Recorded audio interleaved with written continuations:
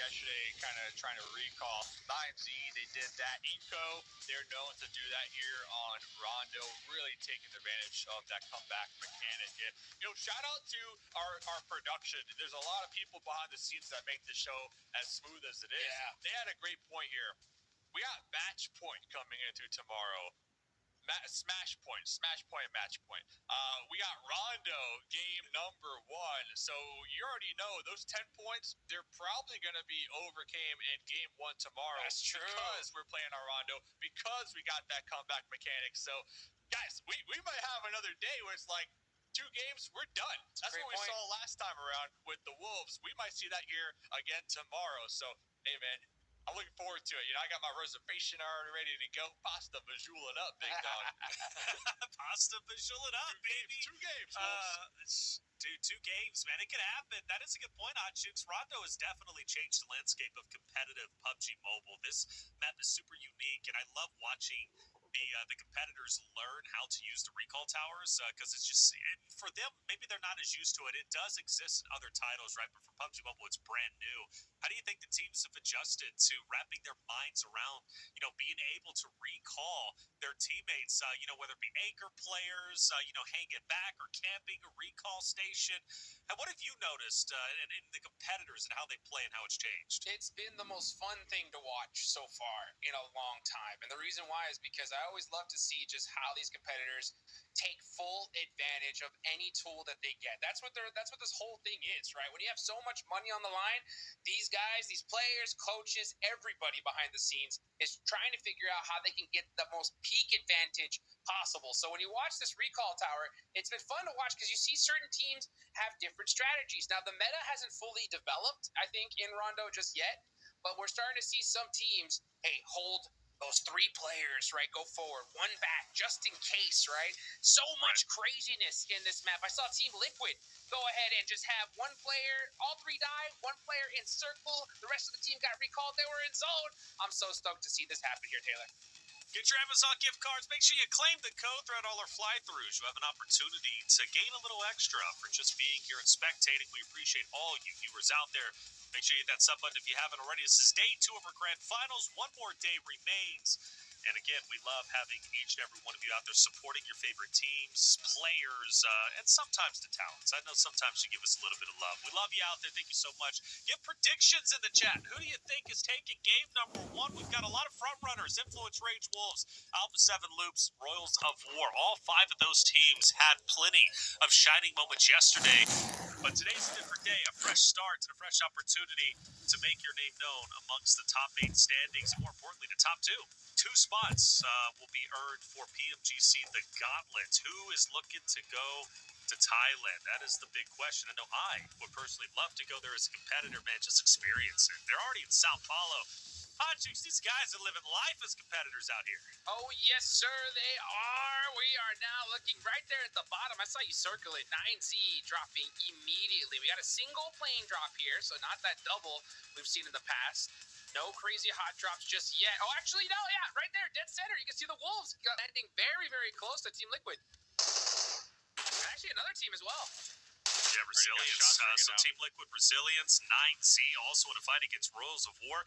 That's a scary one for me, Dave. 9Z's been on fire, but so has Royals of War. Both of these teams could very well be cannibalizing each other off the rip. That's not how you want your Rondo to go, but we do have the recall towers. Let me take a step back. Yeah, Royals of War had some good looks yesterday here as well. They're a team that they really thrive in that late game, so going to be curious to see what they end up accomplishing here right off the rip, where they're really out of their element. So they are going to have the advantage when it comes to being the closest to the recall tower, but it does look like 9Z are on the hunt. On the opposite end, though, the Wolves right now are going to be laying it down, looking for some early game elimination. So it does look like Team Liquid, Hotchukes, they popped in vehicles and they didn't want nothing to do with the test track. So it's actually going to be the Wolves and Resilience Esports over here. Look at that. Coop's going to get another elimination early on. See what that final player of Resilience is going to do. Going to hunt down that recall tower for sure. You also got X-Force getting into it with intense game. Man, you made such a great point, Dave. The fact that the Wolves have already taken full advantage of that smash point and now are already crushing it off the rip here, it's going to make tomorrow so interesting. So that puts the pressure on, right? Because a lot of these teams probably think that, we're going to have 10 matches, to go. But for all we know, it can only be 2 tomorrow. See how that works out. Definitely could be. 9Z, Rose of War still fighting over in City. I do notice, though, Milos is by himself, and he's being hunted down by Joko from United for Gaming, heading over to Hung Shan, where Hate and Lazen is currently at. So you've got 9Z relatively split. Milos most likely being the anchor player, but if he gets gunned down by United for Gaming and they also lose the fight against Rose of War, that could be an early exit for 9Z much earlier than they were wanting. Now, IG's been on the come up. They're currently in 7th place, but the point spread from where they're at to where Maryland sits in 2nd place isn't much at all. And taking down X-Force would definitely help them out, Dave. Yeah, it looks like X-Force to kind of just feed and silence the points right now. Just walking right into his SK-12. Finally, somebody able to take down Silence. His squad mate was thinking about making the pull-up Hot Jukes to provide the support, but honestly, I might pop back in that buggy and just go look for a recall tower right now, being that solo from the squad. So, Padrino, going to be doing just that, but popping back over here to the 9Z fight. Looks like Rose of War. Looks like it did slow down for the time being, but both of these teams are just right stacked on top of each other, Hot Jukes. Yeah, that's why it's so interesting to watch here, because there's so many different strategies that these teams can try to employ. One of them I was thinking about was, okay, you obviously want to get into early engagements as long as you keep one person up, right? Because you can just get them all back up and running with no real big cost. The thing is, though, if you're a team that says, hey, we need tons of eliminations, if you send all 4 against a team that's thinking like that, you're in a 4v3 situation. So you could soak up tons of eliminations, but then again, that's high risk, high reward. Let's see right now, though, Worlds of War can do the Reyes pushing on up with that shotgun. Peppers, one of the players from World of War. David's waiting there. David. Looks like 9Z is now a little bit on the back foot here. Yeah, Reyes is going to try to find another angle. Nice Molotov right there to put a stop to the push, but Remix is in the corner. Nice shot. Tonka with the UMP lead peak, trying to evacuate the area, but quickly spotted in the back end right there. Reyes does have full health, does have the SK-12. David right in his crosshair. That window is going to be huge. Little jump shot right there. Go for the confirmation, Hot Jukes. Get them points. And he's going to be able to get this res, too. So 9Z, he's waiting for him to jump out. No way Dementor even tries. Don't do it. Don't do it. Yeah, that is not the way. He had that shotgun aimed at that window. Little reset happening. Both these teams. Where's the rest of 9Z?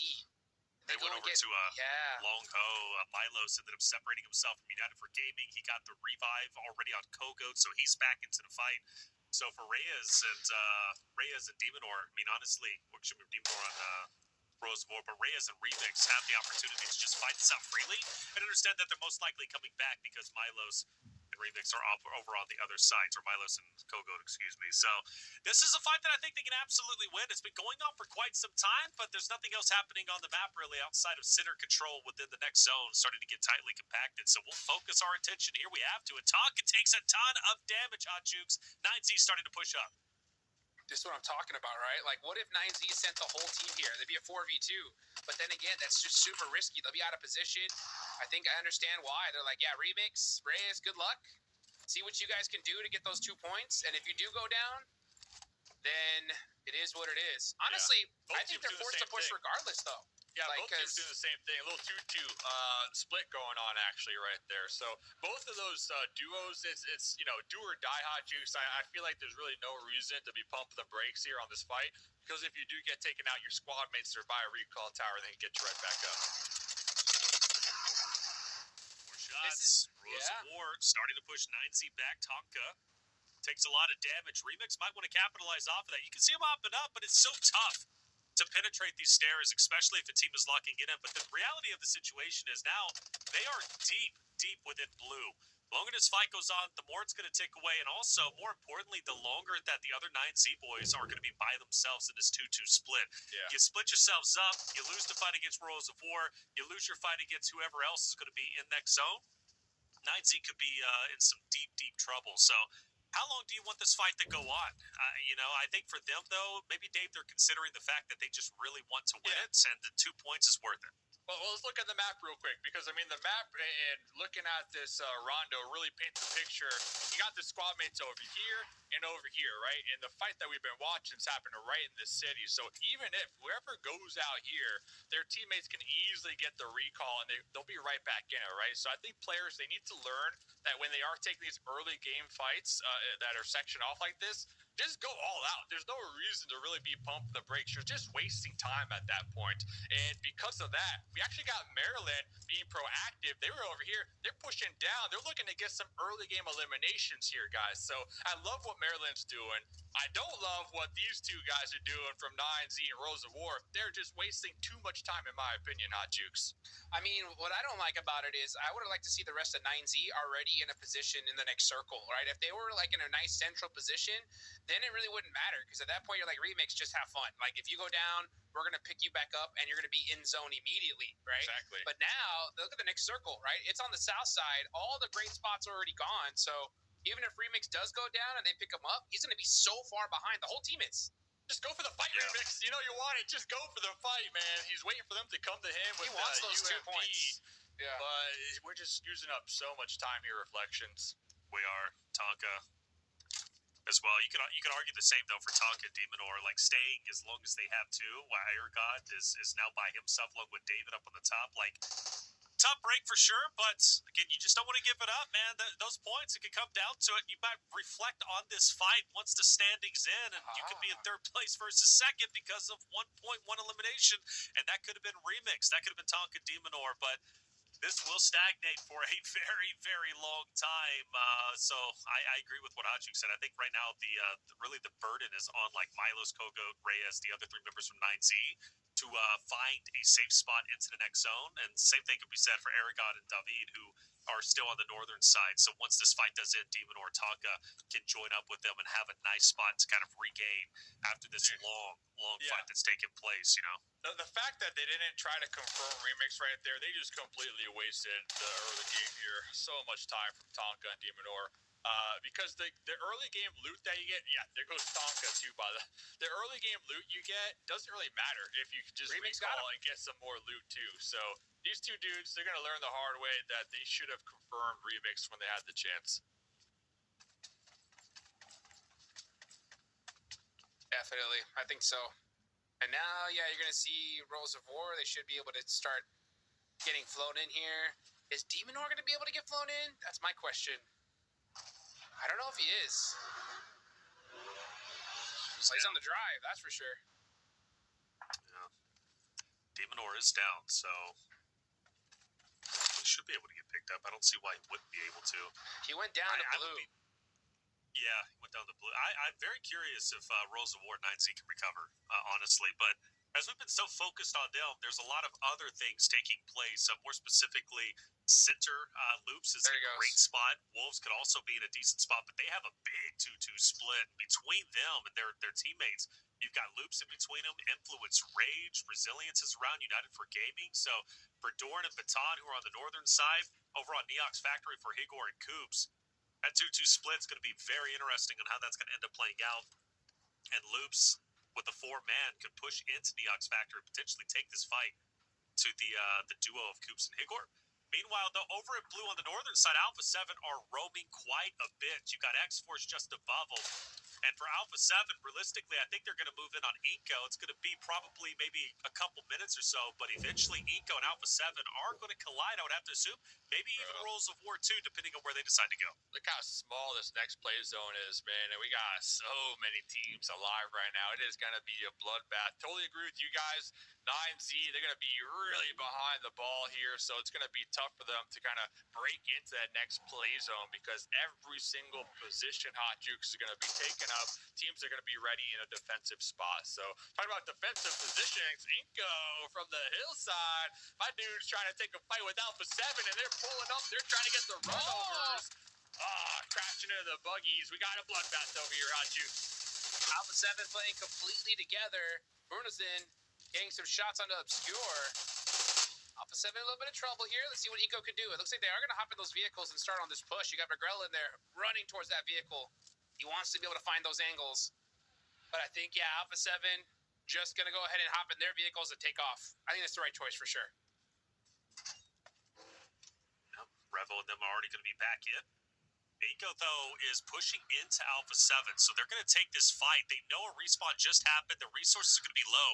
And Eco, being as aggressive as they are, they want to finish Alpha 7 off as soon as possible. Revo's still floating in, by the way, so he hasn't even joined the fight. Finally, he's going to land. But Grellin's down, however. Alpha 7 holding their own.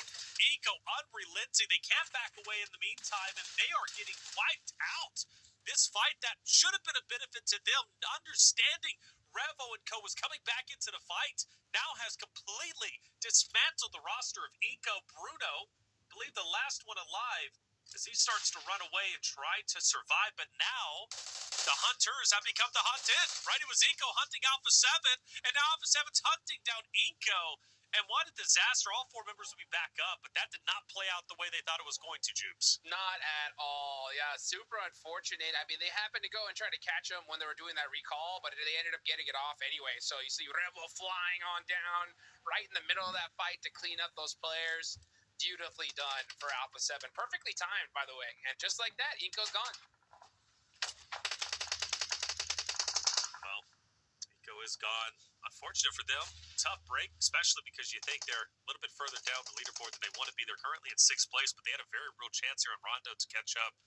Potentially even get where maybe Lubes is at, right? Top 5. That would have been huge for them, but they're going to have to wait until the very next game. For Alpha 7, that's good news because now they can move in, and they have a pretty clear path into the next zone. Jaguar is gone. That's unfortunate. They'll finish off in 10th place. But in the meantime, though, the northern part is starting to get a bit spicy. And United for Gaming, straight out of Nepal, X-Force, Alpha 7, Influence Rage, they're all going to be up there. But, Dave, we got Royals of War back on the screen again. They're all 4 together going against Maryland. Royals of War just nonstop trying to get into the action here all game long. Looks like they're going to be playing grouped up here up against Maryland Esports. The team had some really good success yesterday. So Ergon trying to breach the compound immediately. Going to be taken down right there. David, the last one alive here, Hot Jukes. And it goes back to like how much time they spent fighting separated early on and if it was really worth it or not, because they were kind of just playing catch up this whole Rondo match. And I don't think they had the bearings here to take this fight properly with Maryland, who were set up in prime to defend their building. Yeah, I think that you got to have somebody inside the circle already kind of waiting in a great position to recall you if you're going to utilize that strat. Because then at that point, you just get your whole team up. You're already in zone. You don't need a ton of loot because you have such a dominant position. But if you're out, if the rest of the team is outside of the circle, then yeah, I think you got to kind of avoid that strategy because it just puts you so far behind. Learning as we go, right? Rondo's still very new. The teams are trying to figure out how they play the recalls. I'm personally a big fan of that. I really am. I love recalls. I love respawns. It changes the dynamic of the fights. It really does, and it changes the way that you play. And I think you have to play Rondo very differently from the way that you play Miramar and Arigel. It's just a totally different play style, in my opinion. Alpha 7 have a great spot to gatekeep. Royals of War just up ahead. It's a matter of do they want to fully commit, or should be Maryland, my apologies. They want to fully commit to that because they also have VIP around them, and that's a much softer fight with the way VIP's been playing, Dave. Now, I know chat's gonna cook me for this one, but I want recall on every map, dude. I'm being dead serious, man. I read the YouTube comments and I see a couple people like, Rondo this, Rondo that. I like Rondo, man. I think the change of pace is great. I mean, it's just nonstop action. You don't really have those lull moments, and it really gives these teams great opportunities to get into more team fights, right? I mean, that's the action. That's what people want to see here, in my opinion. Right. So, I mean, hey, man, we got recall towers on all the maps. I would like that. I like that a lot.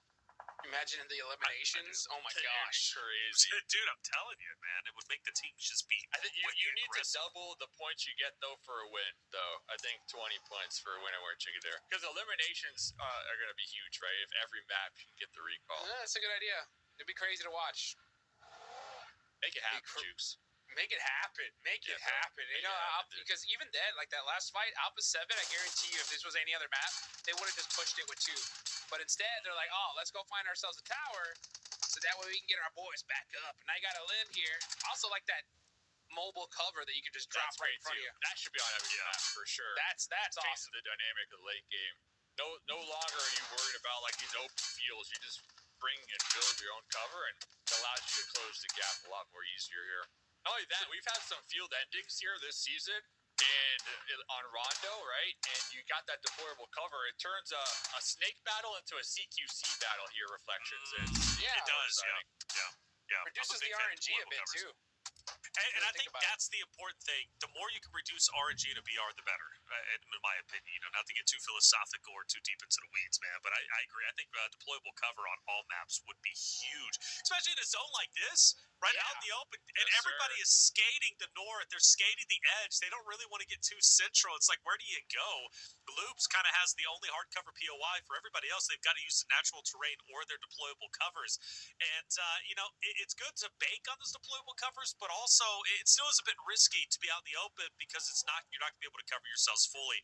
Team Liquid Wolves on the left-hand side, VIP Alpha 7 also skirting close to each other.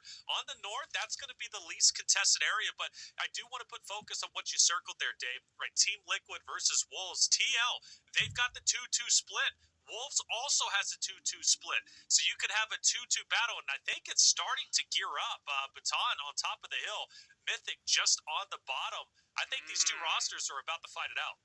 It's possible. I think they should kind of just be a little bit friendly, though. I think that this next circle is going to be really toxic.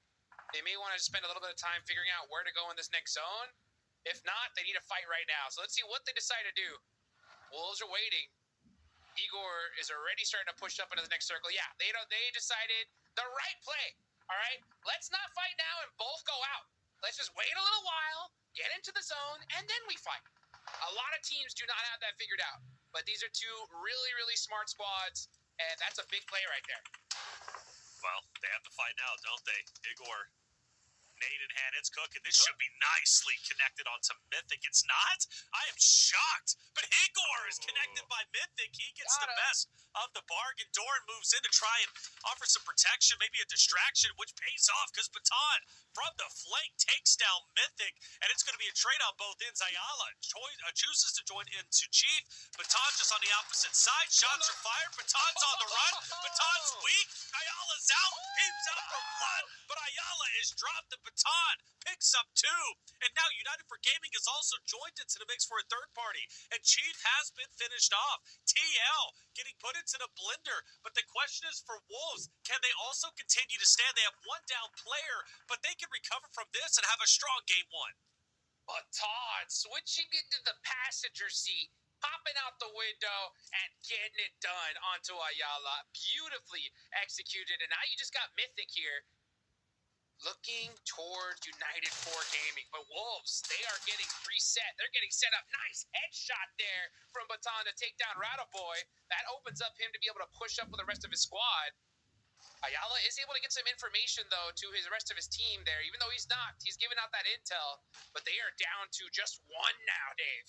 Yeah, I think that was still definitely the play, though, from Team Liquid. Obviously, it had to come down to them hitting their shots, but if they would have stayed as a 2-2, United 4 Gaming were also making the collapse in the north. So Team Liquid had to make up their mind. Do they prioritize the north up against United, or do they prioritize the Wolves down in the south? And I think once when the Wolves started to take those shots, that kind of forced their hand in that decision-making. So shout out to them for grouping up as quickly as they did, just kind of missing the marks. By the way, looking at the next circle, Maryland, they were here, but Alpha 7, they just straight up yeeted it, ran them over, and took up that spot while that fight was going down.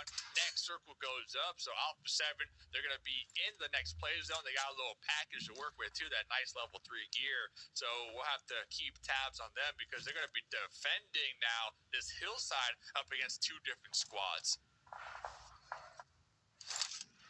This Power Zelda should get picked back up. Be just fine. Excited to see Wolves as a 4-man unit, though. I mean, they've been so great and consistent when it comes to Rondo. They can have a big game depending on how they choose to fight, not only against Loops, but the rest of the roster here. Plus, they got the vehicles. So, Dave, you were breaking down how important those are.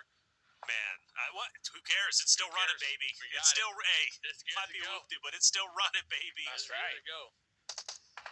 Dude, I'll tell you, Wolves aren't letting off the gas pedal here. They know that they were able to win the tournament with Smash Point before. So they're like, if we put up so many points here above everybody else, nobody's going to even touch that tomorrow, right? We're going to be the only ones that are going to be in that range. to finish this tournament off early. So that, I mean, Wolves pulling out all the stops here to shut this tournament down. Yeah.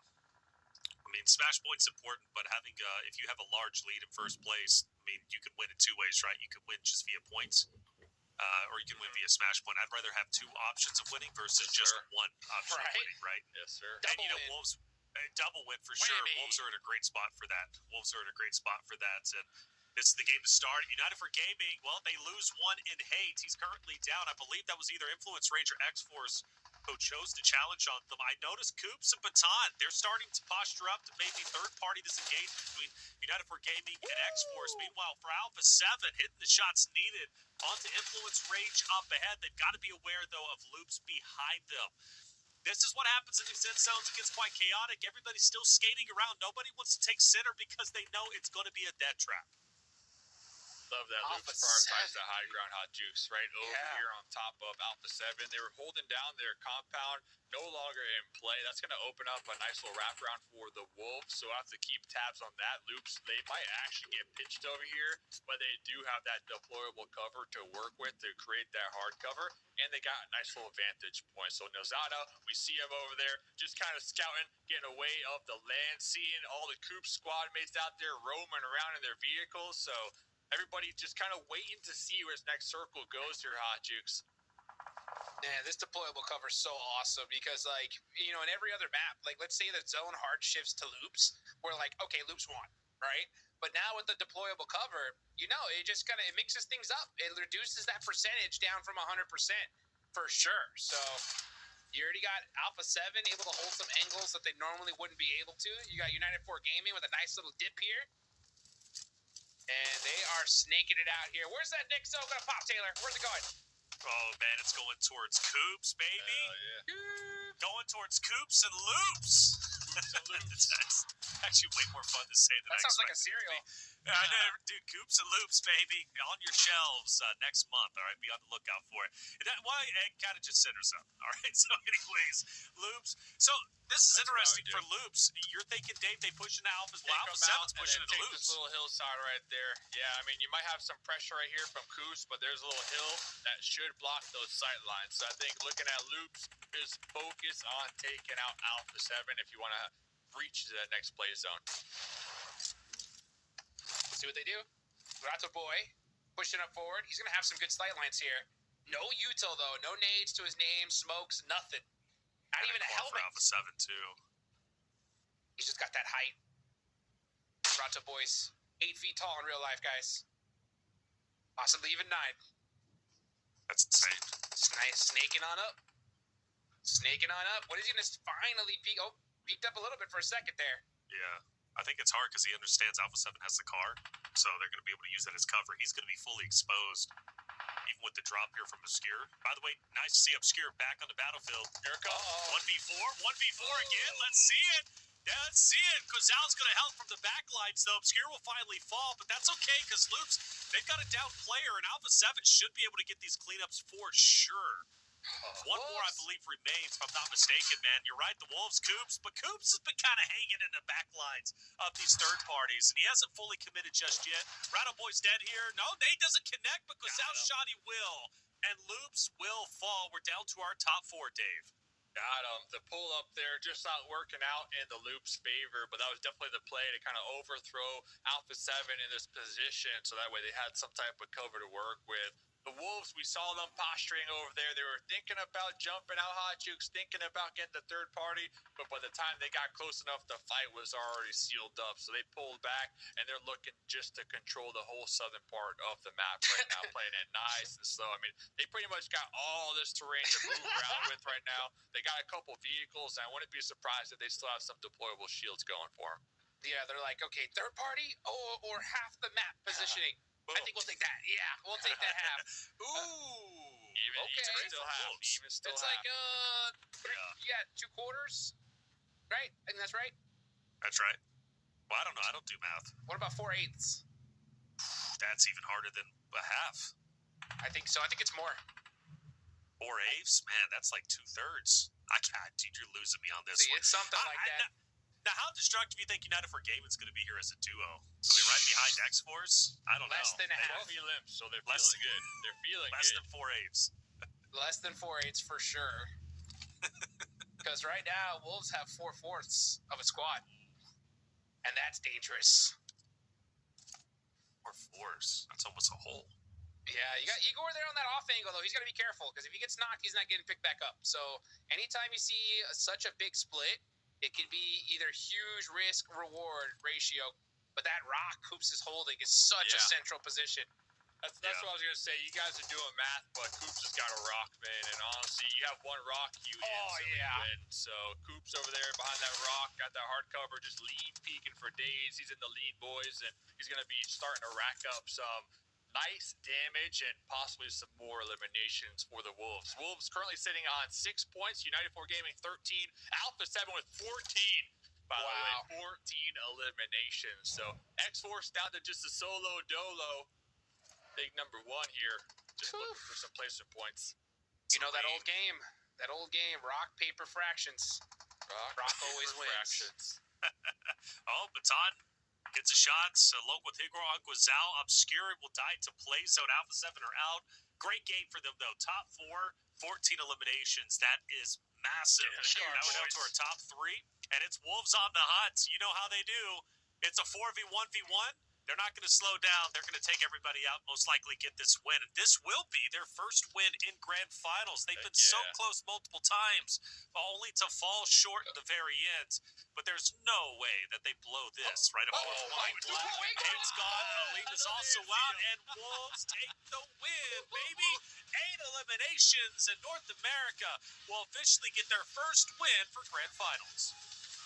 Oh my gosh, I got a little scared there for a second, Dave, towards the end when they didn't see Igor, but man, beautifully done.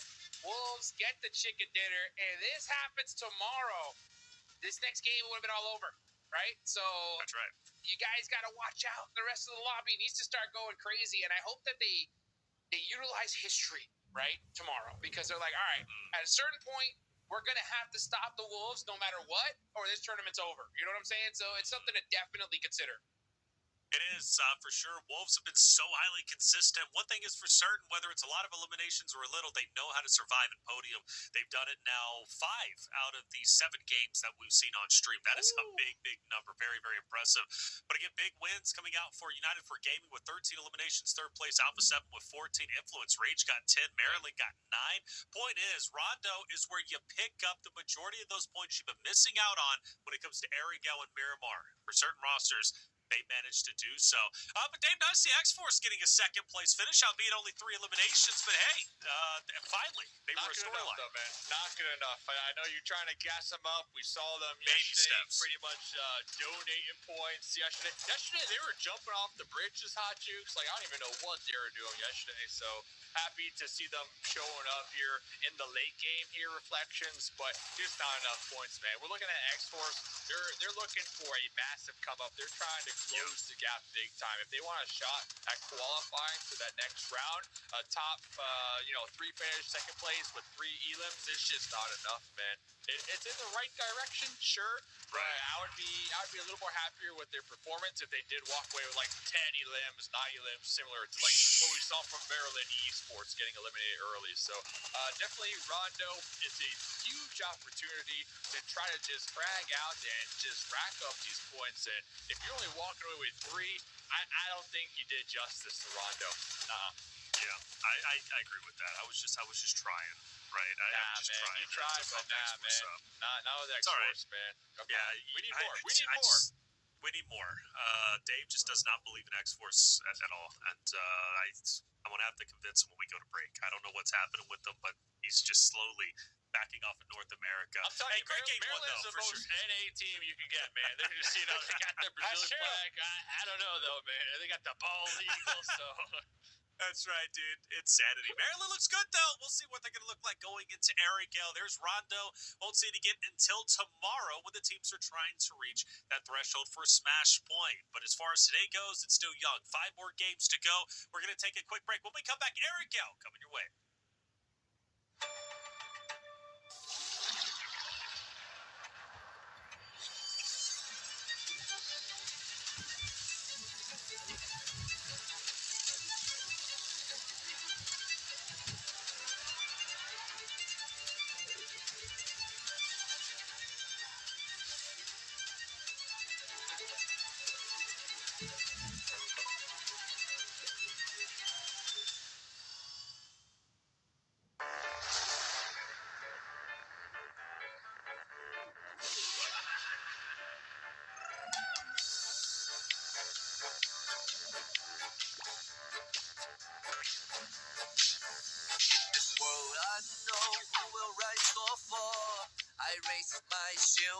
stay alive. But the hurt still rained down from the sky. Now I got a tattered soul, but still I fight. Jungle's rays that foes behind. Yet through misshapes still stalk my mind. My perfect form is tired marks, but nothing stops my forward sparks.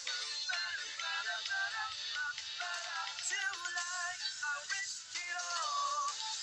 The stupid fate may call. Tonight I'll risk it all. No surprise, you blocked my will to rise. Tonight I'll risk it all.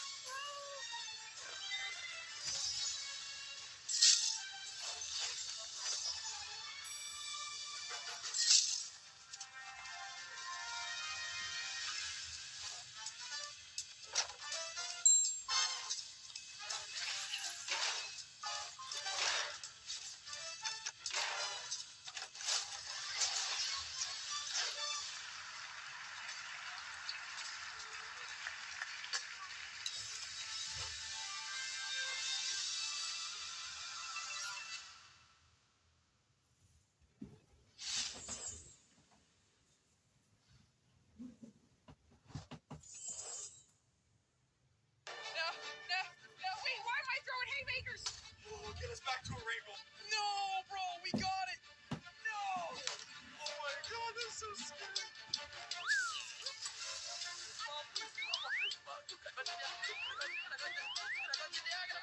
Fena dalga geçiyorum ben. Fena dalga geçiyorum.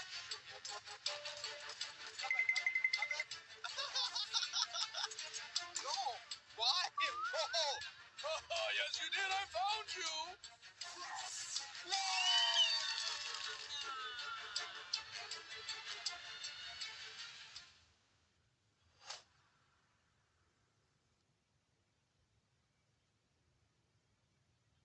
And welcome back, everyone, for day 2 of the Grand Finals for PMSL America's fall season. I'm Taylor Reflections, Double, joined by Hot Jukes and Mustache Dave. Game 1 is done with Wolves finally get their first win of the Grand Finals, Hot Jukes. Bam. Just like that. Right when I show up. Coincidence? I think not. Not at all. Not at all. You are that guy. You did get a fight with Maxman earlier defending the wolf, so. Dude, I did, man. I thought he was going to surrender right immediately, but he did not, dude. Very squirrely, that Maxman. Very squirrely. Yeah. He is, dude. He is. I would say, though, the curse is still possible, but right now the Wolves are looking to do everything in their possibility to defeat that for sure, man. Baton, great game.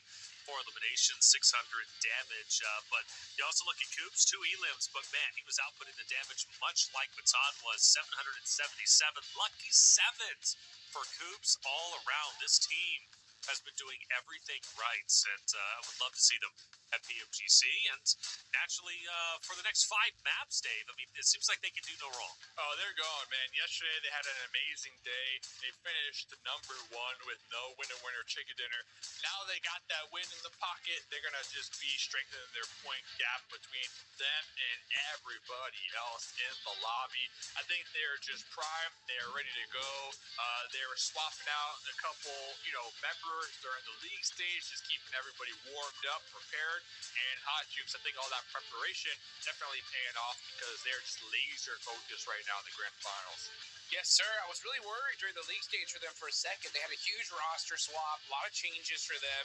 They weren't able to finish some matches that I thought for sure they had in the bag. So I was like, dude, are these guys ready come finals time?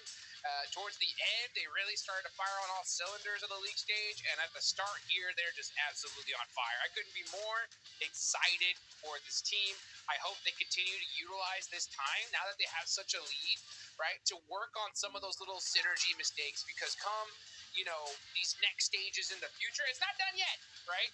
But it's going to level up even harder. So I want them to continue to stay humble and improve that 1% every single day here, Taylor.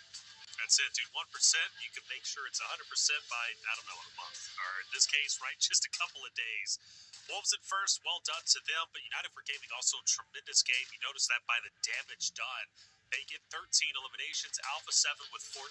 Those are your top 3 winners from Rondo just a little bit earlier. Loops and X-Force are in the mix there, but X-Force only picked up 3 eliminations. Loops only managed to get 2, which is crazy to see because they had 1,700 damage, but they only picked up 2. So they were impactful in fights, but they weren't getting the cleanups that they needed. MVP-wise, though, Guizal from Alpha 7 picking up 9 out of the 14 eliminations they were able to accumulate. Hot Jukes. He was crushing it. They held that angle when they had that hillside towards the end of that Rondo match. He was really on that backside, just cleaning up players all over the place. So, I mean, Alpha 7 to get so many eliminations here today off the rip. I am so proud of this team.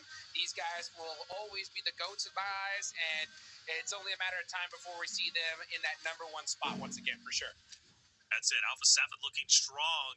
In fact, might even scaring the leaderboard a little bit off of that game number 1. They're coming out with a vengeance today, and they are looking great. But Dave, 2 teams that I am a little bit worried for, 2 teams that made a big impact in yesterday's competition. That's 9Z and Royals of War refusing to back off the fight in blue.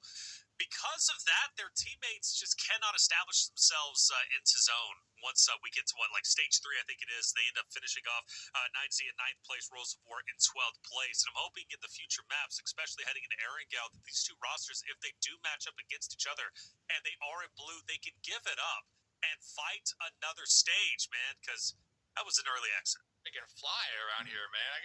There's a fly that just almost went in my eyeball. I think looking at this one though, it's a Rondo thing. I think 9Z, I'm looking at them. They're not typically going to do that here moving forward. Now, if we had recall towers like we were chatting about on all the maps, then maybe, but I think it was just a Rondo thing here. Didn't work out in either of those teams' favors, like you said. Rose of War, we saw them. They showed up alive in that mid-game, but they showed up so late that these other teams who didn't get involved with that crazy blue, they were just prepared for defense, and Rose of War just kind of stumbled through there, not really geared properly, and got easily wiped out, right? So there is a time in Rondo where you want to take these early fights, but once when it starts going not in your favor, and you lose 1 or 2 members, just give it up. Just give it up. Get the recalls and just look ahead. Don't get a recall and then drop it hot once again. You just waste so much time over there, and that goes for both teams. They just spend too much time, Hot Jukes. Are you guys looking at that fly, by the way? It's still... It's on you, bro. It's on you. I can't see it at all. What's going on? Jeez. Take the sword, Hot Jukes, and destroy the fly from Mustache. Can't remove it. That's the way. That's true. Can't remove it. I try, but it's until we see that USA flag in the finals. Take it out. One more time. I can't do it. Wow. Not worthy. Can't do it.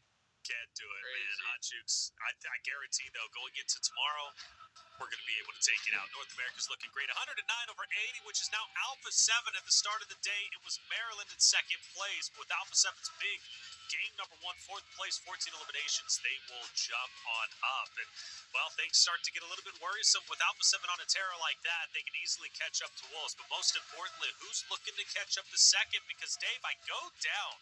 I mean, again, we've been talking about this point spread. Yeah. So we have Alpha 7 who's setting the threshold in second place, but there's a lot of other rosters who are relatively close to catching up to them. Yeah, and going back to the Rondo fluffle that we're talking about for 9Z, they definitely, they definitely threw, right? They spent too much time because they're so close to being at the top that taking those early fights and just spending that time down there with Rules of War really hurt them because they only walked away with looking at 9Z 2, right? They had 2 points. Didn't help them. Didn't help them at all. Meanwhile, Maryland showing up, Alpha 7 showing up, then the Wolves getting that winner chicken dinner. I'm thinking if you're a team, Hot Jukes, up in the top 5, you really can't afford to be just throwing away games like this. Now that after today, we're at Smash Point, right? I mean, we keep talking about it because it's such a big storyline that tomorrow, technically, we could be done in 2 games, right? So you don't have this long runway to, get the goose egg here, or maybe 2 points per game anymore. That was yesterday. That was the league stage. Now you need to lock in and really use every single match to try to maximize your points. For sure. I mean, it's so crazy to think about. I mean, I think a lot of these guys before today thought that we were going to see 12 matches, but for all we know, that could be cut short by quite a bit. So, yeah, and it's happened before. So, today is the day, honestly. Like, if you're another one of those teams rocking that North American banner, you got to pop off right now. X-Force, I need to see it here and now, Taylor. Infinix GT30 Series, outplay the rest. Get yourself a winner champion deal. Level up with the Infinix GT30 Pro, built for gamers, made for champions. Speed, style, performance for your next win. Check them out, the Infinix GT30 Series. Map number 2, it's Erangel. We've got 3 back-to-back-to-back. It's going to be a lot of fun. And for those rosters who might not have capitalized on Rondo, now is their chance for a second life. We're looking at 9Z, who is very close up into top 3, but can they go a little bit further? I think so. 9Z's a talented roster for sure, but they're going to have to step it up along with the others who are looking to catch up. Day 2 is where we normally start to see a decent gap start to develop from not only first place to second place, but second place on down. And I think that gap is only going to continue to grow as the day goes on. I mean, after all, let's look at who's in first and second. First place is Wolves. They've been so consistent. Nobody's been able to shut them down. And now Alpha 7 performing like we expect them to perform. That gap at the end of the day from second to third place could be 30, 40 points. And that makes it very, very difficult to break into top 2 for PMGC, especially if Smash Point is reached after 2 games, which is a possibility, Hot Jukes. Dude, it happened before. We talked about it over and over again. And for those of you guys that are just tuning in or didn't actually see that, this is how it goes, right? Whichever team ends on top, going to be the Wolves, okay? 10 more points after that. That's the Smash Point rule. So if they go into Rondo, get 10 points, which we talked about earlier is super possible. They just did, right? And then win the next game, tournament's over. Automatic champions, right? And from my understanding, whoever actually does the Smash Point, they are the champs. So let's say we're 5 matches deep and the 4th place team breaks that threshold and wins that game, they are the winners, right? So it's a crazy concept. I love it, right? And I love the fact that the Wolves are putting so many points on the board right here, right now. to kind of help defend against that, right? If they make a lead so big that it's almost impossible for anybody else to kind of reach that smash point threshold, then they're pretty much solid, Taylor, right? So I think Wolves are doing exactly what they need to do here off the rip. Yeah, and I think especially from Coop's perspective, who's currently, I believe, second place overall for PMSL when it comes to elimination, just behind Revo, who's at 80. Coops has been such a instrumental figurehead for North America as a whole. There was rumors, especially after PMWC, that he might be joining an international team, leaving North America. He stays put, believing in this roster from Wolves, despite them falling short just in the fall season.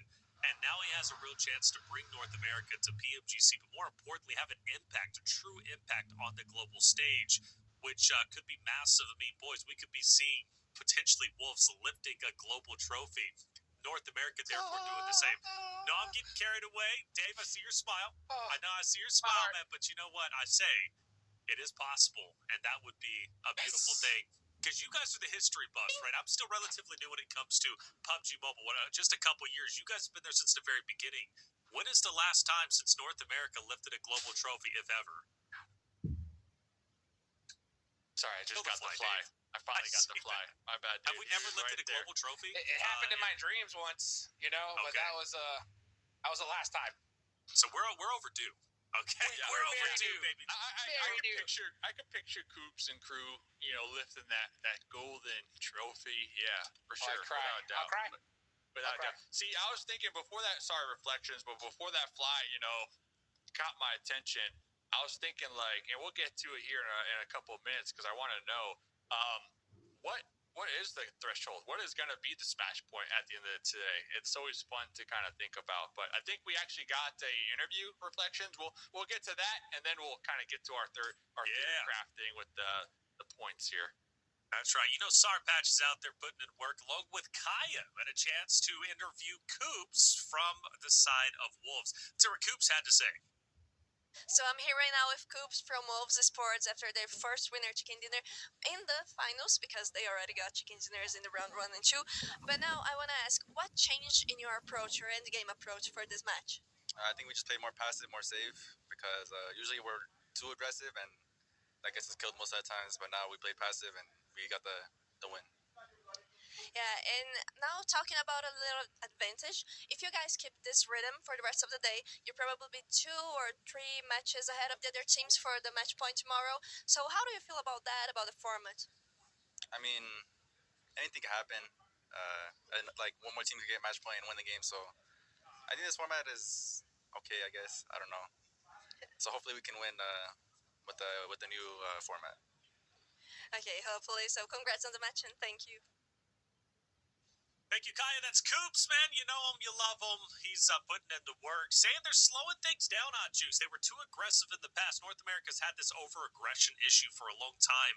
And Wolves, I think slowly, North America's been breaking that, more specifically in Wolves' case. Slowing things down. Not a bad idea because now they're working on their positioning. They're working on a lot of other aspects they were lacking at Hot Juice. I mean, 100%.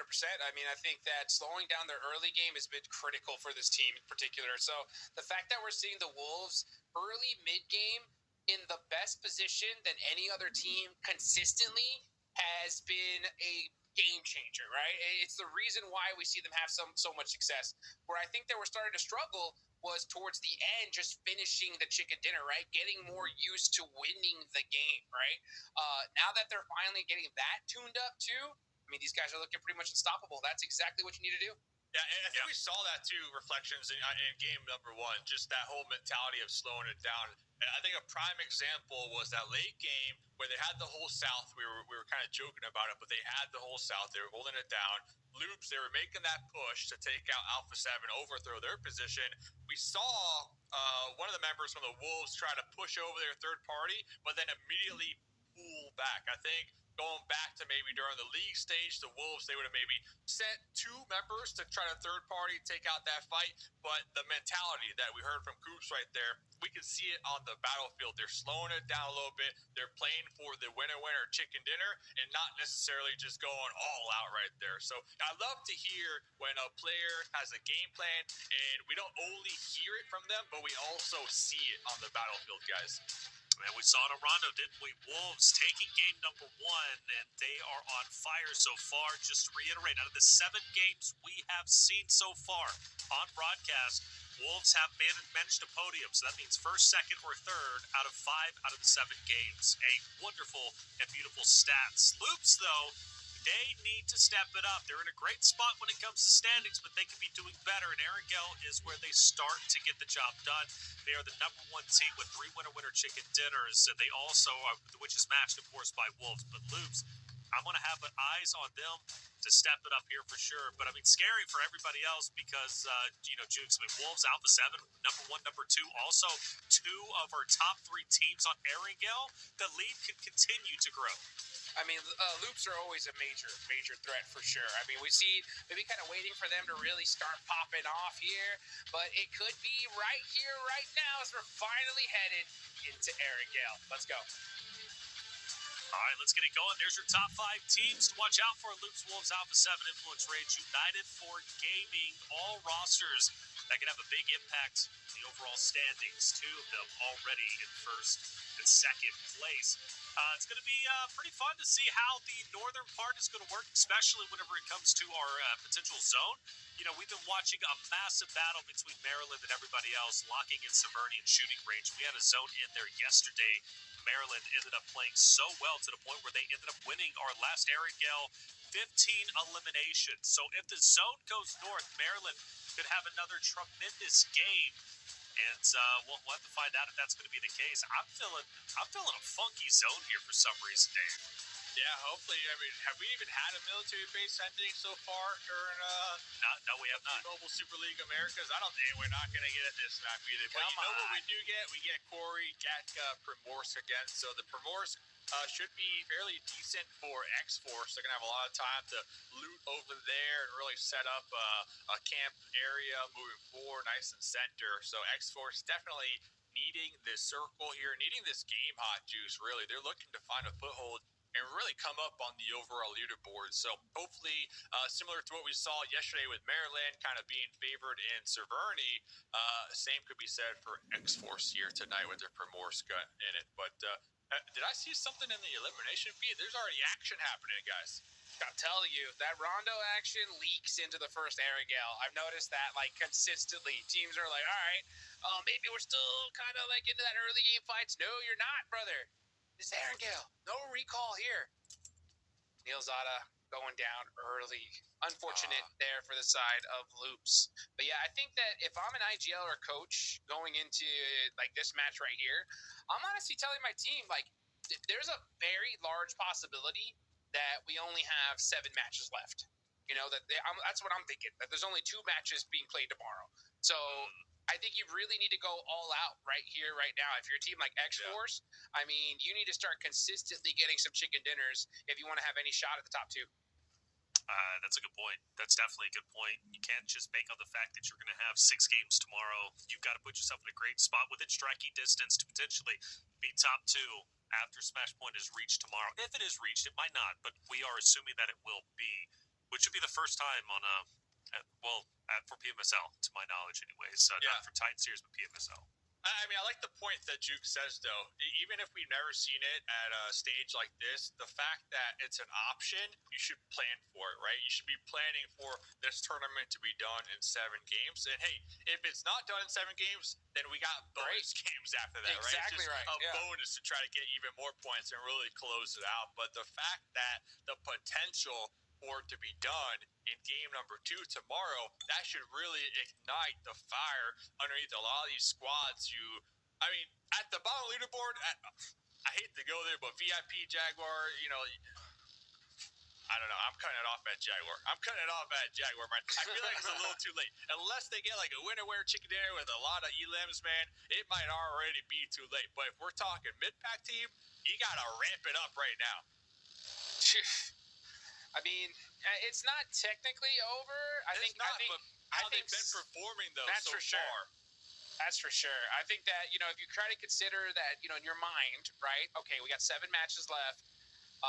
Top 2 is the goal. It's not like we got top 8 or anything. You know what I'm saying? Mm-hmm. So yeah, I think you got to start performing right here, right now. I'm gonna put X-Force, Team Liquid, all those squads right there in the hot seat. Like, you got to win these next 2 games if you want to have a shot at top 2.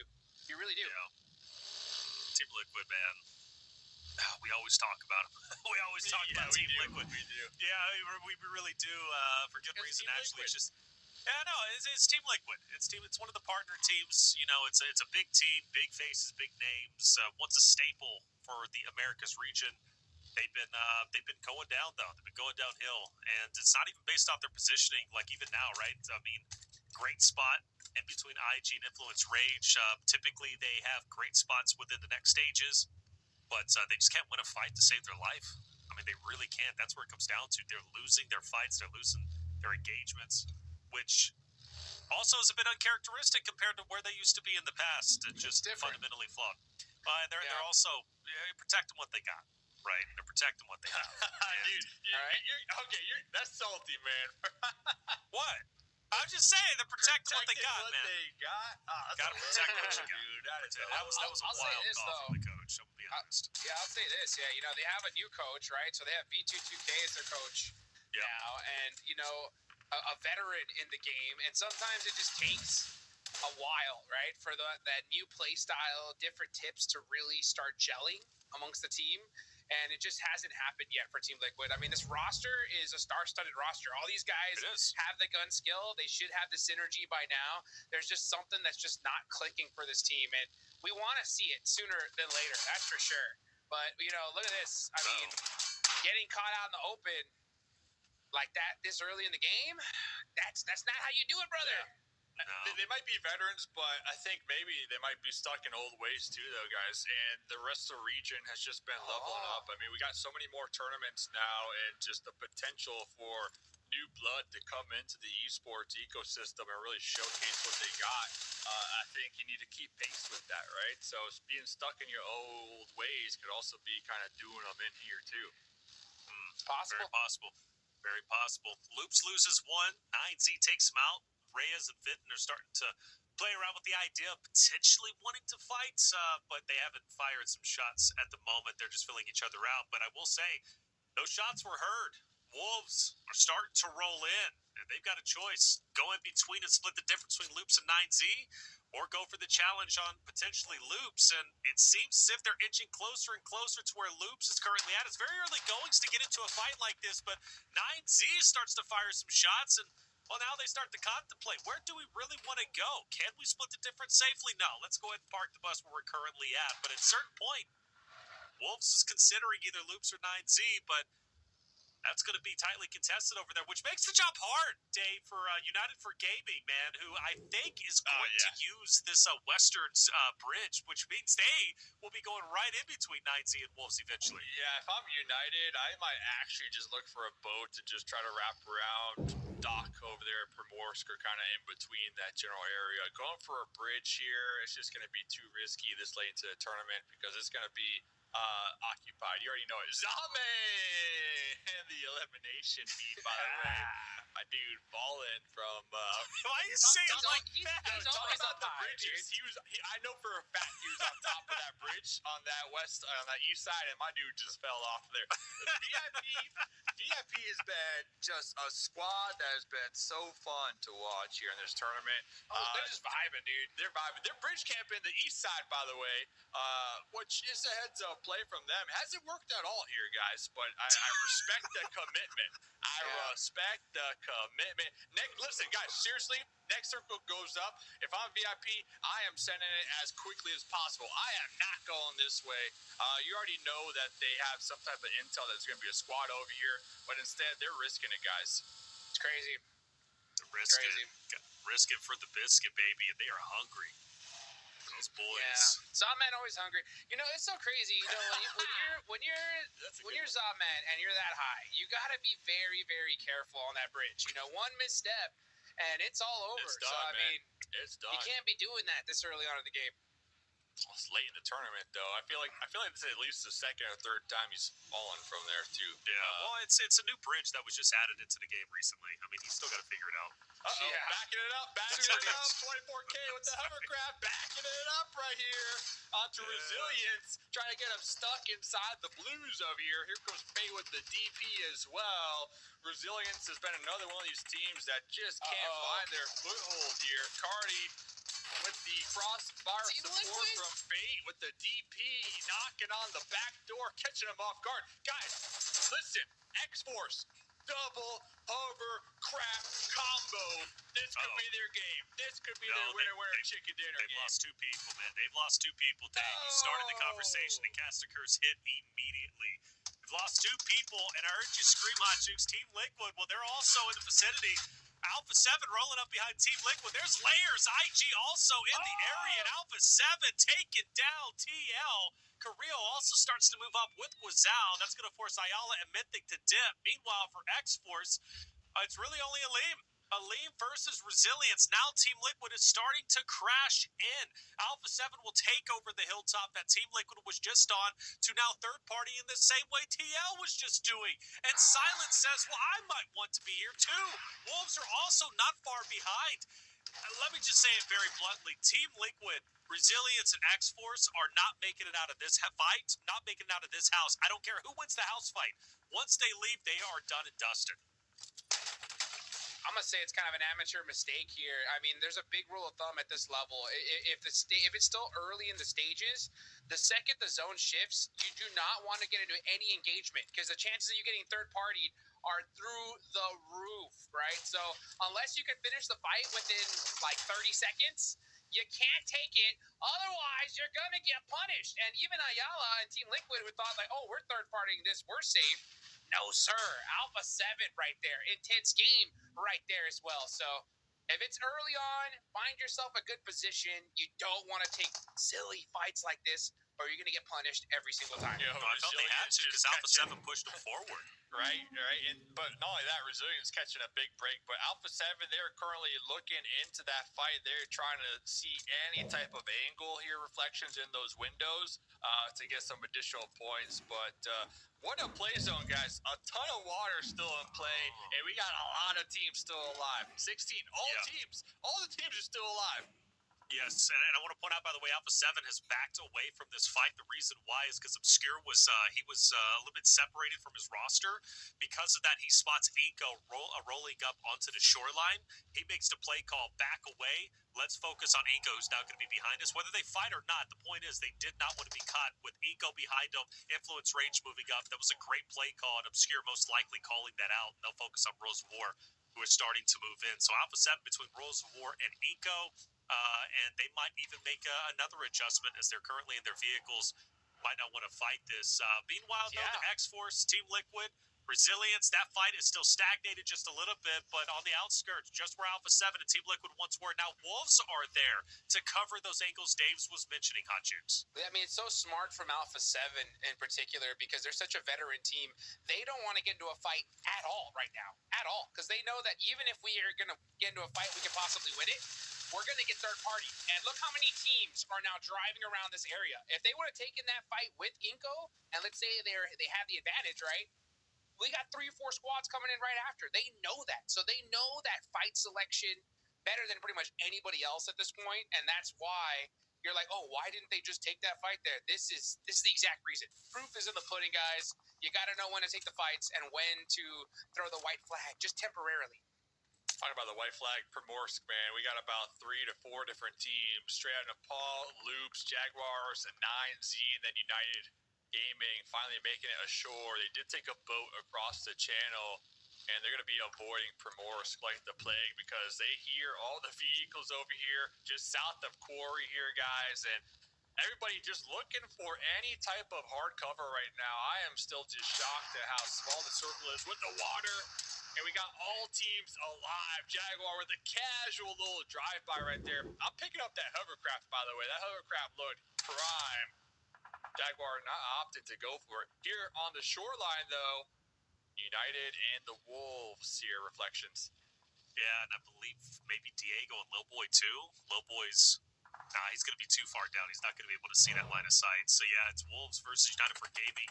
And Higor, I believe, will be able to get back into the fight, so it's going to be a four-man unit. Meanwhile, you got Loops in an engagement on the edge of zone against Jaguar. The Loops are down to 2 players. This fight hasn't necessarily been too good to them outside of them getting some eliminations, but their team has been cut in half. Milo Vaughn pops the med kit, but not in time. He's gone. Jaguars once again an earlier exit than they wanted, and now you got to question, where does Loops go from here? They only have 2 players, and 9Z are right around them. Let's see. You got the Wolves now on the shoreline here.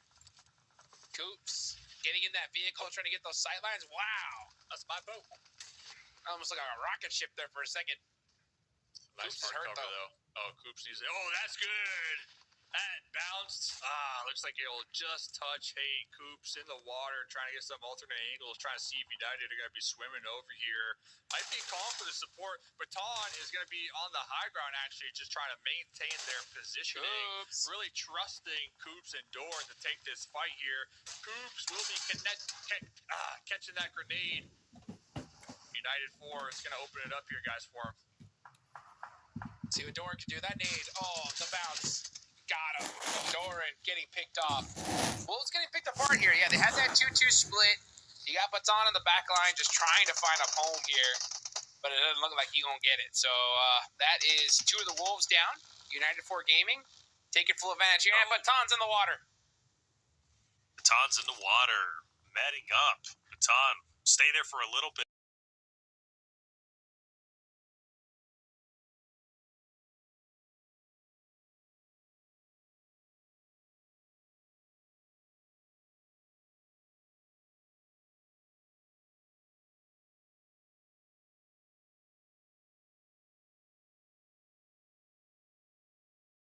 That's, well, quite literally everybody else. Loops managed to find themselves a shack, but they are not safe.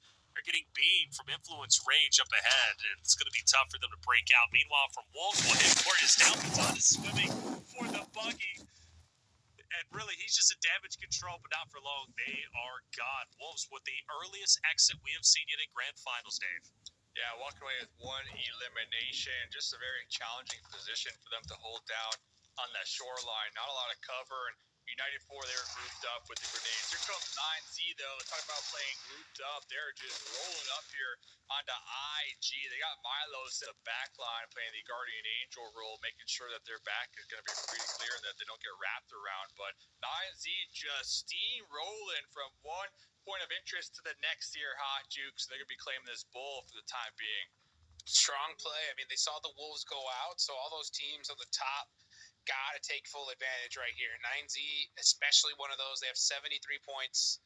Could make a big catch-up play here if they are able to have some success. Now with 2 eliminations, Loops with 3, but they're down to 2 players. Let's see how 9Z plays this on the edge. You got Maryland right there. You got VIP, intense game. A lot of solo players, stragglers hanging out. When are they going to take that hill here, Taylor? It looks like Milos is finally starting to crest it. Yeah, like I told you, brother, I think 9Z is about to have an explosive game.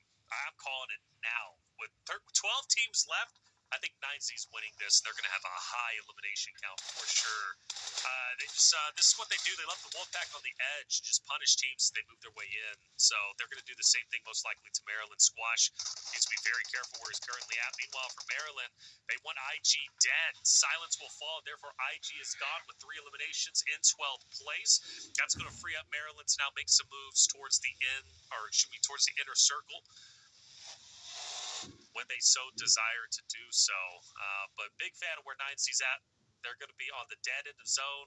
Everybody else, I think has to worry about Alpha 7 Eco, Rules of War on that northern side. That's where things are going to get a little bit wild. But my goodness, do my eyes deceive me, Dave? Do we have movement in the compound finally? I know that those 3 teams have been down there forever since X-Force made that push. But here comes Alpha 7 now up in the north, trying to defend their backside from Worlds of War before looking ahead into the play zone. Lots of grenades here. Obscure is going to be knocked out, bleeding on out. And Inko from the hillside, Hot Jukes, here in the action, looking to third party here from the outskirts. They want this fight to end sooner rather than later. There's only 2 minutes left on the clock, so whoever wins this here is going to have this side of the map completely to themselves. Inco is ready to gatekeep this and fight whoever the victors are of this fight here. But Rules of War know that they don't have very much time left. Alpha 7 in the same boat.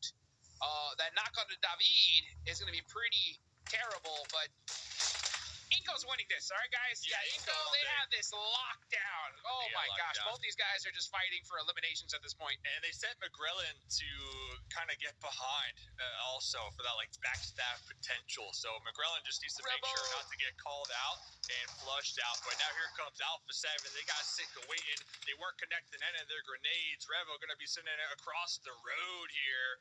Erlo, 2 grenades in hand, trying to save his squad mates before they get thirsted. It's just all out mayhem right now, Reflections. The third party like we were predicting. That's it. Alpha 7 are going to be gone in 10th place with 1 elimination. You said Eco is most likely going to win this. I think they will. We transfer over towards the right-hand side of the zone. Maryland 9Z are fighting viciously. Both teams having 4 players alive. It's a big fight that secures the right of the zone, and the nades are coming in. Look at the spectacle. It is Maryland feeling the effects of the pressure. Remix is moving up. He's very, very close through the smoke. He's ready to be a true detriment to this Maryland roster.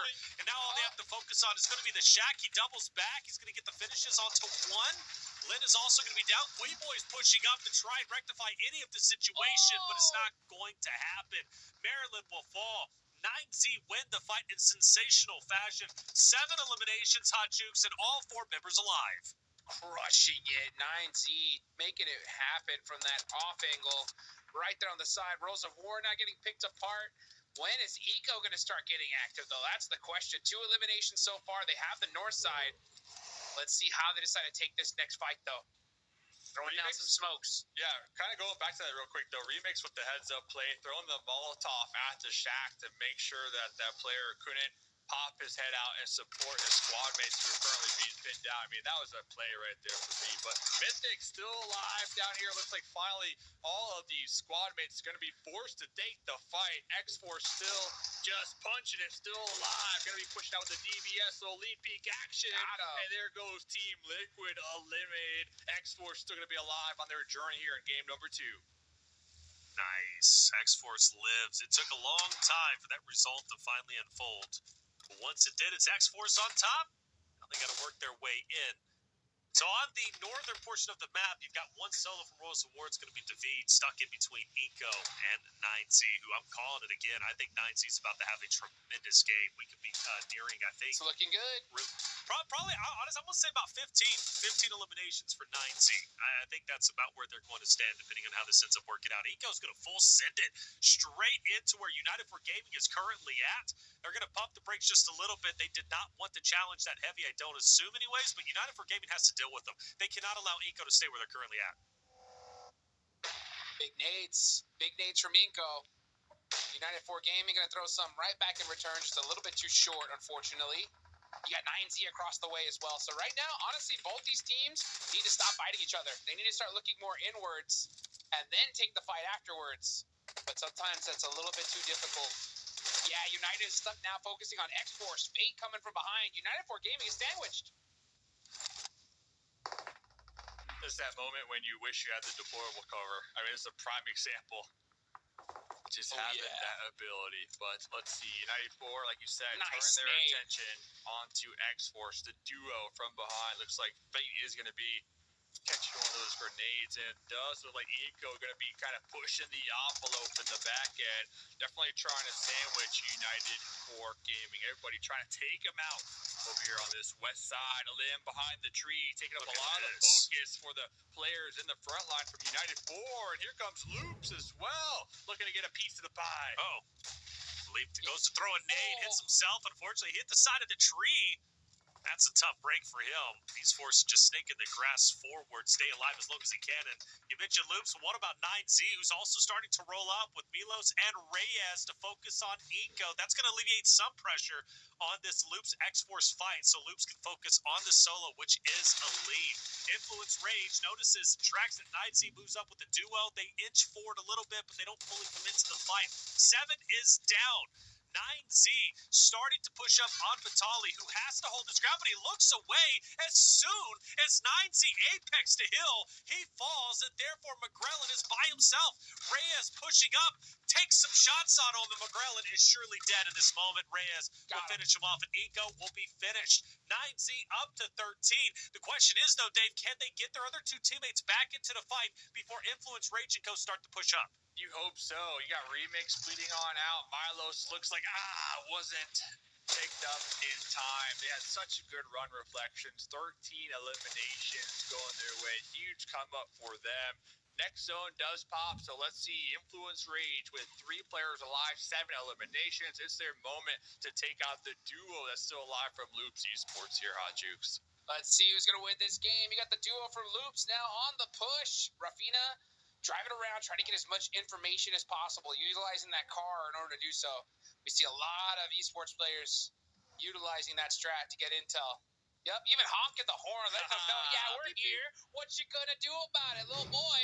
Oh, throws a nade. That's a mighty close. That makes Rafina second guess himself just a little bit. Said, okay, maybe it's time to park this vehicle. Maybe. Still a lot of time, though, on the clock. We're still only stage 7. Guy's bringing his car to the shop real quick. The welder, bro. The welder. He's using that TIG, walking the cup. That's a welding reference for those of you guys that know. I barely caught it. I've been watching a lot of YouTube videos, and that was one of them. I was like, I recognize that. Have you ever welded before? Oh yeah. Oh, that's awesome. I put that visor on, and I'll get that 100% fusion, baby. Fusion. Nice. Yep. What temperature do you set your welder to? About 3,000. That's a lot of degrees. Is that too high? That's right. You don't set temp. Okay, I didn't know. I need to watch some more videos, bro. I'm not ready to have that conversation. I'm going to be completely honest, bro. You're the subject matter expert in that case. Let's go, baby. You know what, little boy, though, he's looking to weld a chicken dinner onto himself right now. Let's see if he can get it. Both these guys in vehicles driving around right now, just teasing each other at this point. Diego's got that nade. It looks like Influence Rage is starting to set up a little play here. Yeah, they're starting to get some off angles. Little boy pushes up, gets the 1. That's the 2, and that's the chicken dinner for Influence Rage. Influence Rage picks up the winner chicken dinner. 9 eliminations. A huge come up. A huge come up indeed. They were in 6th place going into this game, and they very well could break into actually potentially top 3. That could be very realistic for them. Also for the 9Z conversation, even bigger for them. 13 eliminations, 4th place, Dave. They were in 4th place going into that game with 71 points. I think they might have overtaken Alpha 7 and inched closer to Wolves. They might be in 2nd. Yeah, you had Remix with 4 elims, Reyes with 3, Kogo with 2, and then Milos with 4. So everybody on the squad just having a really good game here, game number 2 of the night. So they're going to be coming into that next match feeling pretty good. Let's check out some replays. Influence Rage, though, walking away with that winner chicken dinner. Like you said, definitely going to help them on the overall leaderboard. These circles, though, definitely not forgiving, though. Not at all. Continue to shift over here towards that west side. And this is when things were getting dicey for the Wolves crew. Remember, you had 2 Wolves in the back line on the high ground trying to defend their position. Meanwhile, Hoops in the front line getting pushed by the whole squad of United 4 Gaming. And those grenades in that shoreline just flushing them out right there. So, Maryland Esports, though, another team that has been on the ball here this last weekend, getting taken out pretty early, but not before walking away with 5 elims, Hot Juice. Yes, sir, indeed, man. Great game overall from so many of the teams at the top of the leaderboards there. I mean, for 9Z to pop off with 13 right here, right now, that was clutch. But Influence Rage won the game. 9 eliminations. We've been waiting. We've been waiting for Influence Rage to start popping off. Maybe this is that start right here, guys. I mean, there's only a few games left to go today. If they get another chicken dinner, we can see them at the top for sure. Yeah, that's their 2nd win throughout Grand Finals. Their first win came yesterday on Map 6 Miramar with 8 eliminations. They'll follow it up on Map 2, first airing of the day with a first place and, like I said, 9 eliminations, which is huge. And 19 points, they're happy with that. Like I said, they were in 6th place going into that game. They're surely going to be top 3 or at least close to it, you'd have to assume. But 9Z, the big takeaway, 17 points. They were already in 4th place. We're just 6 points behind that of Maryland, who finished off a little bit earlier than they wanted to. And Alpha 7 was finished off with just 1 elimination. So, yeah, 2nd place for 9Z for sure going to happen. But X-Force, I don't know. Is this their day, Dave? I mean, I said it game 1, right? 3 eliminations. Rondo definitely not healthy, but here it is. Another podium finish. That's 2 for the 2 games we've seen today. This time around, they get 10 points. Yeah, I think it goes back, though. They could have had a lot more success. It just goes back to what Jukes was talking about. It's just knowing when to take the fight and not to take the fight. And they had 2 hovercrafts. I was really rooting for X-Force, and they just rolled up, popped out, and tried to take the fight with Resilience Esports. And little did they know, there was like 4 other teams in the area, right, Hot Jukes? And that was the moment that they wanted to kind of stay on the ball when it comes to finding a spot to call home. And don't forget, they dropped for Morse, so they had pretty much a lot of time to work with and pretty much had prime pickings on those final end zones. So spending a little too much time on that early game fight here, Hot Jukes. Yeah, I mean, you got to avoid the fight in general. I mean, if you're in an early game circle, especially with a hard shift and a tough circle to go into, if you fight, you're going to get third party 99% of the time. And that's exactly what happened to X-Force. So you got to have that heads up. I mean, we saw Alpha 7. They had a really dominant position. Inko was getting mighty close. And even they avoided the engagement because they knew, like, hey, I mean, we could fight a team all day long in a straight-up fight, but going against 2-3 squads, no matter how good you are, that makes things mighty tough here, Taylor. Mighty tough, but making things a little bit easier for the roster is Remix from 9Z. Instrumental in the success for the 2nd game of the day. 4th place, 13 elims. That's because of Remix right there. 725 damage, 4 eliminations.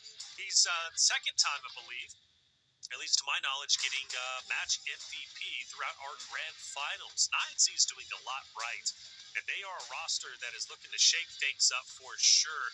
Obviously, coming into this tournament, Wolves was a front runner we were looking out for. Loops also, we were looking at Alpha 7 naturally, right? But 9Z is a roster that we expected to be strong. But I got to admit, boys, to be this strong is very, very impressive. Exciting times for sure. 9Z most likely in the top 2. A great game, too. That's 1 Erangel out of the way. We have 2 more Erangels to get through. It's an exciting day. 2 more Erangels. What is at risk? What is at stake? Well, like I said, those points starting to get dangerously close. You want a head start lead going into the final day to put you that much closer to Smash Point. Who's going to get it? We'll find out after the break.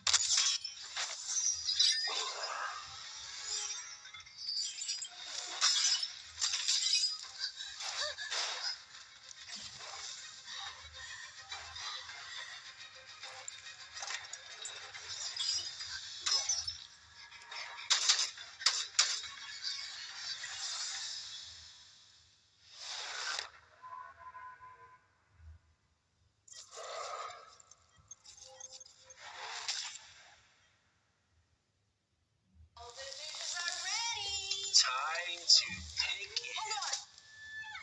You want a photo? I got you. No, to the right. Oh, no, left.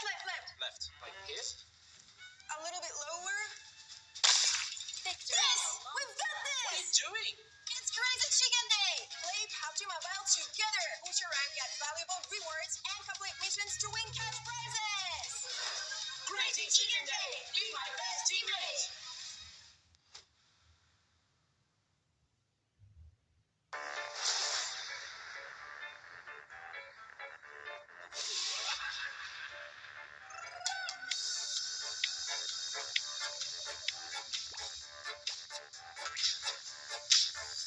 This world I know who will rise or fall. I raise my shield to stay alive. But the hurt still rain down from the sky. Now I got a tatter, so but still I fight. Through jungles raised that full speed high. Yet through misshapes still stalk my mind. My perfect form is tired marks, but nothing stops my forward sparks.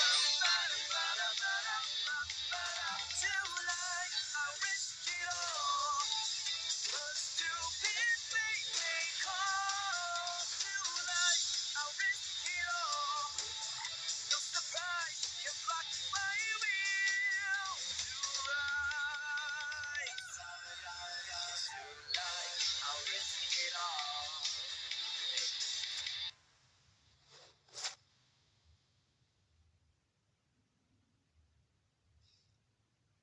Welcome back, everyone, to day 2 for the grand finals of PMSL America's fall season. I'm Taylor Reflections, double joined by Hot Jukes and Mustache Dave. 2 games down, 4 more to go. Another airing gale about to be underway. In exciting times, especially for our overall standings, because I have to assume 9Z's in second, and they in fact are, leading over Maryland in 3rd place. So 9Z, I don't know, is this, what are you thinking, Hot Jukes? 9Z second place, was this the result we were expecting? I mean, considering the circle and where they were positioned, we knew they were going to put up some serious points. And that's what this game's all about, right? Whenever you get a good, solid position like that, you got to capitalize on it, right? You can't just end it with a second place, 3 eliminations. No, you got to go crazy. And that's exactly what 9Z did. So for them to put up so many eliminations, it's a great performance for them. There's still plenty of games left to go. It's when you get that opportunity, you got to go crazy. And in those games where you get those really tough shifts and you can't seem to find your footing, you still got to put some points up no matter what. Now, unfortunately for Wolves here, Taylor, right? Yeah. It's the first game we see them not podium, right? They only get 1. Well, actually, not the first game, but with 1 point, that is pretty rough compared to their previous performances. So hopefully it's only just a flash in the pan, though. Yeah, it's their first game. I mean, quite literally their first game, they placed outside of the points, right? Only picking up 1 elimination, not getting any placement points. We'll give them the benefit of the doubt. Hopefully this isn't a trend, but it's 1 game out of the 8 that we have seen on stream. So I think they're going to be just fine. For Maryland, though, a bit of a slower day for them, Dave. Yeah, Maryland, they haven't really had like a podium finish, like we're calling it. They have been walked away with some consistent elimination points, but nothing that we saw from them yesterday, right? And if I do recall, though, yesterday they were a squad that took some time to kind of ramp up, and as the night progressed, they kind of got a little better every single game, right? So we keep going back to the fact that after today, we're going to have the official threshold for that smash point. I just want to see Maryland kind of ramp up sooner rather than later, right? This last game, SQ had 2 elims, SNB had like 1, and they've been just getting stuck in awkward situations. So hopefully they can avoid that moving forward. But yeah, guys, 9Z, they've been having one heck of a grand finals, and they're only 22 points now behind the Wolves. Yeah, quick math. I think the Wolves, they only had 1 elim that last game, so that's really going to be setting them back when it came to just getting their dominant lead on the overall leaderboard. Yeah, and with Smash Point being a thing, 9Z's already proven that they can close out games. They did it on Erangel Map 2, just yesterday. So they're a scary roster. If I'm a roster, I see them, and I'm close to the top 3, or at least in the running for tomorrow's competition, I want to shut them down as early as possible without putting my tournament life at risk. We have Sarpatch on site. We've got Kaya on site. But we've got this 3rd guy named Wancho. I don't know if you've heard about him. He's been going around terrorizing the players, a.k.a. interviewing them from time to time. This time around, he had a chance to sit down with X-Force's Klaus. Wancho, what did Klaus have to say? Juancho, and I play for Wolves Esports. I'm here with my another future teammate, Dauntless X-Force Claus. No, wait, no, I should have asked you. No, yeah, my fault. What? Who are you? Who are you? Didn't know you. I'm Klaus from X Force. Yeah, we're about to start the finals. Yeah, how you feeling? Feel good? Confident? Huh? Yeah. Huh? How do you feel? I could be better. Anyways, but yeah, the interview's not for me. It's for you, little boy.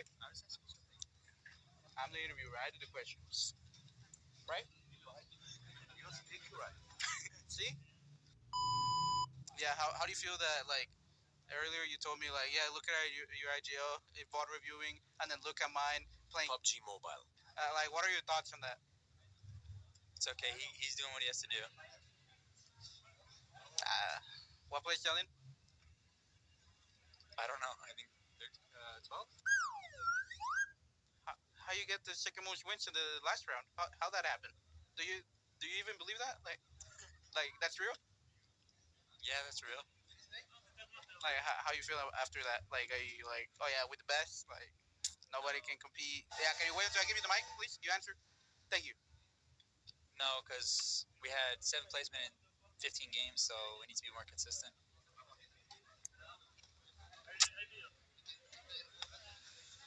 What is going on? Watch, you're out of control. The meme lord, bro. I couldn't tell if we're interviewing Klaus or Lil Boy at a certain point because he said Lil Boy. That's an actual player. Hajux, you got to get that man in check. He lives close to you, man. You need to go have a talk with him when he gets back from Sao Paulo. I got to give him some little interview coaching. You know what I'm saying? But it's okay. You know what I'm saying? Juancho, the man, the myth, the legend. Shocked to not see him playing right now. I mean, that dude needs to be on a roster. I'll tell you that right now because he's an absolute insane player. You know, it was good to hear from Klaus, always giving the very what do you call it, media trained answers. I guess that's the right way to put it, right? Well, he had Wancho's hand on him the whole time, like on his Wancho's literally holding on to the shoulder of Klaus. I don't know if that was a threatening thing, Dave, or what that was, but dude, Wancho.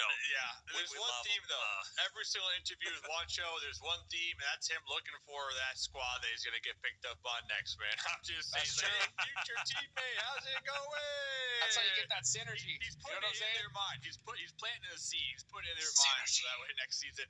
I wouldn't be surprised next season we see Wancho on X Force. Just saying. I don't know. Should he continue to play Hot Chooks, or has he got a talent future? Oh, yeah, I think dude. he's got a Dude's a talent monster. future, man. I mean, he's got Which both. regard? He is a dynamic duo, I guess, or a multi-talent, right? Dude can do interviews. Dude can go crazy in game.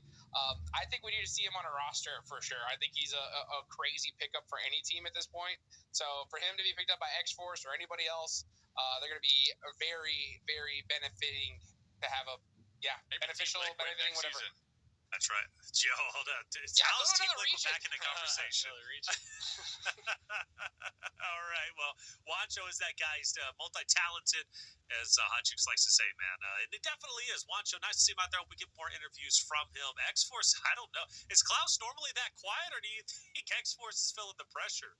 Who wants to answer that one? Because Klaus has always been shy. Klaus has always been shy. I mean, for the longest time that we saw during Titan Series, we never saw a player profile photo of him, for the longest time. Yeah. It was just an empty space, you know what I'm saying?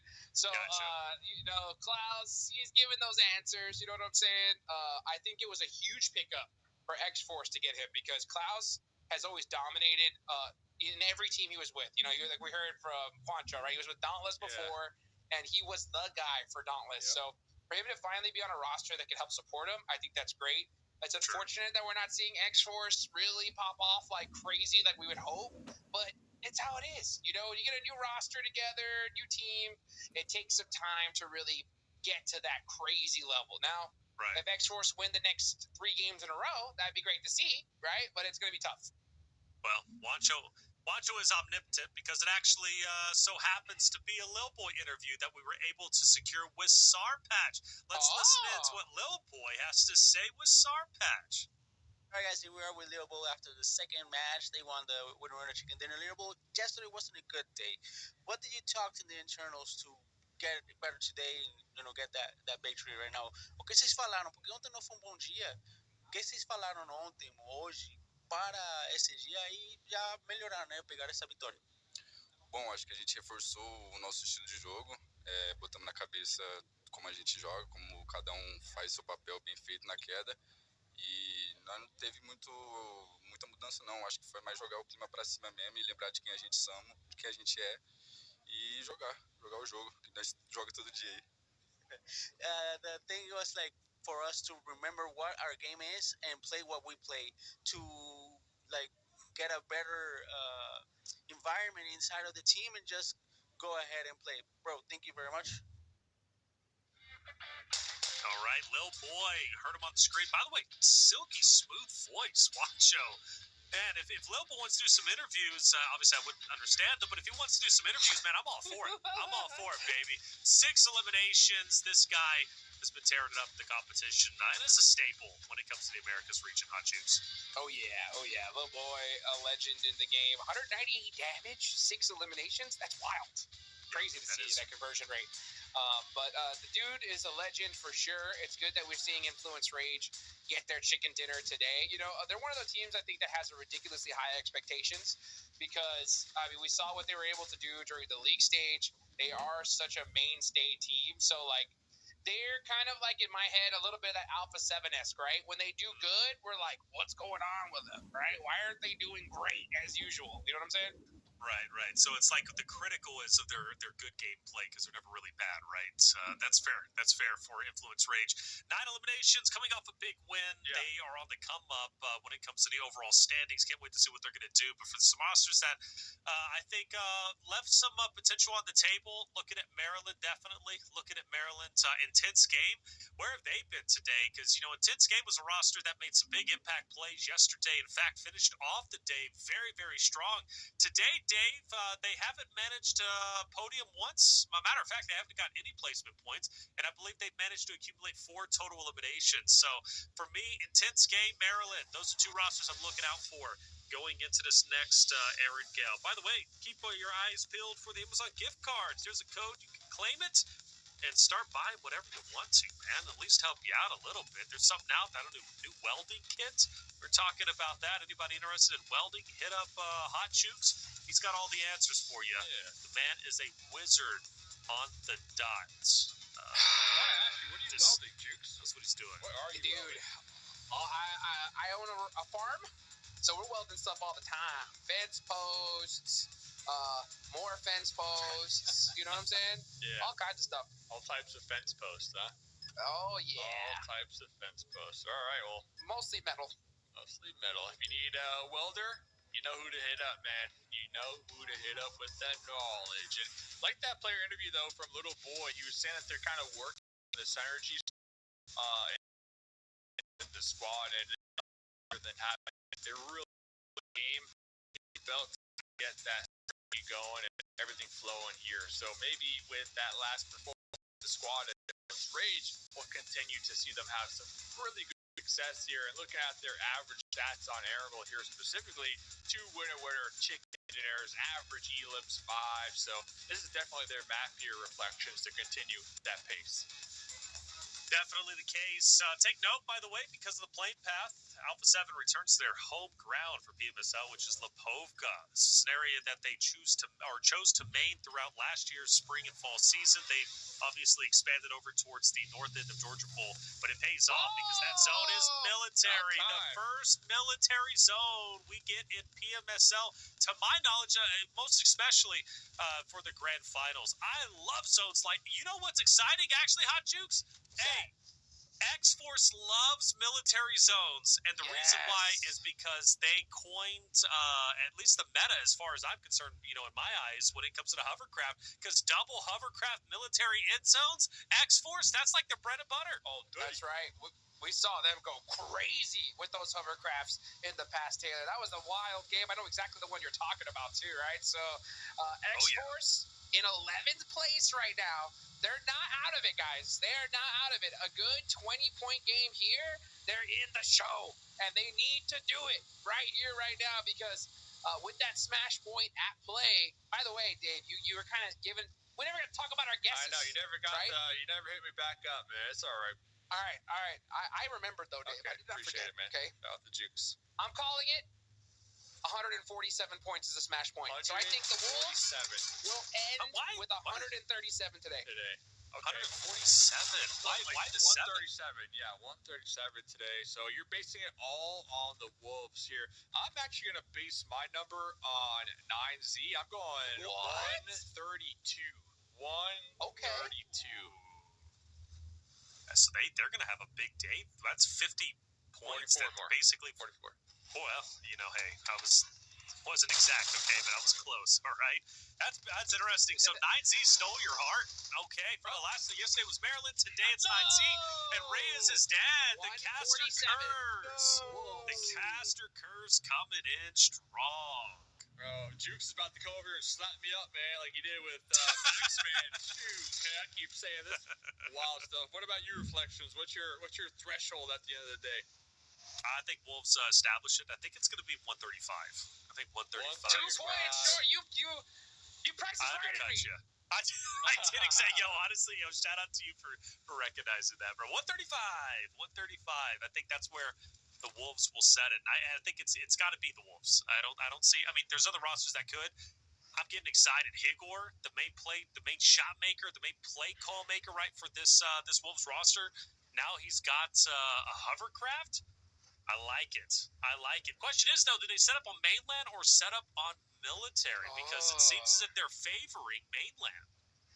Yeah. They sent not a bad Coops idea. across the water, though. They already sent Coops to kind of do some scouting over there on the shoreline of military. It does look like they're going to come over here and pick up the boys in the hovercraft here. Jukes, real quick, is it 137 at the end of today, and tomorrow is 147 to win the tournament? Okay, that's correct. 137. Got you. Oh, so we all kind of agree then, for the most part, in the 130s. Very close. In the 130s. Yeah, we're very close. Very close. What do you think? The collective mind is typically smarter than the ones on the desk. I keep saying that. I don't know if I fully believe that yet. But, chat, what do you think the threshold is for today? What do you think it's going to be? We're thinking 135, 137, and 132. I apologize, guys. I got caught up in talking. Pull up the map. Let me push the button. Push the button. Push the button. What are you waiting for? There you go. What are you waiting for? Okay, so slow off the draw.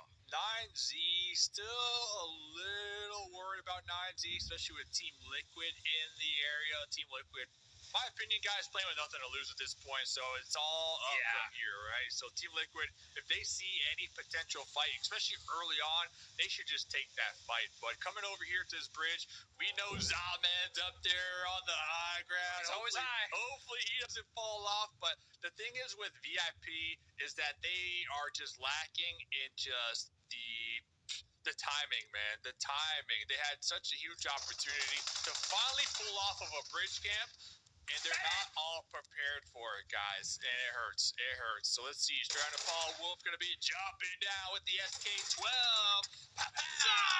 Taking one of the members of VIP down. That's going to be Batman. Batman down. Straight out of the ball. Wolves? Starting to close that vice script. Pushing up. You mentioned Wolves, though. That's Higor as well as Doran. Coops. Yo, Wolves could walk away from this fight with like 8 eliminations. They want him. Oh, what? Gatsby can smell that nade. How about that one? What is going on? Gatsby eating nades. How about that one? He's sticking it. He's still up. Oh, my up. gosh. Well, they lost Wolf, though. They lost Wolf. Right Mind you, there. Alpha 7 is also potentially going across this bridge. Jaguar's coming up behind him. It is a party on the Eastern Bridge. And we're looking at Wolf straight on Nepal, VIP, Alpha 7, Jaguar. Maybe Resilience if they hear this gunfire taking place, if they don't choose to cross the water. Nutty situation for sure. I think Wolves have the best spot because they are on military. They're all together. Now, the teams on bridge, though, like Alpha 7, for example, straight out of Nepal, I don't know. Yet to be seen how their crossing is going to end up unfolding, brother. It's going to be tough, especially if Jaguar gets up behind A7. This is going to be a wild ride.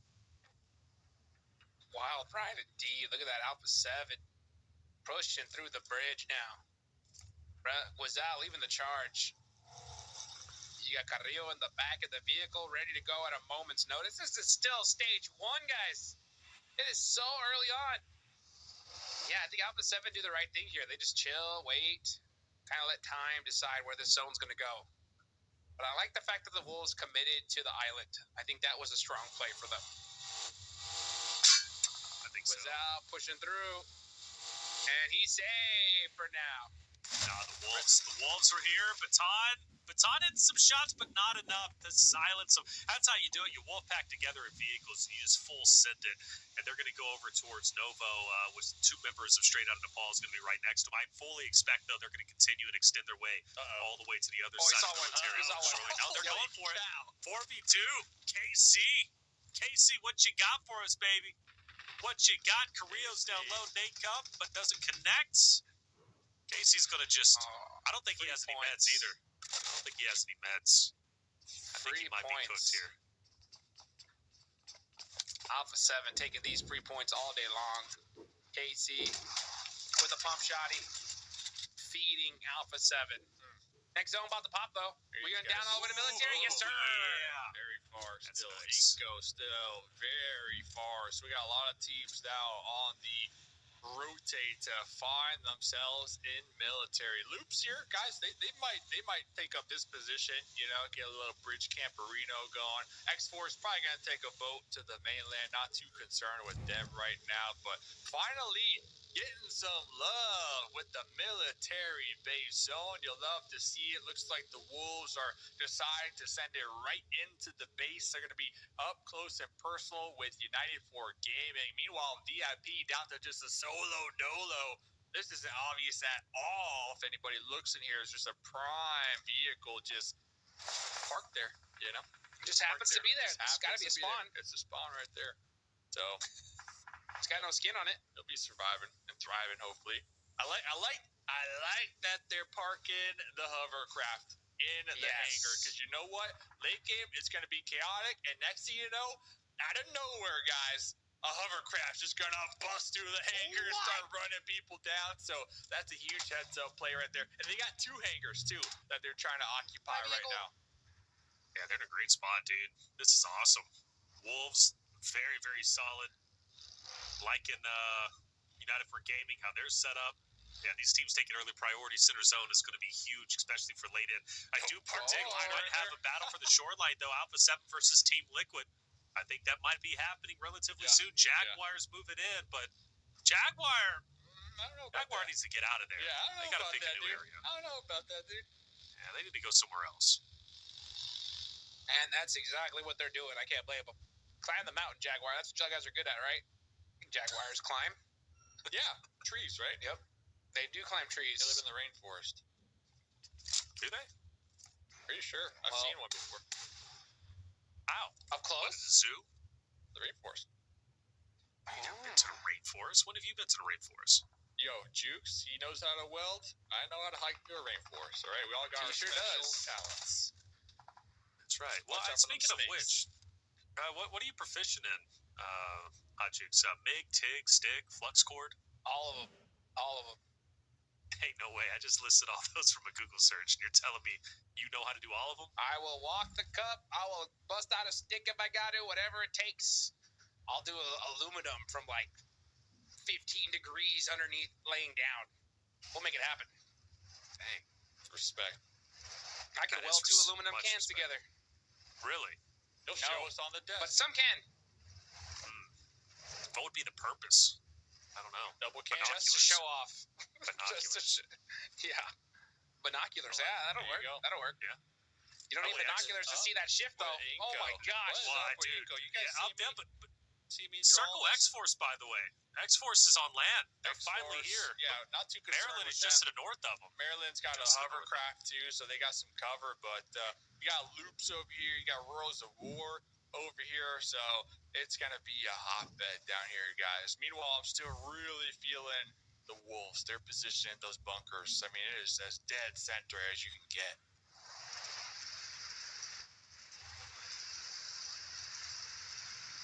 Look at X-Force on this rotation. Outside the zone. Oh, 9Z eliminated. tough. What happened to 9Z?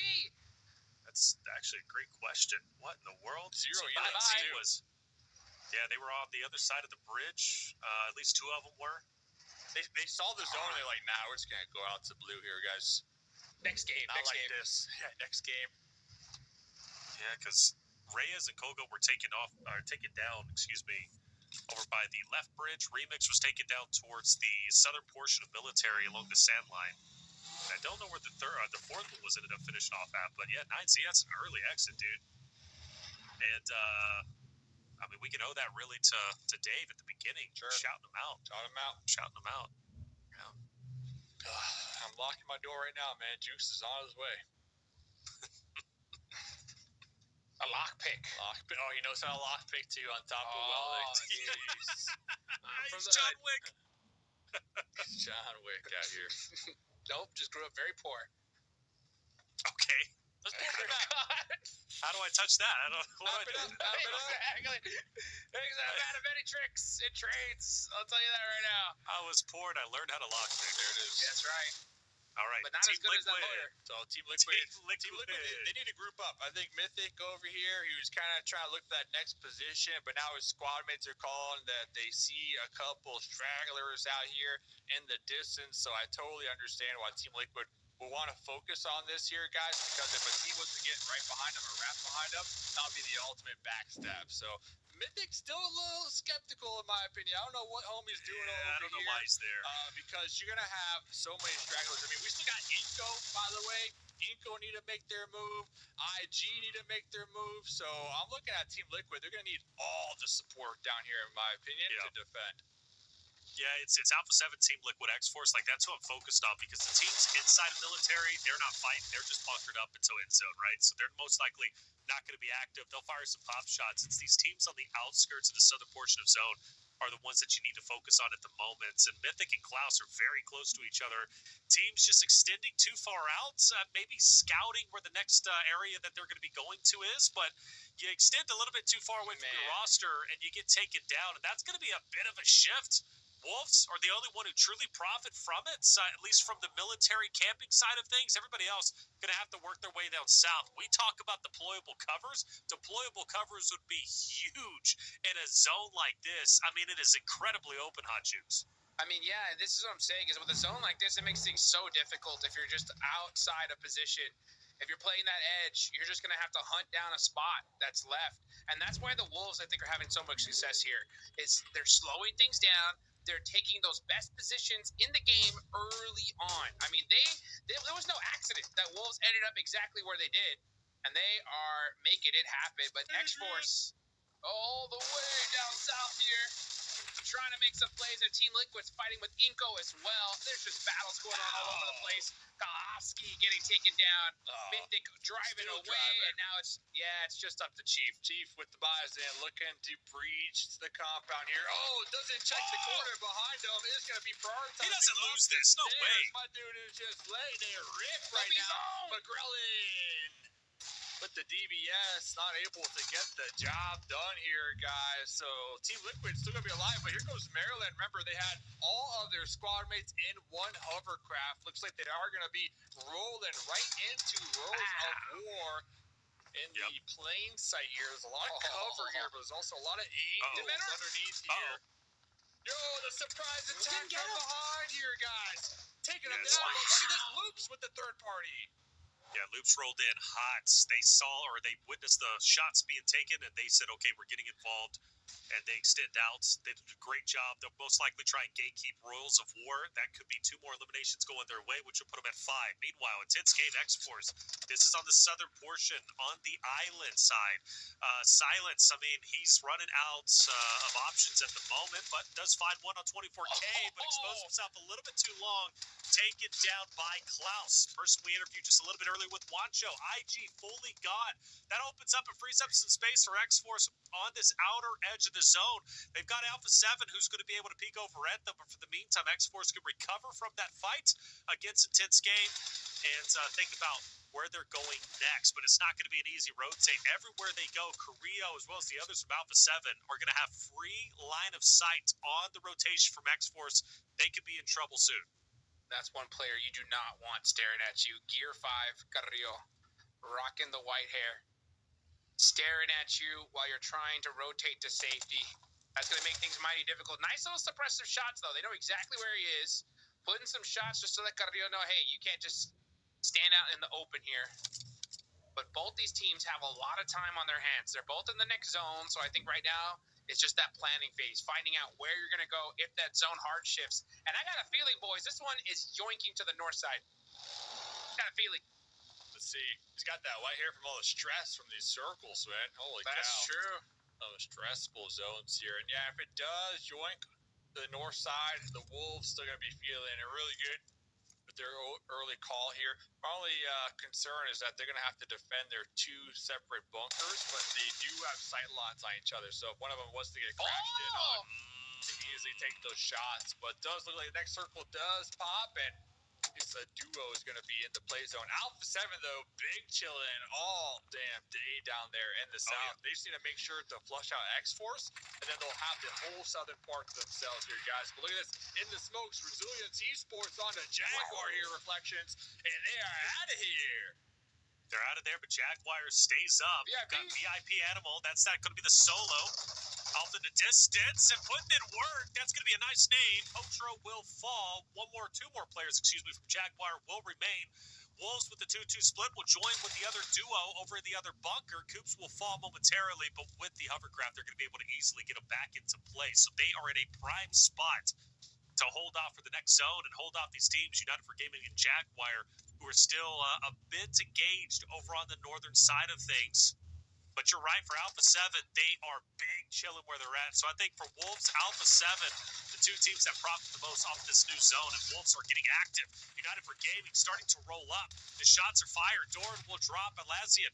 Joko also fall to Lubes. Hate down from Diego. United for Gaming could not have had a worse rotation into zone, because quite literally everybody is focused on where they are moving to. It's all up to Powerzada. Just going to survive for a little bit longer. If you're Powerzada at this point, just turtle up. Yeah. Let him be your bodyguard, right? Wolves aren't trying to push out unless you annoy them, and that's exactly what you did.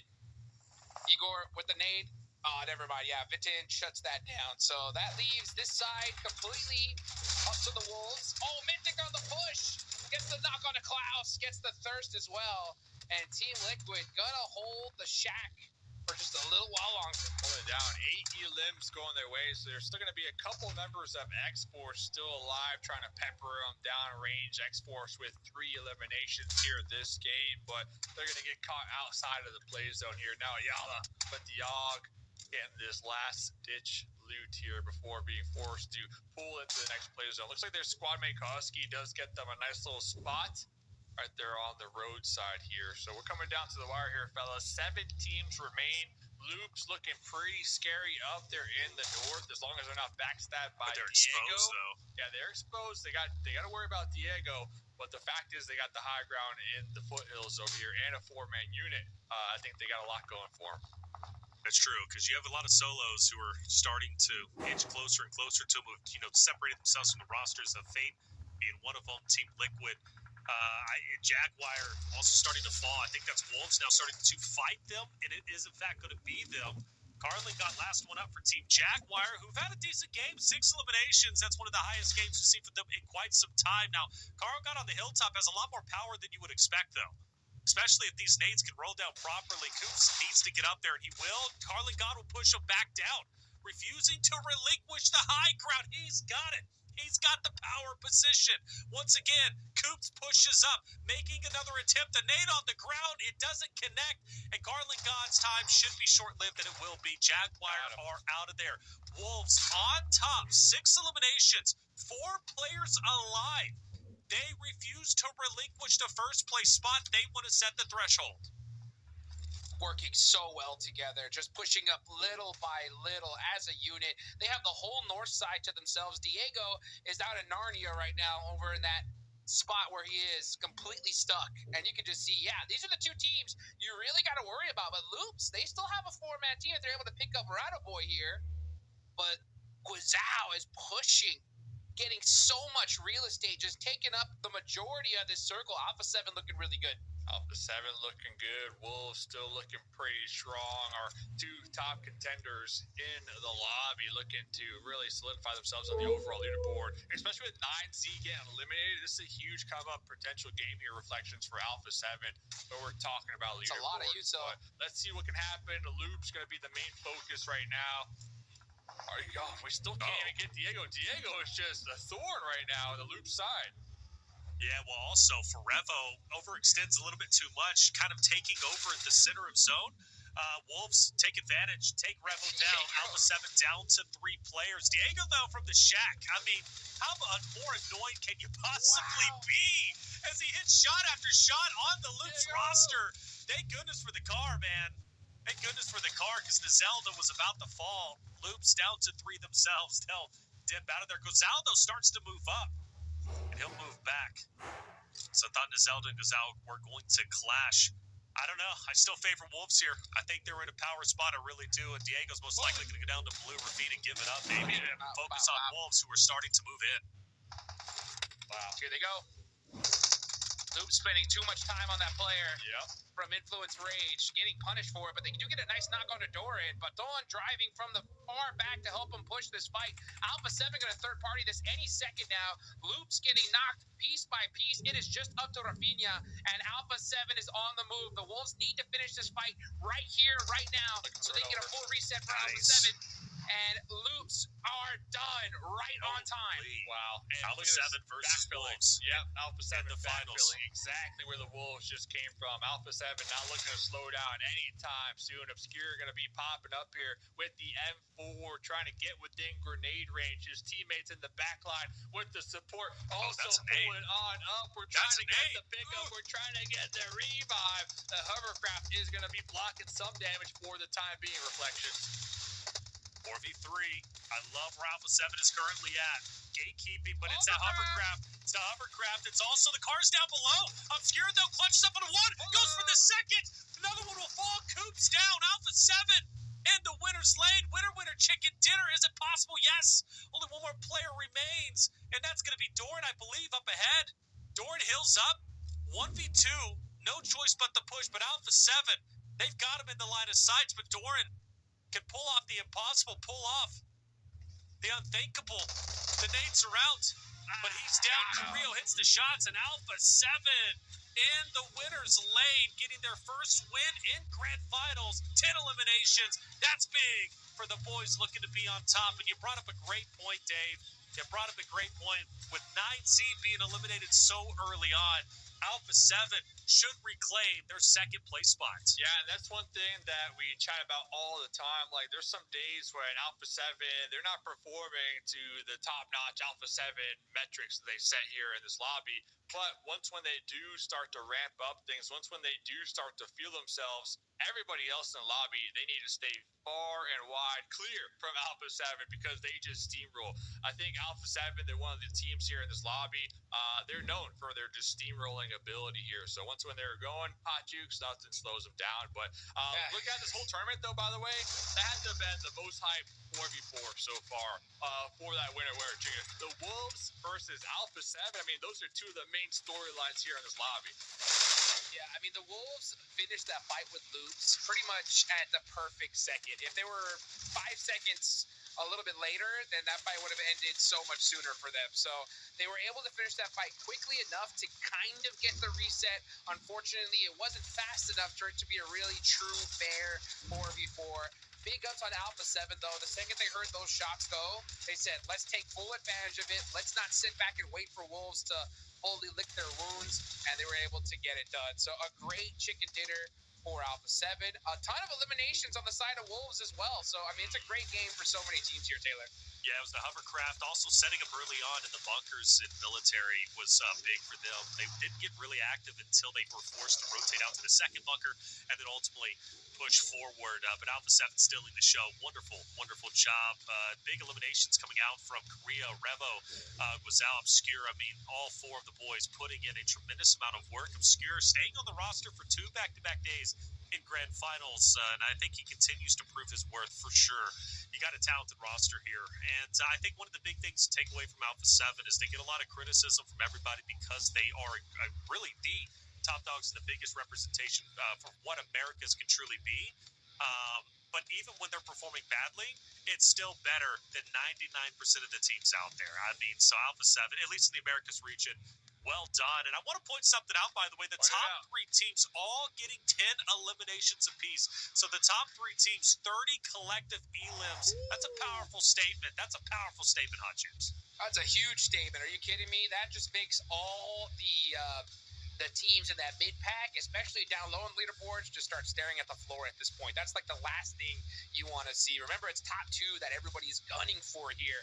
So to see these squads all pop off, man, that makes things dangerous. You got Influence Rage getting 6 points as well. Team Liquid finally in the double digits there, Dave. Yeah. It's a good sign for them. But, man, what do you do when you got the top squads going crazy like this? Yeah, top squads are going to be soaking up the much-needed points. And finally, like you said, Team Liquid walking away with 8 elims going their way. Team Jaguar with 6 elims. But we're looking at teams that are at the bottom of the leaderboards. And when they see squads like the Wolves, Loops, and Alpha 7 continue to shake up and just absorb so many points at the top, those are potential points that are being taken away from UV Reflections. Much needed points too, by the way. Yeah, much needed indeed. We have officially reached our halfway point of day 2. 3 more games remain.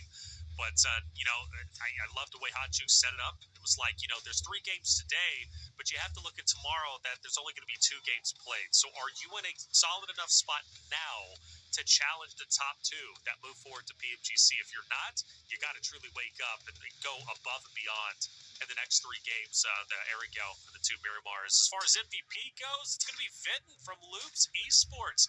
Still in the show, Loops Esports get 10 elimination.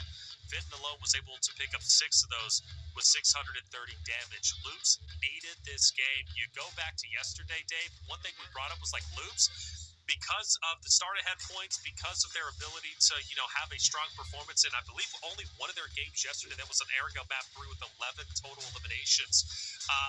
They were able to bank on that and stay within the top 8, but they were relatively quiet, right, in the other 5 games. So I'm hoping now game 3, they don't make the same mistake they did yesterday and fall short over the next 3. Yeah, Loops, they came into this tournament, the grand finals, with 23 total starting points, right? So they did have that little cushion to kind of help them just in case they did have a bad game here at Jukes, but I think it's only one throwaway game you can really afford with such a short grand finals tournament. So Loops showing up once again, 3rd place, 10 elims, right back on track.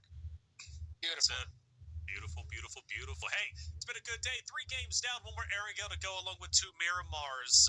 If you're, again, behind in the standings, now it's time to step it up. And, Chad, I asked you the threshold. Let's keep the conversation going. What is the threshold going to be? Because all 3 of us on the desk are thinking about 130 or so will be the threshold, and it's going to be the Wolves setting that very threshold going into tomorrow's competition.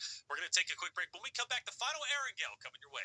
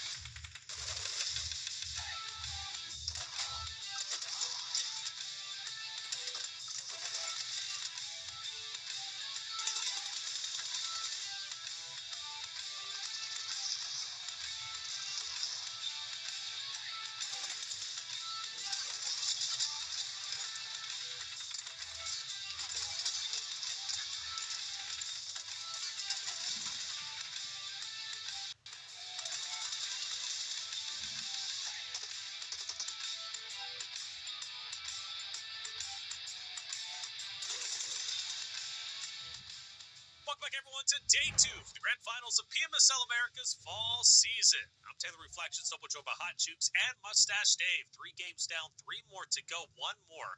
Final airing, and we finally got a military end zone. And once we did, it was great to watch. It really was. Teams just absolutely destroying each other. That's what you would expect on a military. But it was Alpha 7 who finished on top, but Wolves and Loops also profited themselves. So how does it switch things up? Well, it puts Loops and Alpha 7 right up there in the top 3 conversation. Because 9C was eliminated early on, Alpha 7 was able to take their spot.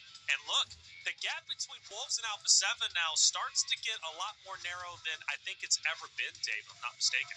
Yeah, it's closing, man. It is closing. Alpha 7, once again, just shout out to them just playing that zone to perfection. They took up that coastline in the south very early on, and they just kind of defended it. They were chilling for a good moment and just waiting for the perfect opportunity to pop out at the end and just clean it up here on Jukes. They had all 4 members alive, and they were just proactive that whole game with positioning right there. I think if the circle would have continued to favor the Wolves would have probably been the team on top, so it just comes down to like that final end zone here.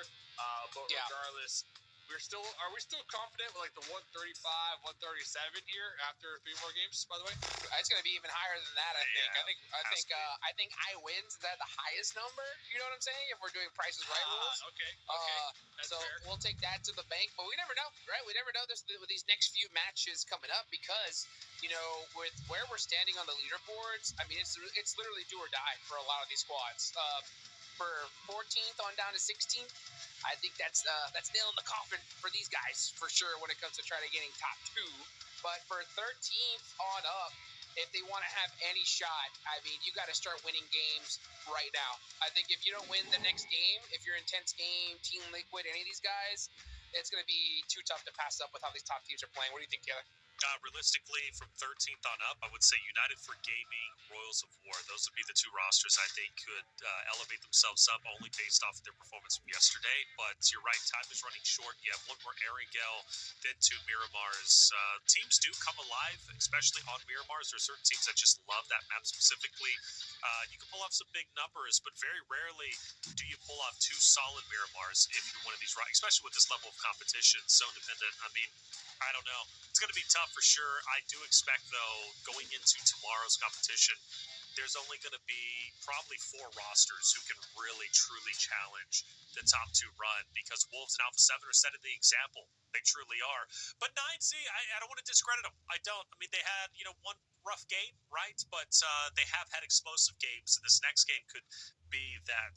And if they can finish off in the way that they finished off Erangel just previously, I think 9C could be right back on top. Yeah. Where we're expecting them to be. I think the real test for that, though, here, Reflections, is that 9C, they have been doing really well this weekend, the grand finals, but how do they bounce back after a horrible game? I mean, that was a horrible game. They walked away with no points, right? I mean, that was just a confidence deflator, that momentum stopper right there, right? So how do they bounce back mid-tournament, Hot Jukes? Do they let it affect them moving forward, or do they kind of just wash it away, forget about it, and just keep looking ahead? It's hard because I think 9Z, when they get that zone, they get that obvious position, they have success. When they don't, it's not the same, right? Or they're not putting up anything consistent at all. So it's really hard to watch, especially considering that you got teams like Wolves who put up so many points last game. And I do agree, Dave, if that final circle went towards them, I think they win that. But the only reason why they were in that position because of how they moved in that early mid game. They put themselves in such a dominant spot early on, and that's why they're having so much success. So for 9Z, I think they got to do kind of the same thing. Avoid those early engagements, avoid early fights, find a very centralized position, and if that zone goes your way, just start going crazy. Because the thing is that Alpha 7, Wolves, so many different teams have shown that if they get that opportunity, they're going to make it happen. So if you're 9Z, you cannot slip up at all at this point. It's all about playing pretty much to perfection. At the start of the day, we had an MVP graphic, and it showcased 2 9Z members, 2 Maryland members, and then 1 random from Jaguar. Since the 3 games have taken place today, the MVP race has changed tremendously. Now, 9Z is still on top, but they can owe that to Remix and Coco, the deadly duo have been slaying out. However, Influence Rage joined the mix, along with Wolves and Alpha 7. So if you look at the 2 top teams currently, which is Wolves and Alpha 7, you got to give the success where success is due to Baton and Guizal. Those are the 2 most dominant players who are leading this roster in the slaying category, getting those valuable points, Dave. Yeah, would you look at that? Baton showing up here, like you said, getting these valuable points here. Diego also being pretty consistent here. So always like to see the MVP race to kind of see who's on fire this weekend. Remix, Kogo, definitely understand those 2. We continue to see both of them almost every single game put up some numbers. So talking about just being consistent in general, shout out to them. You know, sometimes players, Hot Jukes, they're just having a great weekend. You know, sometimes players are having a bad weekend, and honestly, that's all it takes sometimes to make it to that next round. So for those 2 players, veterans of the game, to finally be showing up here when it counts, you love to see it here, Hot Jukes. Love it. I'll say this thing though, Baton going crazy is the best thing to happen for the Wolves right here, right now, and the worst thing to happen for Juancho, dude. Poor guy. He gonna be sitting, dude. When you got Baton popping off like this in the finals. Dude, we asked, is like Baton was filling in, and we're like, wow, Baton's actually playing, you know, a solid player. You know, it's like, okay, we're talking about the bench versus the actual players, but Baton has proven himself on this roster without a doubt. I mean, especially now, slaying as well as he has. Juancho, I can see why he's fishing for other teams. At this point in time, you know, during his interviews, if he doesn't have it, at least in a talent perspective, which we'll always accept them, right? But he wants to be on a different roster at this point because he realizes Baton is here to stay. But let's talk with Zal joining this Alpha 7 roster after they fall very short at PMWC. Hotchukes Guizal clearly bringing the slaying power, which is impressive during grand finals. You know, we constantly highlight Revo, and Revo is a star in his own right. But what is Guizal to this Alpha 7 roster, and what does he bring to the table? He brings a whole lot. I mean, it's so different, right? Because we've seen Alpha 7 have that trio that has lasted the test of time for so long, and they've always been swapping that 4th player, right? I mean, we saw Senatexa on there, who's Senab now he's with Maryland. So Guizal coming in is pretty crazy, but, you know, what's even more wild is now seeing Mafioso sit out, right? So now you got Carrillo, you got Revo there, but now you got 2 different players for Alpha 7, and they're having a lot of success with this roster. So, I mean, you got to stay with what works right now, and this is working for them come finals time. Yeah, working for him indeed. Sorry, Dave, I thought you were going to hop in there. Guizal. Oh, yeah. Hey, I'll hop in all damn day, man. Obscure popping off. You'll love to see it because not only that, sometimes you have players who are veterans. They've proven themselves time and time again. But then you got the bench players who are just itching to get in, get their skin in the game, and really show the world what they're made out of. So to see those 2 players finally have the opportunity to compete at this high level, and not only that, perform, you can't ask for more here, guys. Yeah. Guizal, he's got a long history when it comes to PUBG Mobile competition. Made a ton of money, mind you. I want to say a little over $100,000. A lot of that owed to PMWC in 2024. In fact, we actually have Guizal on site. A little bit of an interview. Let's hear what Guizal had to say. Hey guys, so I'm here right now with Guizão from Alpha 7. They just got a winner in a chicken dinner. And first of all, congratulations on the match. And I want to ask you about, like, yesterday, obviously you didn't have a great day, but now we have Wolves a few points ahead of you and the other teams. So is that something that worries you because of this format, that we have the match point and all? Primeiramente, parabéns pela vitória. E aí eu quero saber se essa questão da Wolves ter se distanciado ontem, que vocês não tiveram um dia tão bom, é uma questão que preocupa muito vocês ou não por conta do formato? Não, por conta do formato. Acho que tava 30 pontinhos. 30 pontinhos é fácil encostar. Agora com a Win, acho que encostamos muito mais. E é só continuar com a constância. Acho que a Win faltava pra nós, que a gente tava um time muito constante, mas não tava encaixando Win. E é isso. So basically what he said is that even though Wolves is ahead, it's just 30 points, you know, it's a short format, but they think that they can get there, they can get closer to the Wolves, and now with the victory, probably it's not even 30 points, so that's easy for them to get there. They're a consistent team, and they were only lacking a few things yesterday, the first match, but now they feel like they can get even more victories. E também quero saber, inclusive, sobre essa questão de vitória, se vocês estão muito mais confiantes agora, né? Porque parece que saiu, assim, um peso, então encaixou. Você acha que agora vão sair mais wins ainda? Você se sente mais confiante? Now I asked him if he feels more confident to get more winner chicken dinners, because sometimes the only thing you need is one victory to get the other coming. Eu acho que sim. Desde a primeira semana a gente estava muito constante, mas a gente só teve 2 wins.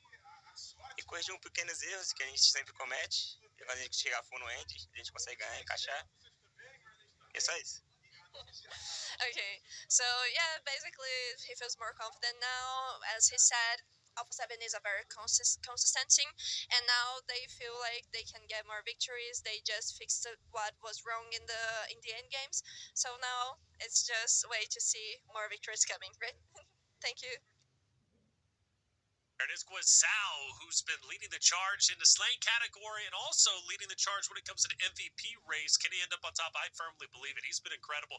Again, going back to PMWC when he was on Twisted Minds, Guizao truly proved himself there and earned himself, I want to say, around $100,000. Hotchix, you were actually there watching him compete with the Twisted Minds roster. He's been around the block. He's got LAN experience and clearly now is fully ready for this Alpha 7 roster and is proving that he belongs to be on that roster.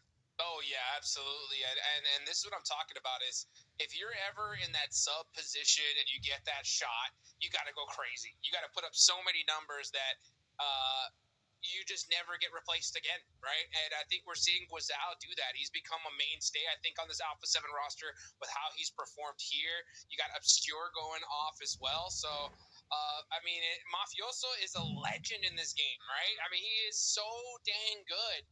So to see him sit is pretty wild to me. But at the end of the day, you never know what happens. It's so crazy because I've seen people I've been around for a long time in the PUBG Mobile esports world. I've seen players sit out because of life events that have happened. And they're like, oh, I'm going to be out for a couple weeks. And then someone sits in and goes crazy. And it's like, hey, we're going to stay with this because it's working. You know what I'm saying? So whatever the opportunity is, whatever the reason is, if you get a shot, you got to go nuts because you're only going to see 4 players on there, right? If you want to be that main roster going forward. And speaking of that, let's go to VIP and start discussing them because clearly they've had some struggles this time around, Hot Jukes. And I want to talk Batman. Batman is staple when it comes to this VIP roster. Talk to me about Batman and his history, right, at PUBG Mobile Esports. Batman is doing good, all right? Batman needs to find the darkness, and Zawman needs to find the high ground, bro. That's what needs to happen for VIP. By the way, I want to say this. I've been around so long. I have seen roster swaps be terrible for teams, and I mean it in this way. I've seen roster swaps happen where they're like, hey, let's bring in a new player. And all of a sudden, they win the next 3 games in a row. Why? Because they got center circle, like the zone just locked on them.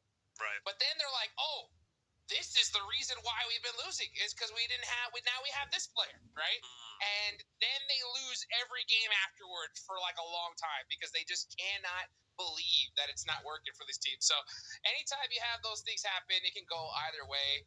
But I'll tell you what, when it comes to VIP, just have fun, dude. Just have fun at this point because this one's over. You know what I'm saying? It's over, dude. Well. Just Hey, at least they're making more money, though, right? This was a team. maybe they pick up Wancho. They were our second. Yeah, Wancho will be the star player on that squad. They were our second place team to qualify here, right, from Titan Series Americas. They were known as Team Seal. They popped off online. Some teams, the LAN environment just gets to them, right? So sometimes you just play a little better when you're inside your comfort zone. But the fact is that they are here. They did make that next round, and they do have the opportunity to continue to make some more money. Kind of like everybody right now, Reflections, typing in that Amazon gift card, man. Get it while it's hot. Get it while it's hot. Earn that money. There it is. Another code going your way. We have 2 more games after this, which means 2 more opportunities for you to earn yourself an Amazon gift card. We'd like to reward the viewers out there because you all make this show possible. We appreciate each and every one of you. Thank you for being here, and thank you for supporting your favorite teams. Speaking of favorite teams, when it comes to Erangel, our final one of the day, you notice a lot of Brazil up there. Loops, Alpha 7, and Influence Rage. However, we do have it broken up with United for Gaming and Wolves. Your top 5 teams when it comes to Erangel throughout grand finals. Now, for Alpha 7 and Wolves, they are in a big battle for first and second place. Wolves currently have it, and they don't show any signs of slowing down. One of the things you have to appreciate, whether we're on mainland or over on military, they always find a way to position themselves up properly for endgame. And that was something that we had a chance to hear from Coops a little bit earlier during an interview, I want to say after game 2. Coops saying, one of the things we worked on was slowing down our aggression, working more on our positioning, and you can clearly see that implemented this season more so than ever. And I think Wolves have truly broken through that North American curse of being overly aggressive and getting punished for it. This time around, they look to be a lot stronger. And I think for certain teams there, Dave, that military zone kind of spooked them a bit. We've got 2 teams going to military. Yeah, we do. We got 2 teams going military, of course, VIP, but I'm looking right here, fellas. I'm looking right there at Alpha 7. We heard from Grisal on that player interview that they finally got that winner chicken dinner, and now they are feeling confident. They're feeling good. They are having a great time now. They're locked in, and I am worried for everybody else because now that Alpha 7 are locked in, they also get a really strong circle number 1 here, Hot Jukes. Man, what a circle number 1. And for the one team that you do not, if you're anybody else in the lobby, you don't want to see get the circle. That's Alpha 7. Dude, these guys are absolutely insane. But, well deserved with how these guys have been playing all day long. They are going to capitalize on this, I guarantee you. So let's see what happens here, man. I'll tell you what, my eyes at this point of the tournament are always on those teams. Intense games. Let's go. 13th place. Look at that. Just flying over to South George. About time we start to see some glider action here. I mean, that's the strat. Just teamwork in a glider, cruise a little bit. Just you and me, just vibing. Straight to the U.S. Just vibing out here, man. Straight to the U.S. Nice Let's get out of here. Nice landing. No, drop them off. Beautiful landing right there. Oh, look at the sights. The sidelines. Yeah, you get to see how beautiful this game really is in a glider. Just soar and enjoy the sights. Oh, there's my house down there, right there. Yep, right there it is, that little shack. That's where I'm casting from. That's what I'm talking about. There it is. Got that fiber. No vehicle. Yeah, it's good. Keep that glider safe.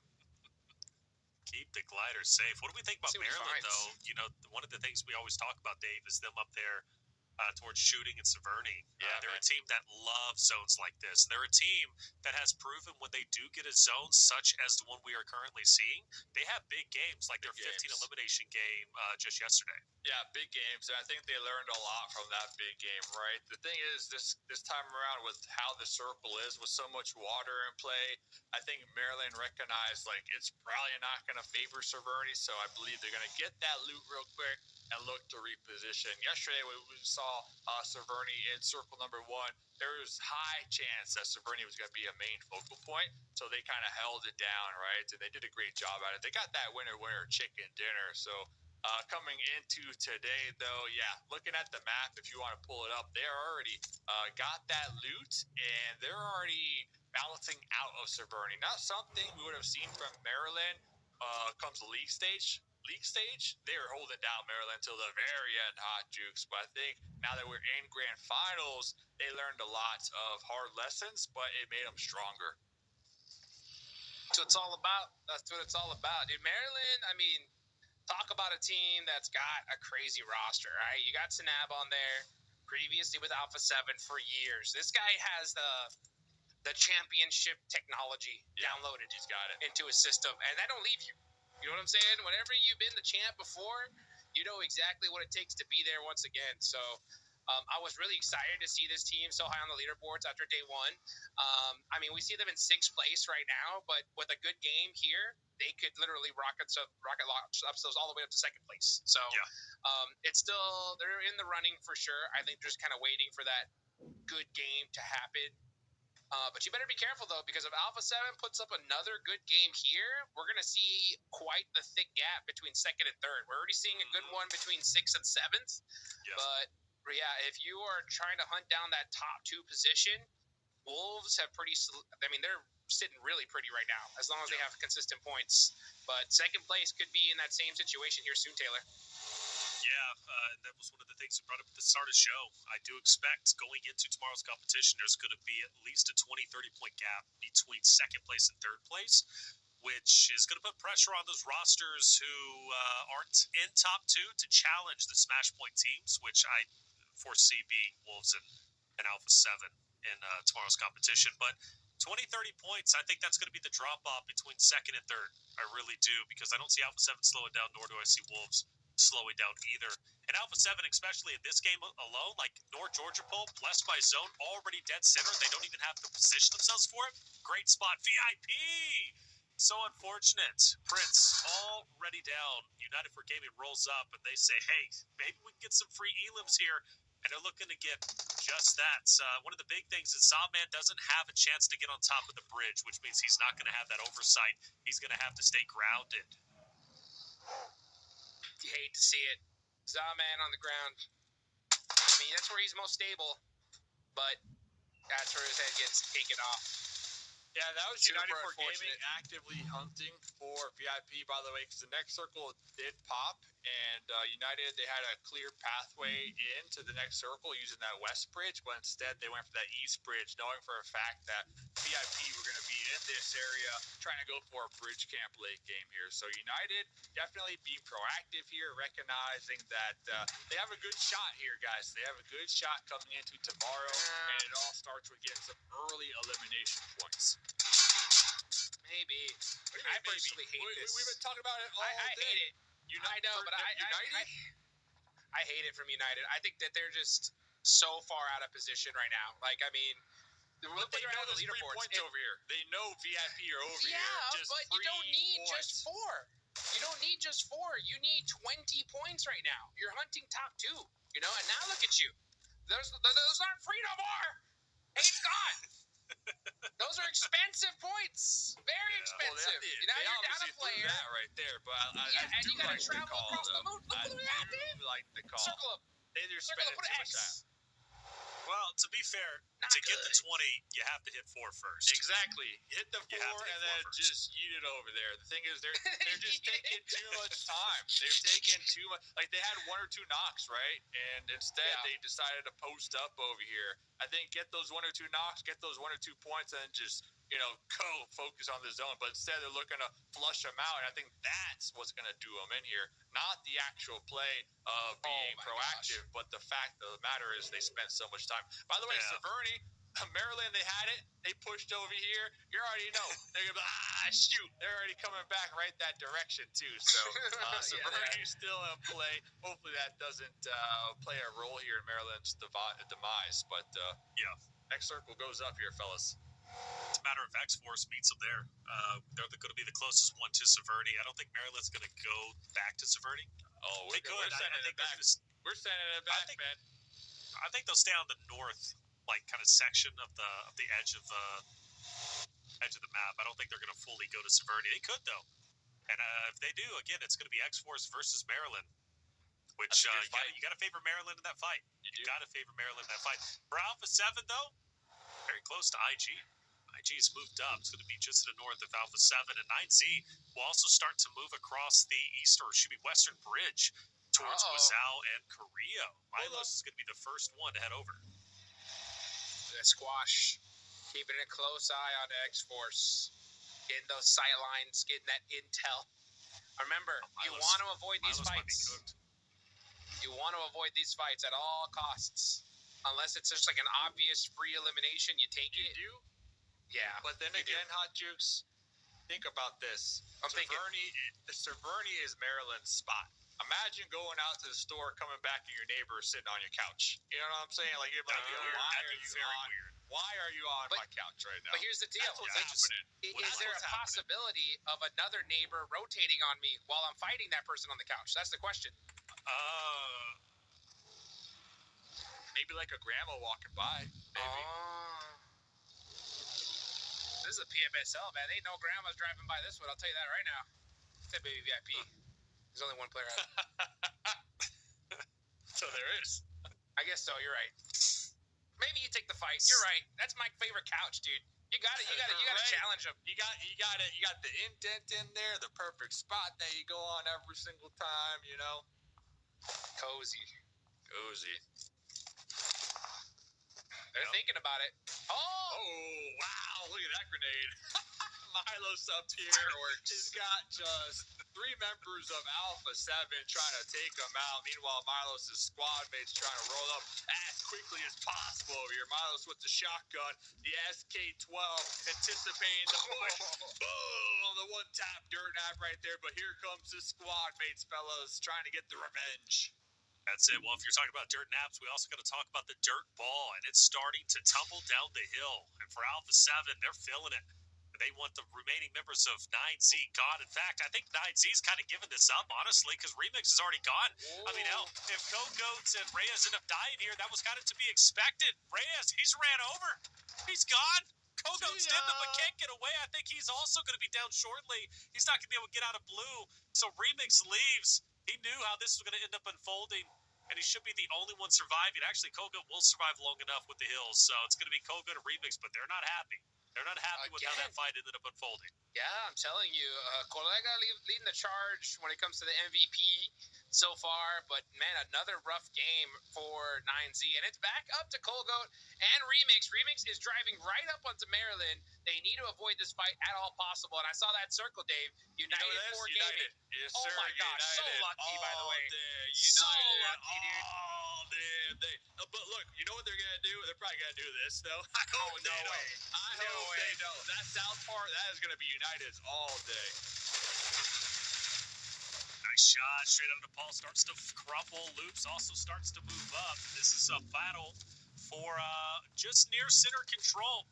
Team Liquid looking pretty good. They had a couple of decent games today. I think they realized with 3 games left, we've got to step it up, and this is their time to do so. For Loops, their days of terrorizing are done for at least now. They'll back away, converge together, and chill out for the time being. But Loops, Team Liquid get a little bit of points. Only 1 for their name, but they're okay. They established their position, and Chief isn't done. Gets Power Zelda, so all done to them. Center is going to be, dude, Kogoat and Remix, by the way, from 9Z. Full sent it into center zone. See what 9Z are going to do. Trying to battle it out. Yeah, this is a hard spot to hold, by the way. You're going to have teams surrounding you 360.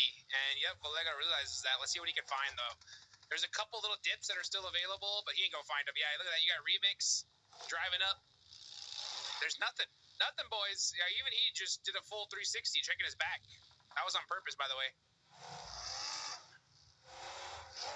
Guess there's still a lot of driving circles, so let's just keep driving circles. Yeah. Kogo knows it. This is not the place where you want to be, but no choice. Okay. What do you think, guys? I mean, I'm thinking maybe outskirt teams are the ones who have the advantage versus the one in center, because... Oh, they're torched. This is the worst spot. Really? You think so? Yeah, there's so many angles. Like Alpha 7, Maryland, X-Force? Yeah, there's so many different angles that you can possibly punish right now. So if you're 9Z, you're just playing it quiet, but you can't because you got vehicles right next to you. So let's see where this zone's going to go, though. If it goes north, that's going to be huge for those teams.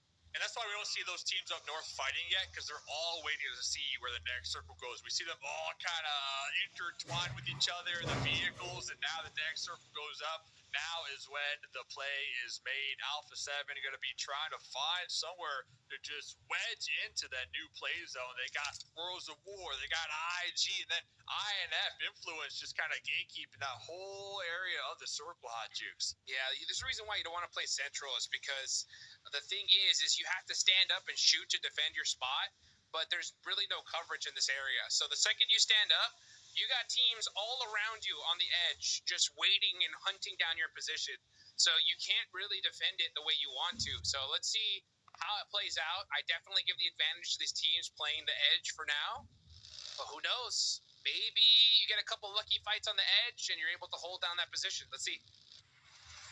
All right. X-Force, a team that desperately needs points. Desperately need to elevate themselves up the standings. They've got 3 games to get it done. They've got some competition around them. More specifically, Lynn from Maryland, who's going to be next to Klaus. Maryland, Alpha 7, very, very close to each other. Alpha 7 just wants to protect what they got, but they know they have no choice. They've got to continue to push forward now because the blue is going to be right behind them. So they start to push up. Royals of War will be off to their side. You're not feeling comfortable if you're in the north. You just simply aren't. And there's Royals of War starting to get active onto Alpha 7, who's rotated up, which pushes them a little bit further, a little bit closer to Maryland. Maryland Alpha 7, you said it, Tajik, they don't want to fight. But eventually, man, at a certain point, when do you say enough is enough and you just establish dominance? Honestly, never. What they should be doing is being like, hey, we're an 8-man squad. Let's focus on getting in the next circle and then fight it out. That's what the top play is, right? And it makes sense because if you think about it, if they fight it out now, their chances of surviving and even winning this game is like down to like 2%. So they want to avoid this fight. Both these teams do, unless they absolutely have to. The thing is, if one of these teams decide, like, nah, that's it, we're going after it, both are forced to fight. So that's got to be a mutual agreement amongst every single player. This is the right play, though. They took some This is shots. the best play. They took some shots at Royals of War, so they do know there's a couple squads out there on that By the west way, side as well. This only happens at stages like this. Any stages early on do not have this tech. Yeah, you can see Squash driving mighty close to 24K, and X-Force, they pop some shots off, letting them know that, hey, don't even think about coming this way. But let's see, what is it going to take for both these teams to start fighting? Yeah, I trying to pump think some Royals tires of would be War. huge too right now too. Oh. United for Gaming Jaguar, we finally have an engagement taking place on the southern bridge. Choco is already going to be gone. Or should be down, I should say. The nade battle, the nade off is in. And Jaguar is pushing up top, I believe. Yeah, that's going to be Jaguar up top. Nice shots. And United for Gaming will fall. They miss Portro and Milovan, who was able to push just over top where they were hanging out. So that's going to free up the southern bridge. They have the least contention on the bottom. The only ones really they got to focus on next is going to be Team Liquid, who haven't moved too much since the start of the game. But my focus was on Royals of War next to Resilience as well as 9Z, because Royals of War have been fighting. They have been firing off shots. And this portion on the south has been very, very active for sure. And in fact, it's not going to slow down either, because Demonor takes a little bit of damage. That was Resilience firing some shots with Cardi down. This is where Royals of War chooses to push up.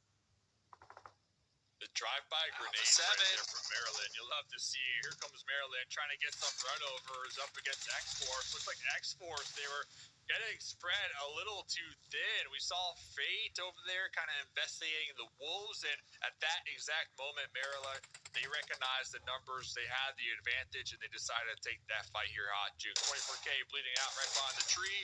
There goes a elimination to the side of Maryland. 2 points going their way. Looks like the Wolves also seeing the possible engagement, looking to sweep up the northern half of the play zone.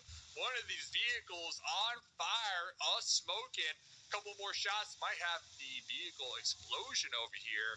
But the Wolves, remember in the interview, they said they're going to play this one nice and slow. They're actually pulling off that, Hot Jukes. Beautifully done. I mean, yeah, they heard the shots. So, like, hey, a third party on the north side, let's take that. The second they realize that it's not available, back it up. Find another opportunity. This is all about fight timing. You want to catch those third parties because if you're the first 2 teams to fight, you know you're going to get taken out by another squad. So, Carrillo taking some shots now onto Influence Rage. You got to take those open shots all day long.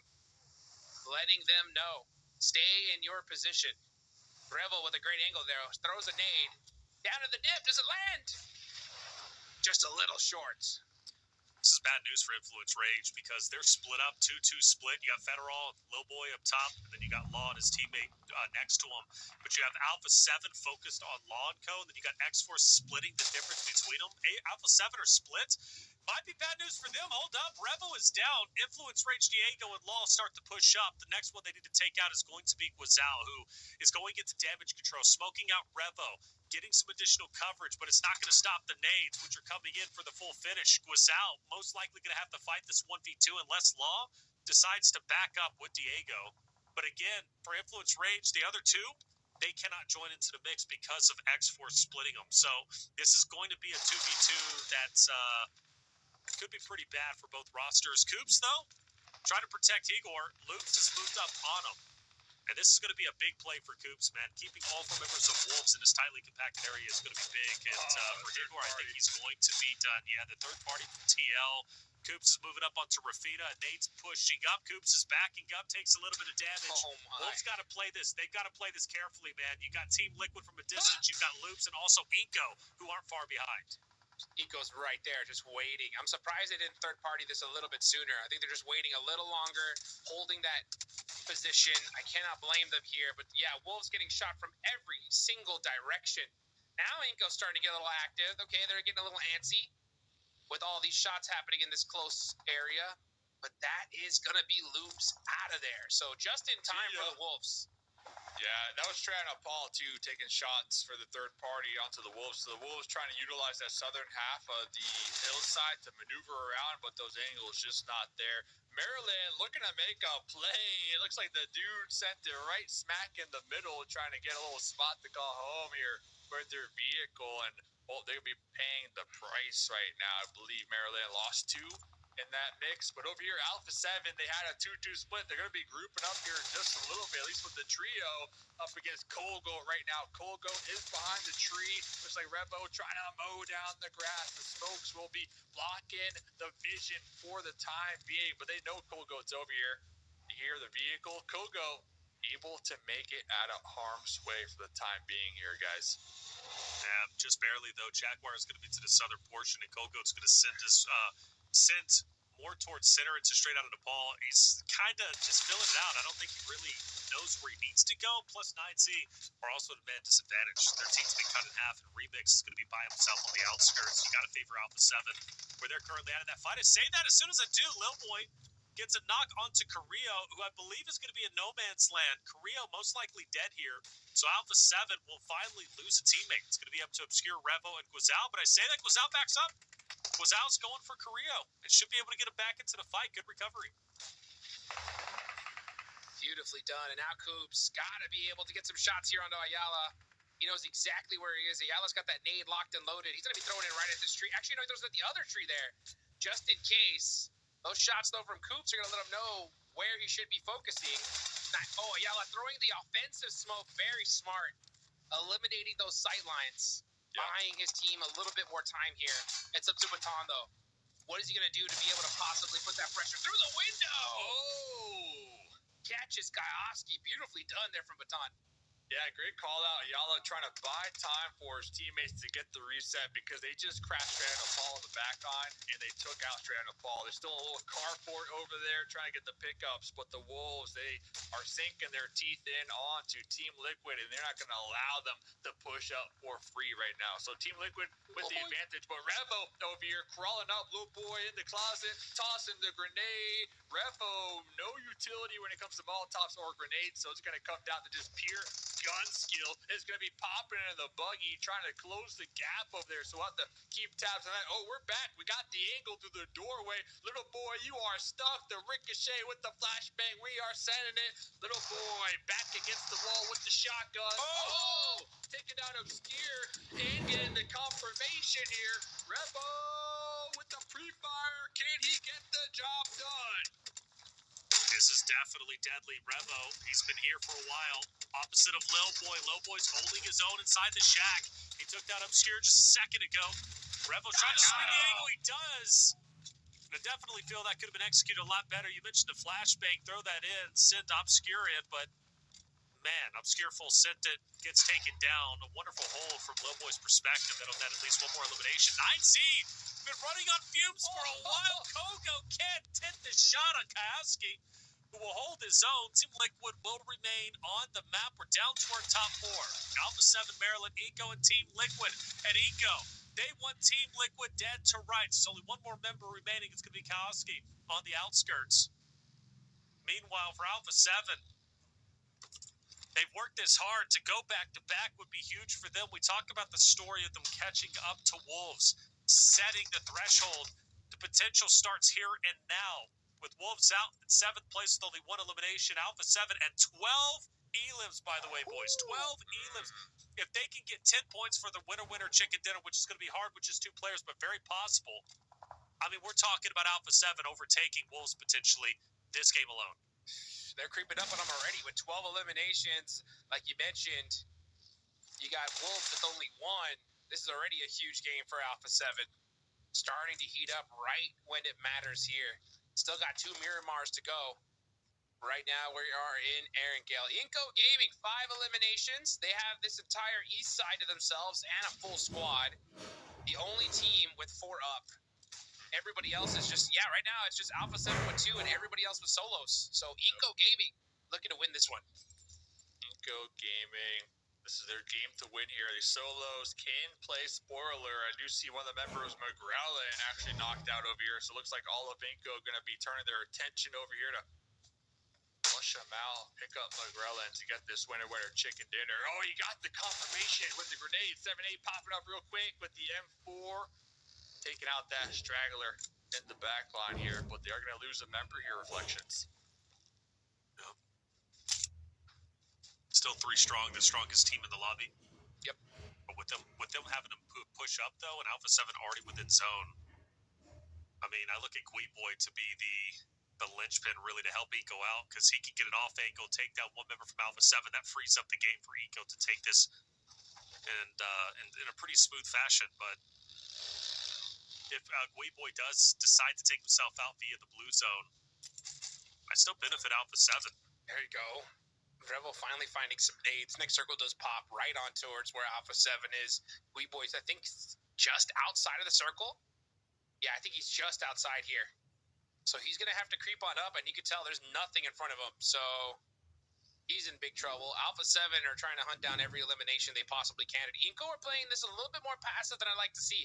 I think they really need to start getting active here, start really shoving that man advantage in front of everybody's face, just really put that pressure on. Where do they go, though? I mean, they're on top of the hill. Everywhere they go, they're exposed to Alpha 7. That's what I'm saying. The only option they have, though, is with that gun skill at this point, right? You use that man advantage, apply so much pressure that Alpha 7 don't even want to peek you, and then take advantage. But if you're going to do this slowly, hoping for positioning, Alpha 7 is going to take advantage of this every time. Oh, they already have it, though, with the shed here with Guazal. I mean, this is a winning spot for sure. Winning spot for sure. I think Alpha 7 take this, despite them having the man disadvantage. I think they got it with Boy being outside the zone. He's probably going to finish himself off here, deny a point, but Eco's crashing. Eco's coming. You notice Revo's cooking a nade. He pulled it back. He doesn't know. Do I want a nade? Do I want a gun? Do I want a nade? Do I want a gun? Well, he's going to have to make a decision soon with Eco pumping the brakes. The nade is wants to get out, but he's got an opportunity here. He's staying low. He's hugging the corner of the vehicle. He doesn't want to give up any position, but Revo takes damage. He hops in. He's alive. That's Boy. I told you, Boy could be detrimental, but Guazal takes him out. The smoke will conceal Revo, who stands up, gets his health back in, and it's a 2v3, Dave.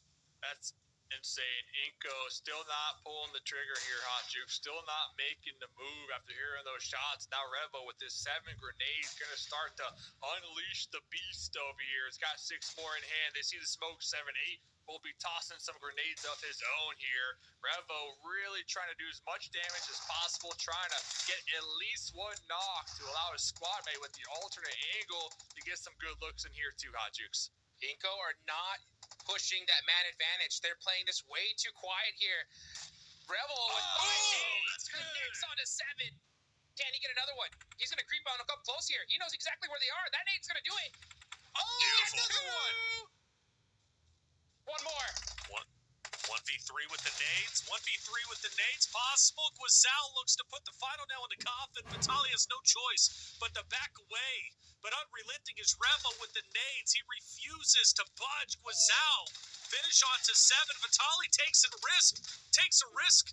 Gets Revo down to half health, but it's not enough. Guizal starts to tighten the vice grip. The two members of Alpha 7 pushing up, but Vitaly answers back with Guizal, but it's not enough because Alpha 7 holds on tight in the end, and Revo hits the shots needed to silence Inco Gaming. Alpha 7 go back-to-back in maps 4 and 3, and this time they get 16 eliminations. They should officially be in first place.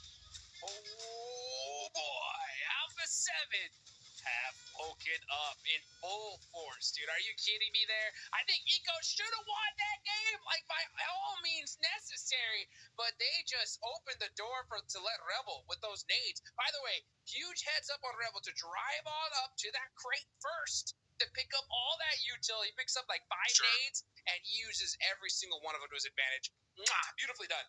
Well, you know, it was Guizal, too, who saved the day at the very beginning, right? Because Guizal's in that shed. He understands that Maryland has a straggler of Guiboy who's just on the outskirts on top of that hill. If Guizal doesn't hit those shots on Guiboy, then, of course, we see Revo end up falling there. And now it's, Guizal, or shoot me, it's Guiboy who's on the outskirts. It's Guizal in the shed. And it's Ika with the 3-man advantage. They win the game there. Guizal saves the day, Dave. Yeah, saved his life right there because Revo had like 20 HP after getting lit up from across the way from Maryland Esports right there. So the timing, the awareness right there is really what allowed him to show up in the late game. And like you said, Jukes crawl up within grenade range. And Inco Gaming with the numbers advantage just kind of holding it back here. They had vehicles to work with too, so I mean, at least one of them could have popped in a vehicle and tried to get the run over on Revo, in my opinion, do something, but instead they just got one grenade after another and lose the game there. What an intense angle. I mean, things are heating up here. Revo 7 elims that game, Hot Jukes. Dude, I'm gonna tell you right now, Rebel didn't just, it wasn't Guizal. It was 100% Rebel saving his own life there. That was the play of the tournament, in my opinion. Just the fact that he got shot, immediately hops in the vehicle to just change his angle, pops out. He did everything he could to stay alive just a little bit longer. I guarantee you, 99% of esports players get knocked there, regardless of Guizal saving them. So Rebel extending his life by doing those little shenanigans won them the game. I'm telling you, those micro plays are what separates, right, the greats from just good players. And Rebel, by far, one of the greats in PUBG Mobile. Yeah, it's undeniable for sure. He's already a world champion. He's on the best roster when it comes to Americas. He's always MVP whenever it comes to our PMSLs, right? I think he's only lost MVP once out of the previous splits. Well done. 26 points. That is huge. You look down to 7th place. There's Wolves. They were in first, right? But they only secured 2 points this game. So Alpha 7 should be able to overtake them for first place. If not, it is dangerously close. We talked about that gap forming between 2nd and 3rd place. It's going to get even bigger with the performance you just witnessed. But I agree with you, Hot Jukes. That play from Revo was brilliant. You saw him early on hugging the tire, right? So he can hop in if he does start taking some shots, and he does. Beautifully done. As far as page 2 goes from our performances, Loops, falling into that same narrative from yesterday, Dave. A great game number 3, but that's about all we get from them.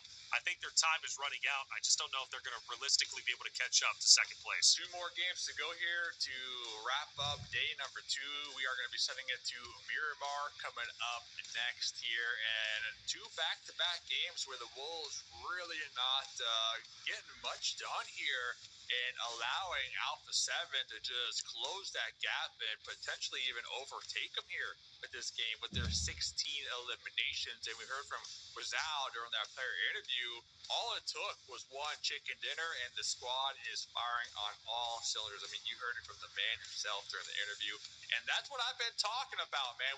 Day 1, Alpha 7, nowhere to be found. I said, listen, all it takes is one game, and once when they get going, there is no stopping Alpha 7 to get the back-to-back chicken dinners. They might even get another one here, guys. They just might get another one here tonight.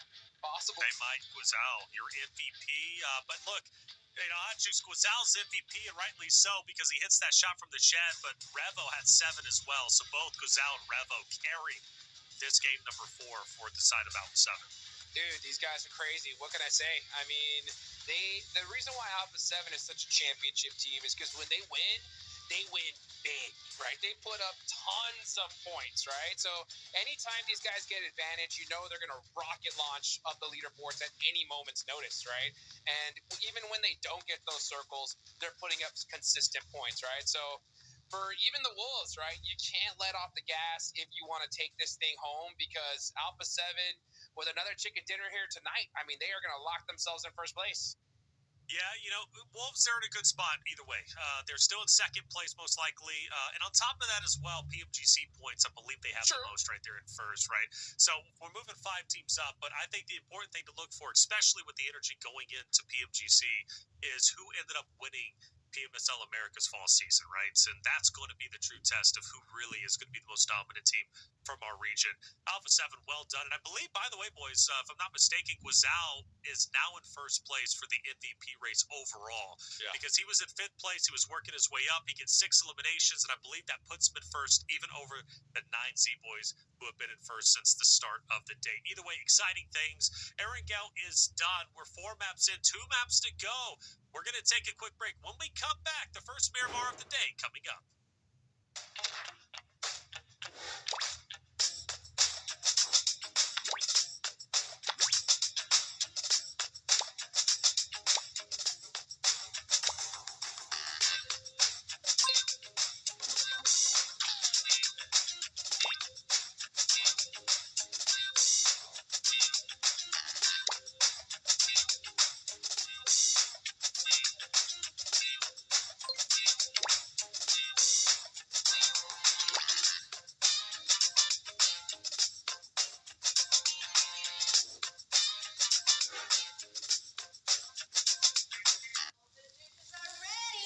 Time to take it. You want a photo? I got you. No, to the right. Oh, no, left. Left, like here? A little bit lower. Yes! We've got this! What are you doing? It's Crazy Chicken Day! Play PUBG Mobile together! Push your rank, get valuable rewards, and complete missions to win cash prizes! Crazy Chicken Day! Be my best teammate!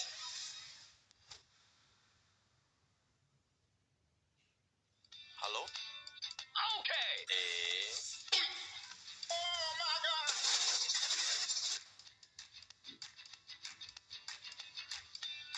مرحبا، انا عبيده. اليوم رح احكي لكم عن ببجي موبايل وكيف فزت بالجائزه الذهبيه. كنت لاعب ببجي قديم بس ما كنت بعرف انه في شيء اسمه مود واو لتصميم الخرائط. في صديق الي اسمه نور في اي بي، هو مصمم خرائط وهو اللي شجعني اني ادخل هذا المجال. لما قدمت وصرت مصمم رسمي، اول خريطه عملتها كانت عن العمالقه.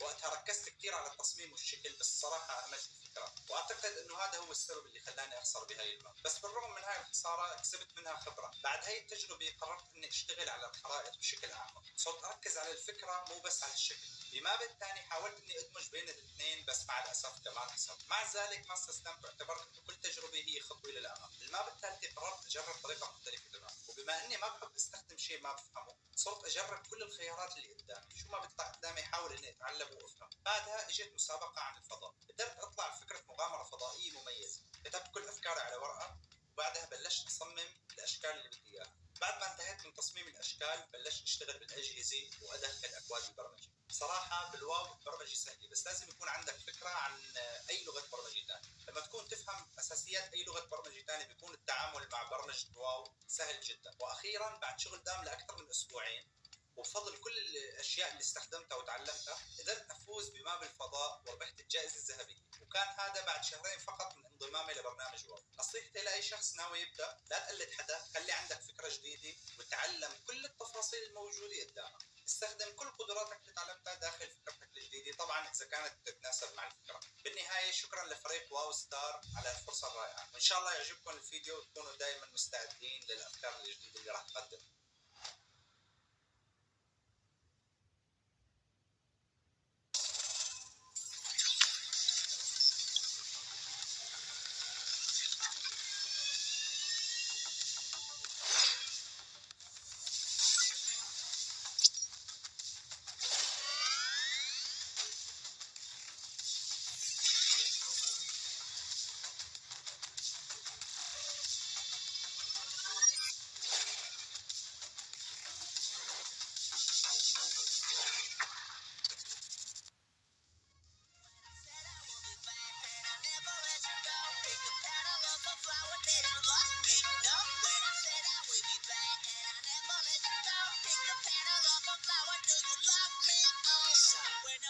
Chicken killer, samgyetang dinner.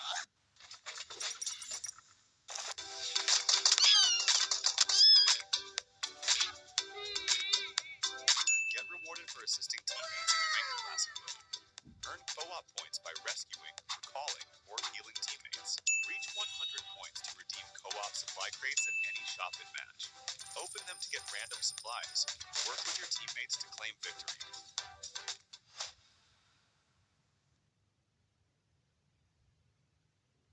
Welcome back, everyone, to day 2 for the grand finals of PMSL America's fall season. We're getting down to the very end. Only 2 more maps remain, and then we will know where our official threshold will be for Smash Point in tomorrow's competition. Alpha 7 get a huge win. Winner chicken dinner, 16 total eliminations, but does that put them in first? It does not. Alpha 7 will be 1 point behind, but Hot Jukes, let's talk about it. I mean, that is a tremendous come up. Wolves for the longest time have had such a big lead. Now that lead is no more. I'll tell you what, though, man. 3rd place on down after seeing Alpha 7 get that chicken dinner. They're all thinking a word, and it's a word I cannot say on broadcast. I'll tell you that right now, because this is getting tough, right? If you're going for that top 2, there is a good, solid gap between 2nd and 3rd. That's the worst-case scenario, right? So, I mean, yeah, there's a battle for 1st place, but for that battle for top 2, man, these teams better step up here and now. Yeah, not to toot my own horn, but Dave, I did say I think there's going to be about a 30-point gap between 3rd place and 2nd. It's already developed. You did say it, man. You did say it. I remember you saying that, those exact words. And I think you're right, man. I think it's about time. 2 more Miramar games to go, and then we are at the match point here. And then we talked about it in game number 1. Game number 1 tomorrow is going to be Rondo, right? We've seen the teams who win the game, they walk away with at least 10 elimination points. So coming into tomorrow, there's a high chance that Wolves, Alpha 7, or 9Z get those 10 points for that smash point in game 1 alone. Meaning if they get the win in game number 2, that's the tournament right there. So it is coming down to it. Alpha 7, they are feeling it, guys. I think Alpha 7, they might have another chicken dinner in it here tonight. They just might. 2 back-to-back games from the Wolves where they really didn't accomplish much. That just opened up the floodgates for Alpha 7 here, Hot Juice. Yeah, I mean, look at the difference right now. 60 elims versus 67. And if you guys are wondering why Wolves are ahead of them on points, that's because of those head start points, right? Wolves had the most head start points coming into this tournament, which is what's holding on to them when it comes to the lead so far. So I do agree. I think that we're going to see a chicken dinner probably from one of these 2 squads coming up in Miramar. And this is why, myself and I think so many of us were being so hypercritical of like a team like Wolves during the league phase, right? Because we know what it takes to be top 2. It takes pretty much perfection, right? And if you open the door or mess up a couple games, a team like Alpha 7 is going to rocket launch past you. So with 2 games left, that comfy lead that the Wolves had is gone. You got to make something happen here. That's a beautiful sight. Alpha 7 and Alpha 7, both in Erangel match 9 and match 10. Wonderfully done. The only team so far in grand finals to go back-to-back. Can we get a 3-peat? Can we get a 4-peat? Anything is possible for Alpha 7. I know it, man. But you know what? I'm going to throw it out there in the universe. After all, Even though Alpha 7 might be number 5 on the Miramar list, it doesn't mean that you have to discredit them. They're going to be a wonderful roster going in. But Dave, to go back to your point, man, Wolves not done yet. Look at this. They are the top team when it comes to Miramar. They already have 2 winner chicken dinners on the Miramar map, and they can finish today off very strong. Yeah, let's see what they can accomplish. Bounce back here and try to strengthen their lead, because Alpha 7, only 1 point. Alpha 7 are on the heels of overthrowing for the first time this weekend the Wolves from that first place spot here. And like you said, the Wolves coming into this with their head start point 24 to be exact, so really keeping them afloat here. But the Wolves, this is their strong map. Miramar, we got 2 of them here, fellas. Got 2 of them, and with that gap starting, you also put the pressure on Intense Game, Loops, as well as Maryland to need to step it up. I feel like Loops, I don't know, I feel like a lot of those rosters actually might be too far back, Hot Juice. I'm about to say now, or not now, a few games ago at this point, you're right. Yeah, I mean, dude, this is rough for those teams. I mean, we're talking double-digit chicken dinner right now. Because, I mean, let's be real. I mean, with Rondo at play, Dave, you talked about how the team that wins gets 10 eliminations plus. That's true. But there's also tons of teams that get 10 eliminations plus without winning in Rondo, right? So if it's the Wolves or if it's Alpha 7, tomorrow, we could only have 2 games. So, yeah, honestly, if you're any of those squads that you mentioned here, Taylor, you got to go crazy right here, right now. It's all or nothing. Crazy. All or nothing, man. All or nothing. Dave, is there any team, though, that you feel that's on the precipice of breaking into top 3 that can make it competitive going into tomorrow's competition? Definitely 9Z, right? That's just the easiest pick. Good shot. 9Z had a great day yesterday. We still see Kogo Remix up there when it comes to the MVP race, too. They've been popping off this weekend, but they also had some bad games here tonight, and that kind of sets them back. I think 9Z, an easy pick. I know they're not in 4th, but I'm still cheering for Maryland Esports, just because yesterday we saw such an explosive air goal game from them where they got that winner with a chicken dinner, and they continued into the Miramars with that momentum. Yes, we didn't see that from them last game, but I'm still a believer in Maryland, and I'm staying strong with Enigma. Enigma picked this squad day number 1 to keep your eyes on, so I'm sticking strong with Maryland to maybe surprise us here in the last 2 games. Yeah, Maryland's definitely one of those rosters. Throw a curveball out there, maybe Intense Game, and only based off their performance yesterday, map 5, 14 elimination, winner chicken dinner. In that next game, they could have had an even bigger one. Amazon gift cards. Make sure you claim your code. We're getting towards the tail end of today's competition, which means there's a limited number of Amazon gift cards to be earned. This is one of them. Make sure you enter the code in quickly, because there's some quick individuals out there that love to lock it in. Once again, going back, though, to Intense Game, they win map 5 Miramar with a 14 elimination game yesterday, and I firmly believe they were on the right track to win Miramar game 6 yesterday with a big point total, but they were finished off by Obscura, who hit the 1v4. If that doesn't happen, I think IG goes back to back. So I think they're going to be a strong roster to finish off the tail end of these games and could very well jump up and make tomorrow's competition that much more interesting. But I say that, who knows, man? Maybe I just cast or cursed them. Either way, let's look at it. Hot Jukes, where are we going? We are going up to the north. We got a southern plane path. We're going to have a northern circle here. That's what my crystal ball is telling me. We'll see if that's the truth. I like your shout about Intense Game. That was actually the team that I called that could possibly be a dark horse winner of this tournament. I think they had all the skills it takes. I think they still do. It's just about finding those right positionings from them. It's whenever they don't get the circle is where they really, really struggle. They can't put up those consistent high-end amount of points, right? So let's see if they can find a favorable position here in this zone. But right now, it's going to be hard to stop this lead that the Wolves in Alpha 7 have made for themselves, because now they're going to put up consistent points. We know that's going to be a fact, right? So if you want to pass them up, you got to now hope they put up goose eggs and you go crazy. That's a lot of things to hope for, Dave. It's a lot of things to hope for, and it's not Christmas. Hey! Circle goes up. Yesterday we had a Monte Nuevo end zone. That's pretty exciting. If I want to pick an end zone here, guys, Crater Fields obviously will be intense, but I'm feeling like a Hacienda. I think we're going Hacienda here. Any predictions on where we're ending this? San Martin. San Martin, okay. San Martin, maybe Okay. water treatment. San Martin water treatment. That's where we're going. Okay. In my humble Dead opinion. center. Dead center. We're going to go to What El about you, Juice? Pozo, baby. El We're going to Pozo. the west Pozo. side. There we go. I want to see a battle big- between the Wolves and Alpha 7 early. That's a good one. That's a big shift. Might happen, though. Might happen. You guys are the Wizards. They are Yeah, I next nailed to the each other. Northern Circle. I nailed it. They are next to each other. So it looks like the Wolves are going to be in Monte Nuevo holding it down. Alpha 7, they ended up popping into some vehicles and probably going to go El Pozo, right, with those vehicles here. So with the Wolves and Alpha 7, only 1 point difference on the overall leaderboard. One elimination from Alpha 7. A tie. It'll put them at the tie. Yeah, I The think if elimination I'm Alpha 7 or sensation. Wolves, sorry, Hot Cheeks, I was just going to say, if I'm Alpha 7 or Wolves, obviously I want to set the point threshold, but if I'm one of them, I just want to try and get as many points as possible to separate myself from third to solidify my spot in the top 2. Good strategy there. Good strategy. I agree. Look at that. Wazal's got the... He's making the plays. Look at that. Put the top on.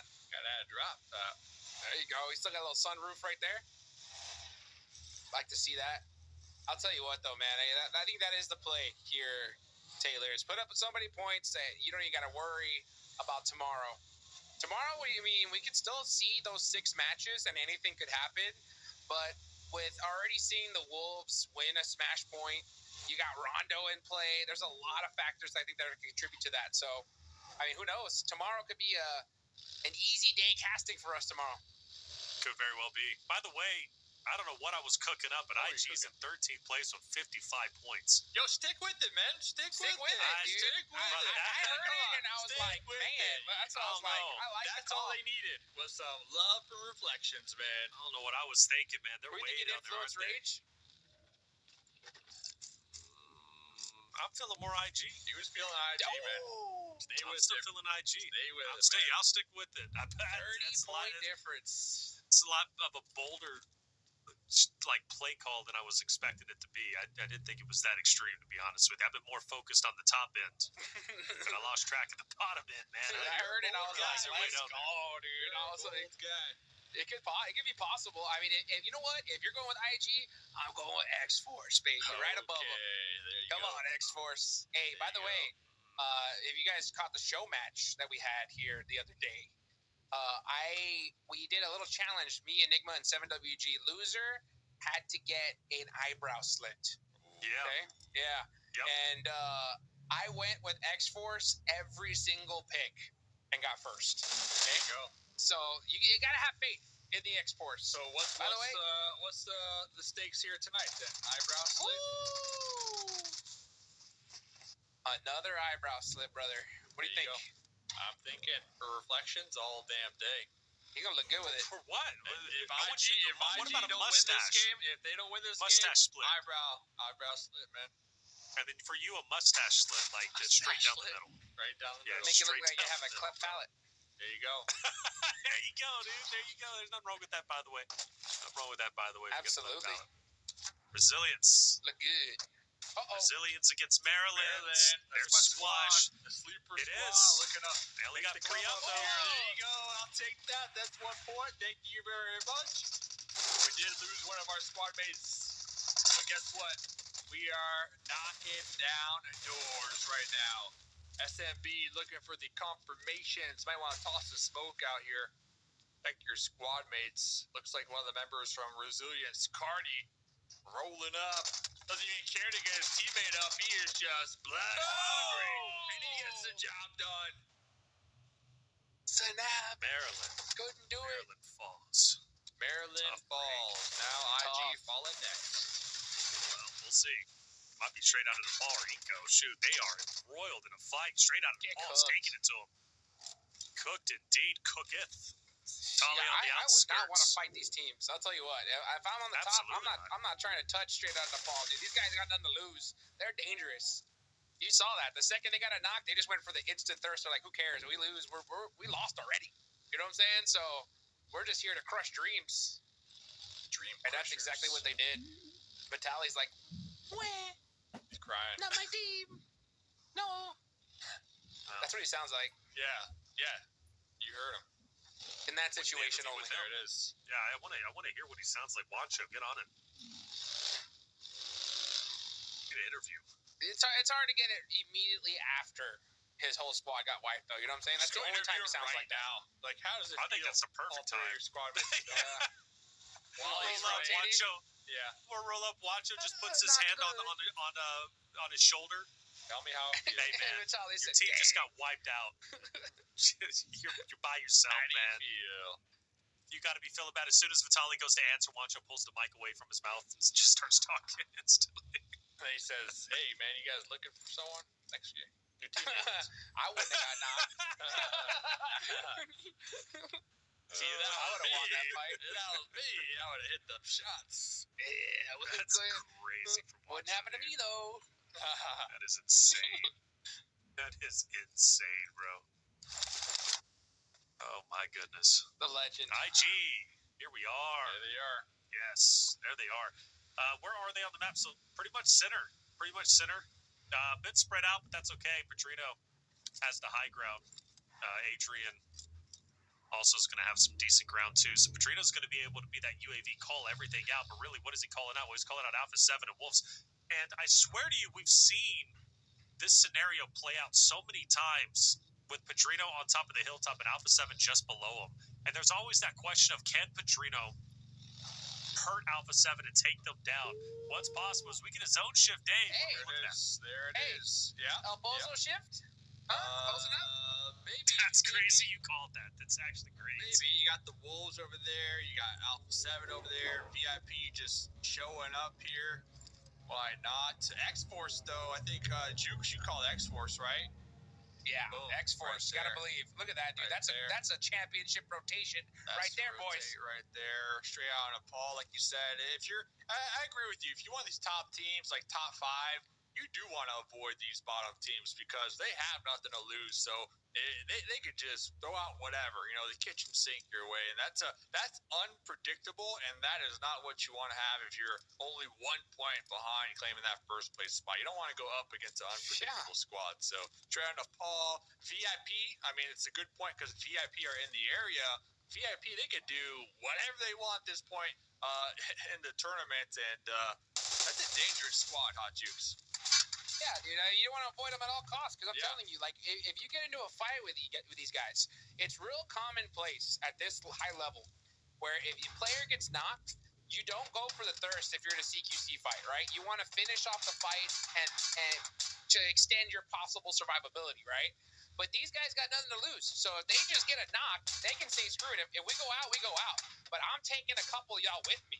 And that could just crush what you're trying to do here, especially when you're in a position, and pretty much everybody's in this position, where they need to win the game with a ton of eliminations because of how good Alpha 7 and Wolves are. So, yeah, like, you want to avoid these guys entirely, because if one player gets knocked, I guarantee you they're just going to stand there and thirst while they get knocked. All 4 of them, too. All 4 of them. Yeah. Just focus fire and just get that one confirmation. So, totally agree. So, a couple teams, even though they're probably not going to qualify when it comes to the points here, they're definitely wild cards here, reflections to keep your eye on. And, for these top teams, like we're saying, try to avoid, honestly. Try to avoid, at least early on, at least early game. Yeah. I mean, look, even for those rosters that aren't in the top 2, there's still real money on the line, right? When it comes to PMSL. Yeah, there's big money. You go to Sao Paulo, you don't want to leave empty-handed.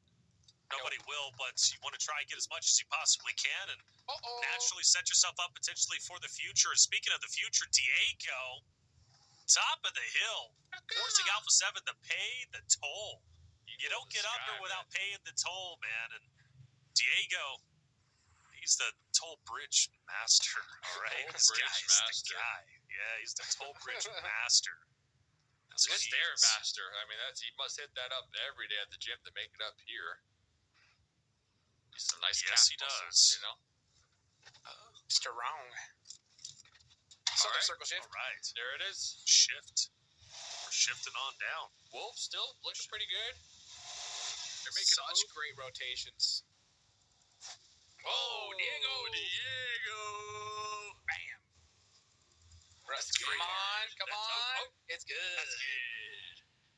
Man, they don't make them like they used to. That's a great car. Yeah, man. Now they're all plastic. That back in the day, back in my day, all steel, all metal. That's right.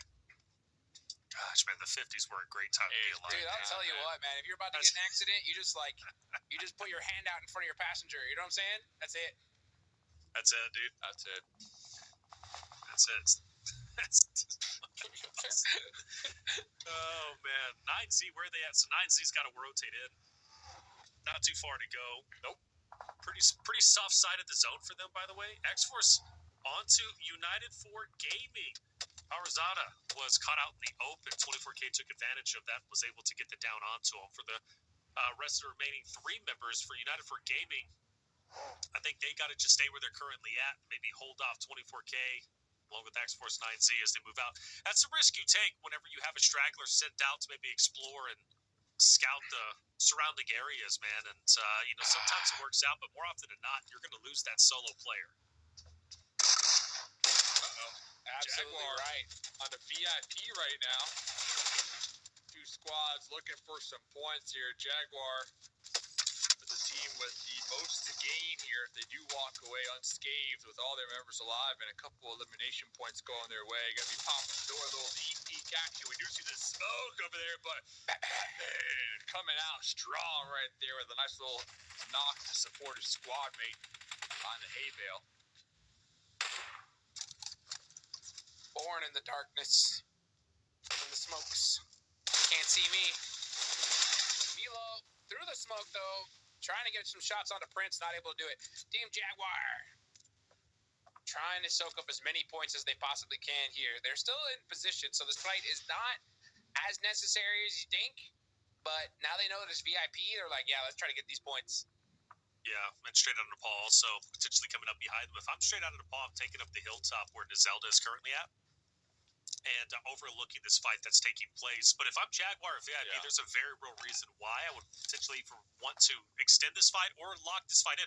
I mean, that's great hardcover POI that most likely is going to be in the future zones. Speaking of Team Liquid in a fight, and it's against IG.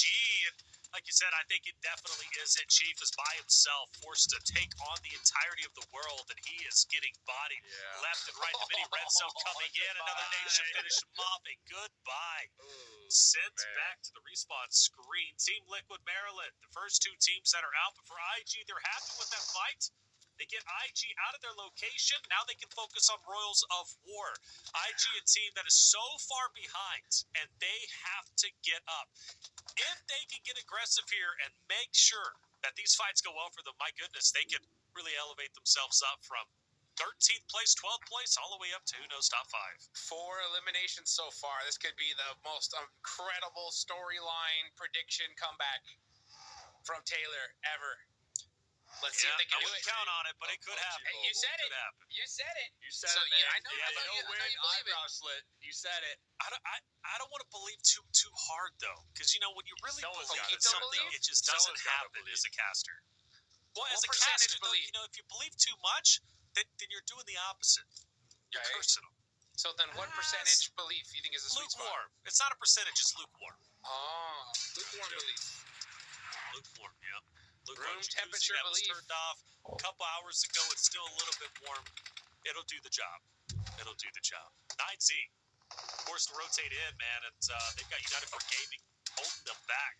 And 9Z feels very, very uncomfortable in this moment. And for United 4 Gaming, I mean, they really don't have a lot to lose in this moment. I mean, they're at 68 points, 9th.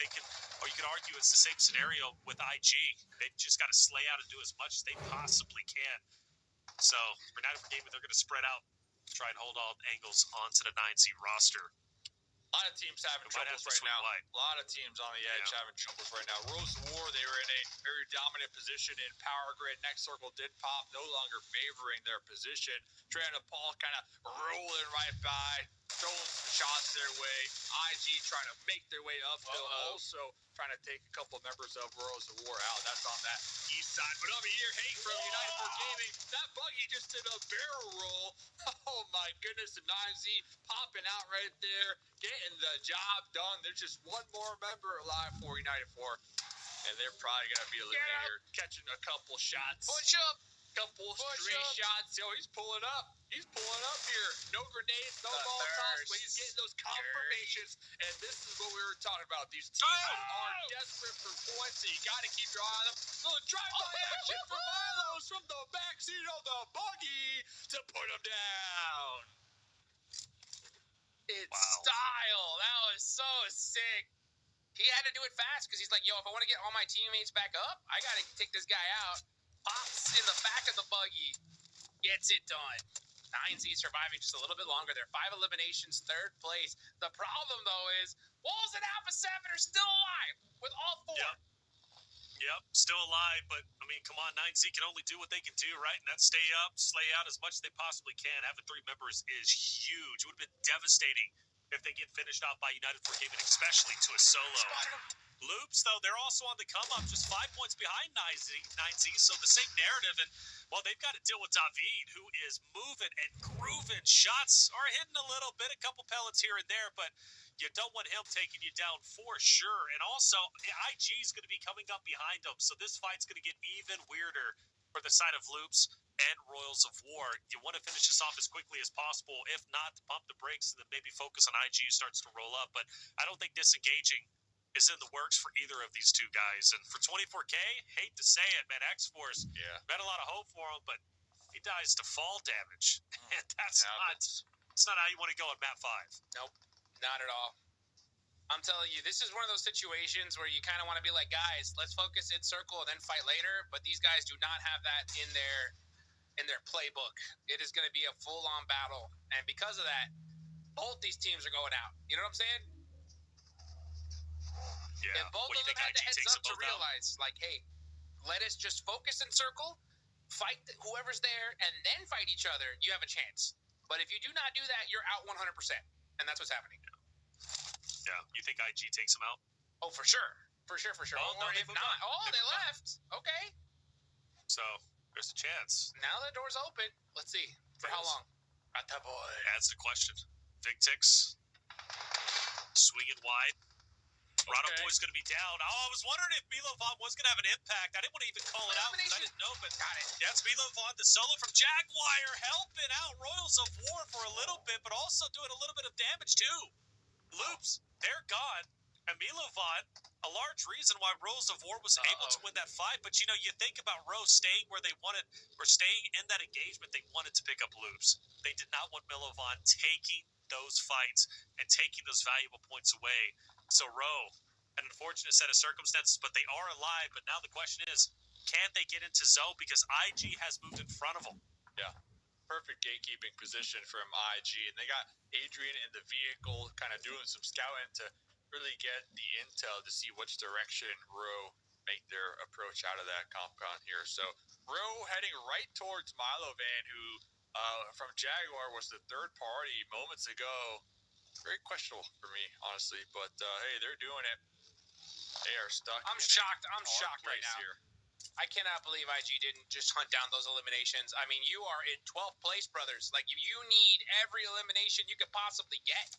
I don't get it. Like, you have to go crazy at this point if you want any chance at top 2. So I don't like the fact that we saw Intense Game playing it or slow rolling this at all, especially considering where they're on the leaderboards.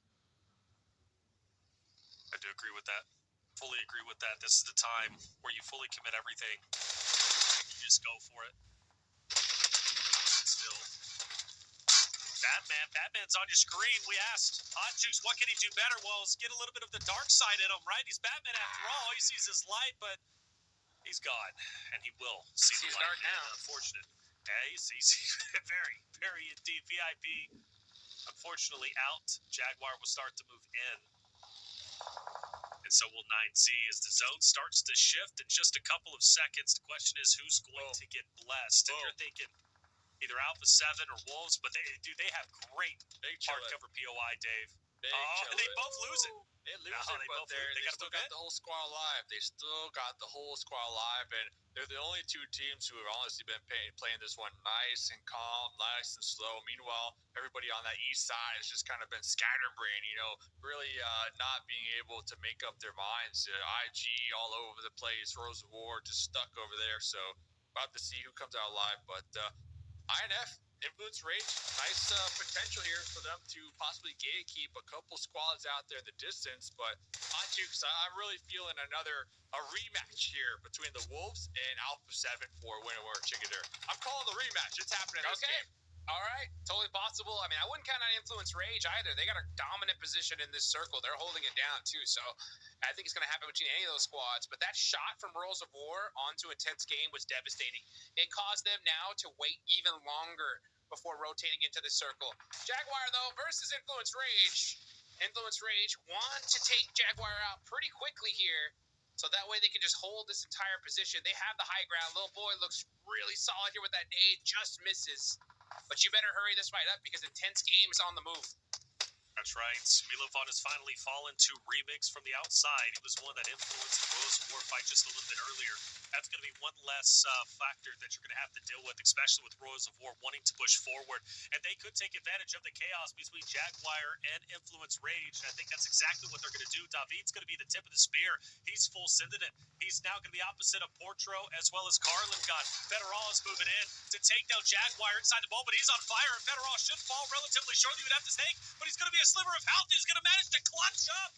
I mean, the man didn't even have 1 HP left, it seems. Maybe half an HP, and still stands up. But a short win. But will they win the war? That's the question. Because Royals of War have pushed up. They have fallen. Now Petrino is in. Silence from IG.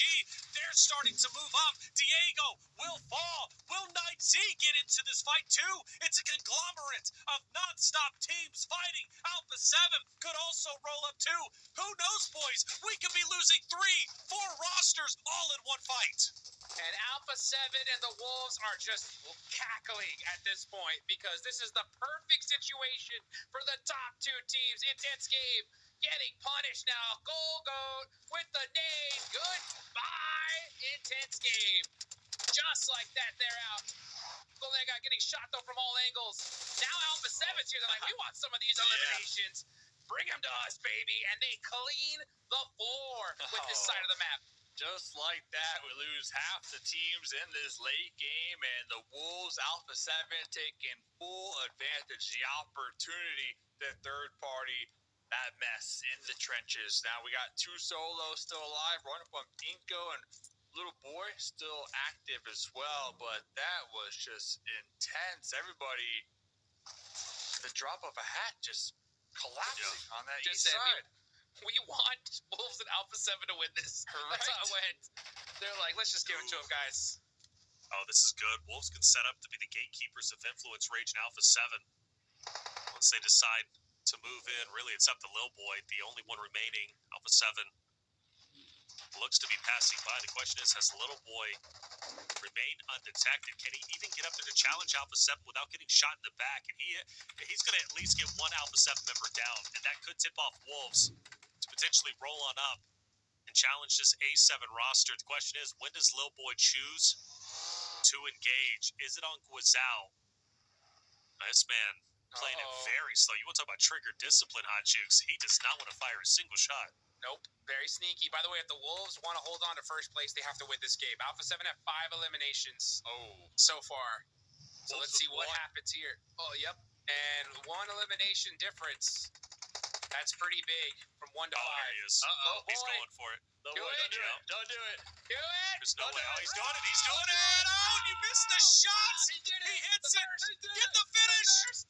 Make it worth it. Yeah, it was worth it. It was worth it. Guizao will hit the shots, but losing Revo like that's going to be tough. I mean, 2v3, or it should be a 3v4. Revo's gone. And you said the win condition, right, at least for first place, is for Wolves to win this fight. If they can win this fight, that evens up the odds. It's 6 eliminations to Alpha 7-6, but also gives them the 10 winner chicken dinner points. How much it's a rematch. I wanted to see a 4v4 for the rematch, man. I wanted to see it, but hey, we got the 4v3 here. Let's see if Obscure can really pop off here and clutch it out again like we saw last night. Reflections on the Miramar game here. This is his map. True. But yeah, I don't know. He's tempting fate pushing up like that, and they got to consider Higor is going to have the off angle. Oh, they separated him. Yeah. Higor separated. Obscure separated. This is Higor, or it should be Doran. Obscure, Carrillo takes down Doran. Hold up, maybe there's a sliver of an opportunity. Igor's down, so is Obscure. We're down to a 2v2. 2v2. It's going to be Carrillo and Guzal. Guzal's going to be the opposite end. Coops is going to try and take him down. Guzal going for the 1v2. Opposite of the car. Coops hits the shot needed. And now it's a 1v1. It's Carrillo versus Coops. One For now. on one side of the hill, the other on the other. And I don't think any revives can happen. I digress. Coops get Baton back in the fight. Got him. Here we go. 2v1. Carrillo out the vehicle with the UMP running up close. He's going to try to isolate the 1v1, but the Wolves do a great job at making that 2v1 happen, and the Wolves get the better of Alpha 7 right there at the end. I don't think he expected the 2v1. I don't think he knew that revive happened so quickly right there. I think he was pulling up hot jukes and reflections, thinking it was a straight up 1v1. I'm confident that's what was in the dude's mind right there. But that was the play. Pull up, end it, get that winner, wear a chicken dinner. But hey, guys, the storyline's still there. The Wolves, Alpha 7, these two teams are going to be going back and forth all night long. Man. You love to see it. You definitely do. That's insane, dude. Wolves will have a little bit of a lead, but Alpha 7 are still just behind them, and it feels bad. Hot Jukes for 9Z, because 9Z get 5th place with an 11 elimination game. They're thinking, all right, cool, we're closing that gap for 2nd place. And it's like Alpha 7 and Wolves, just make that gap a little bit bigger. That's what I'm saying. You guys are screwed. You guys are screwed. What are you going to do? Like, this is why I'm talking about, like, you have to capitalize to its maximum value. Like, we saw an intense game there, right? Not a terrible game from them. But especially considering where they're on the leaderboards, they got to play differently than before. It's no longer okay to have a 9-point game, right? You need 20, right? And that's for pretty much everybody on the leaderboards if you want top 2. Because you know Alpha 7 are going to put up points. You know Wolves are going to put up points. And they're putting up big ones, right? So you guys got to go crazy. You no more of this slow play. Let's see what happens. You got to go nuts. Go nuts, man. Especially if you're that far behind. Now's the time to step it up. Gotta appreciate Lil Boy in this moment. Trying to clutch up, man. It was him versus the world, and he at least got one pickup onto Revo, which was enough to arguably shut down Alpha 7 and give Wolves a little bit of an easier path, right, to ultimately win game number 5. Shout out to the Wolves. Very well done. That's going to be their 2nd win of the day. They go winless yesterday, but they podium 4 out of the 6 games. Today, they managed to pick up 2 wins, putting them even further up there. And shout out to Coops, man. Coops, that guy leading the way, right? 2 eliminations, 255 damage, the best on the roster. We take a look at the overall rankings for at least this match, and well, naturally, Wolves get the most over that of Alpha 7. Influence rates with 11, and again, feels bad for 9Z. You know, you start to think you're closing in, only for Alpha 7 and Wolves to, you know, get a little bit of more of a lead. Still about 30 points away. Well, they get 2 points. Yeah, they get 2 points on Alpha 7. That's crazy, okay. Right? You put up 14, and you close the gap by 2 points. Oh, right, brutal. just still 32 points away. Not bad. That's tough. It's not hey, bad. but 2 is better than 0, right? Or negative. That's for sure, true. right? Compared That's to true. everybody That's else. true. So, yeah. Good up That's for a 9Z. It's a good game. But this is what I'm talking about is, like, if to get top 2, good's not going to cut it no more, guys. Like, we're going to have to be more critical because at this point, like, you got to start crushing matches if you want to have a shot. And 9Z, tons of potential on this team. But what are you going to do when Wolves and Alpha 7 get going like this? Just do you. I mean, you can't stop unless you directly want to challenge them, which I think is ignorant. I don't think you do. I think you continue to play your game and pray that Wolves and Alpha 7 start to mess it up. It's amazing that Wolves match the energy of Alpha 7 in terms of eliminations, but they get significantly less damage. Comes to show you, Wolves at the very end picked up the pacing and naturally took down A7. Question is, who got MVP though? It's There he Remix is. once again. Second or third MVP so far for 9Z, 5 eliminations. I mean, you got to give him credit, Dave.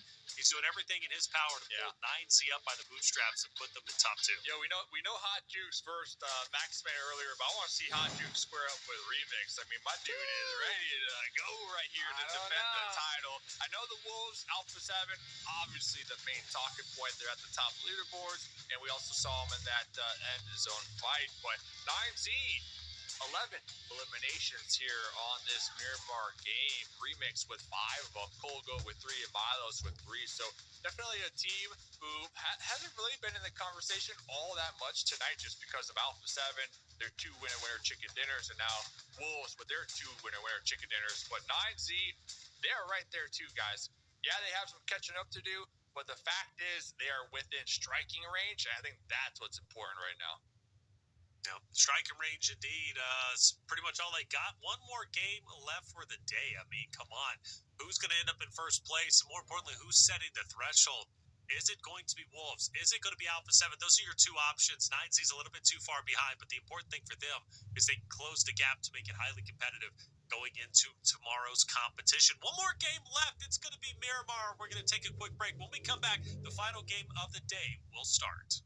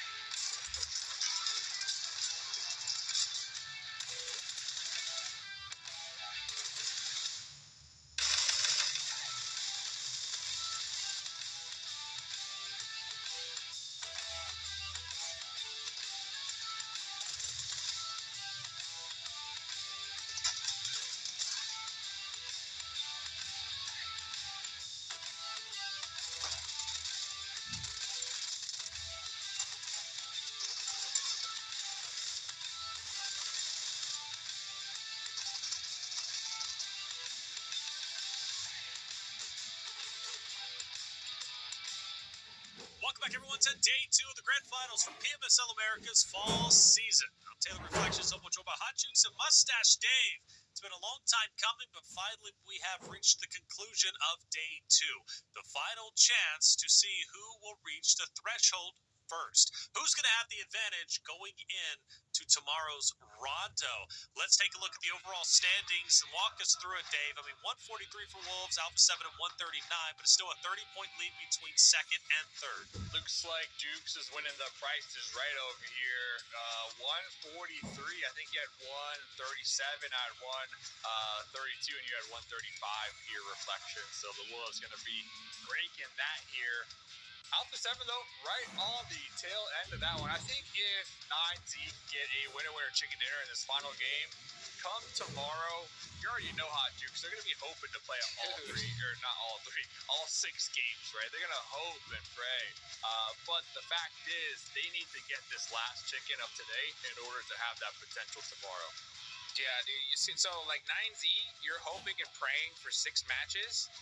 Teams below, you're hoping and praying for a miracle at this point. Like, that's where you're at. If you don't win this next game, it's going to be a tough day tomorrow. And I'm honestly going to say, okay, and realistically, it's 6th place on up, right? I think Inco and Team Liquid below are already too far away for top 2. So I think Maryland, Loops, Influence Rage, 9Z still have a shot if they win this next game. Yeah. But you're hoping for multiple things now. Tomorrow. Now you're hoping that Smash Point doesn't happen tomorrow, right? You're hoping that Alpha 7 and Wolves go out early in this game, and you win with double-digit eliminations. You notice how that's a lot of things to happen here, Taylor? That's a lot of things, brother. That's a too lot. many things. That's too many things, I believe, anyways. Yeah, not going to be easy, bro. Not going to be easy whatsoever. I mean, It's a lot of hoping. the biggest, it's a lot of hoping. And I hope every day, guys. I do hope every day. So I get it. I feel it. I feel it. But the thing is, I'm with you.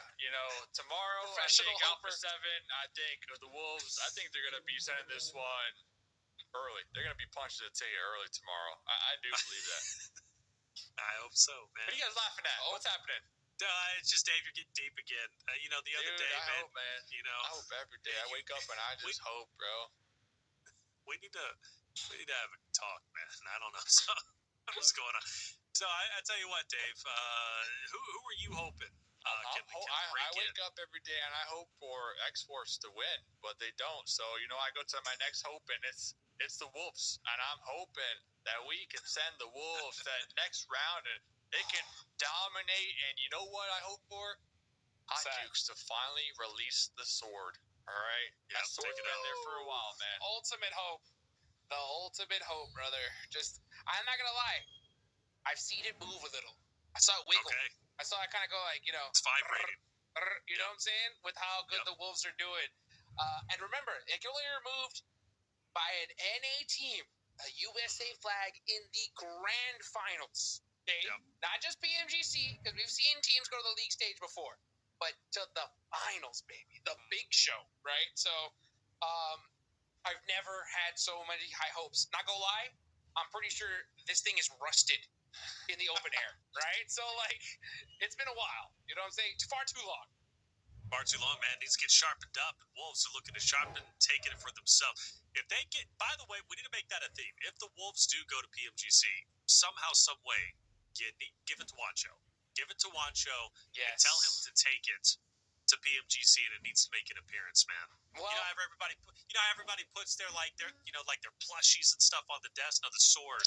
The sword is what's going to do Might be a it. little Check dangerous. Check it, brother. Do not put it on your carry-on. You know what I'm saying? Yeah, maybe a little Otherwise, dangerous. it'll be the sword will be lost forever. That's true. Put it in the check lug. Get a sheath, Dave. We can get a sheath. Get a sheath, yeah. Get a I sheath. don't know, man. With how Wancho's been going off the rails, I would not give That's that guy true. anything sharp right now. Oh, Yeah. Thailand rules. I don't know. You're right. Yeah. Thailand, Yeah. exactly, dude. He might That not is be coming true. back. He wants to be on X-Force next season. He's gonna be stuck in Thailand if he brings that.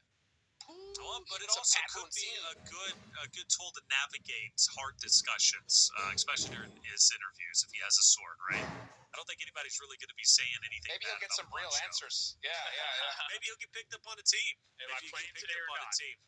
That's right. Well, hey, check it out. Sarpatch's been putting in tremendous work on site. He had a chance to sit down with Doran to talk about our final game. We're Chicken Dinner for Wolves Esports.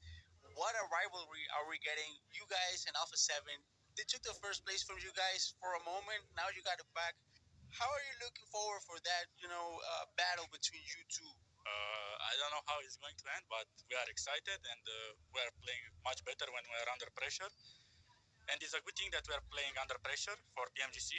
We take it like a preparation and we'll see what is going to happen. Do you want to say something, bro? Oh my God. Are you Dinu Constantinu, the IGL for the notorious team Wolves Esports? Yes. Oh my God, I'm such a big fan. Hello.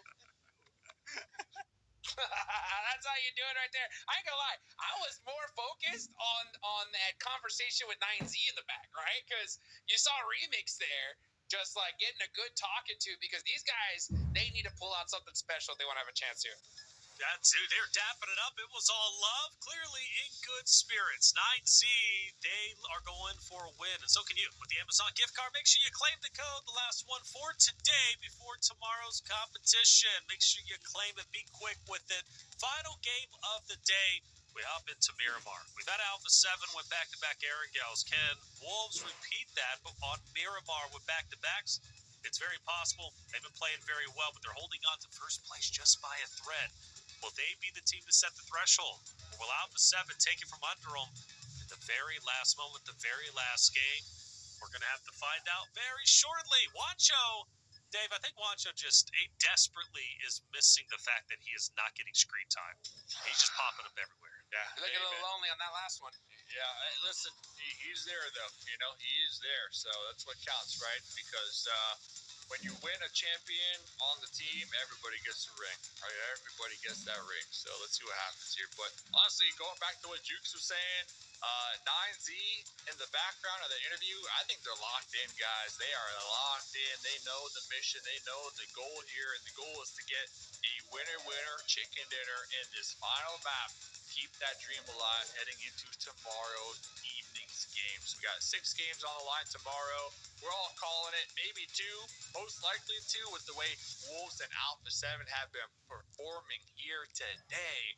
But 9Z, they're locked in, Hot Jukes. They are locked in. Everybody needs to be triple locked in at this point with the way Alpha 7 and the Wolves are playing. That is for sure. Personally, I think that Quancho needs a raise with the Wolves because maybe he's the lucky charm for the team. You know what I'm saying? Because it's working out for them today. I'll tell you that. These guys are doing great. But let's see how lucky they're going to get with this circle as it has gone all the way down south here. Ooh, that's diabolical for sure. I'm excited about this one, though. This is going to be a lot of fun and a good way to really test every roster who's trying to make their way up, right? That includes Alpha 7, who is going to be truly tested in this moment. They're all the way to the top left over in El Pozo. They've got a long rotate and so many teams to get through. For Wolves, same situation, same scenario. So I look at potentially 9Z to have a great game. I think the zone benefits them the most, in my opinion. I mean, come on. If 9Z can have a good game here and close the gap between Alpha 7 and Wolves, tomorrow's going to be a very, very exciting day. Gonna be great, man. So let's see what they can accomplish. We're already hear some shots ringing out from X-Force. So it's gonna be X-Force and your favorite squad, Reflections. Intense game, IG out there in the distance. So 2 teams looking to get some much needed points here in the final fight of the evening. All of X-Force piling on up in the vehicle right now, looking for the mini drive-by shot. If you would have hit that, just give him the ticket, give him the invite at that point. Yeah. And that shoot, what the heck? That would have been insane. Right?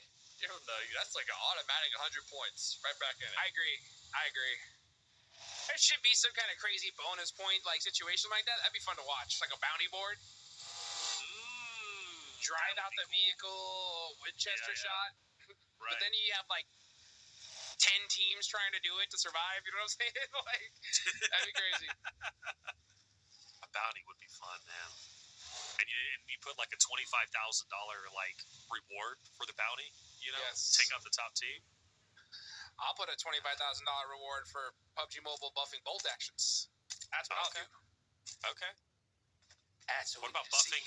We've been talking about it a long time. I know Dave is a big supporter of this buffing. Oh Lord, what Buffy was the it? Vampire Maybe the Slayer. That's my favorite show. Well, it's great, and that's a great show. I've actually been getting into that recently. I'm not gonna lie. It's a good show. No, but the hovercrafts, man. The hovercrafts. Thinking about it.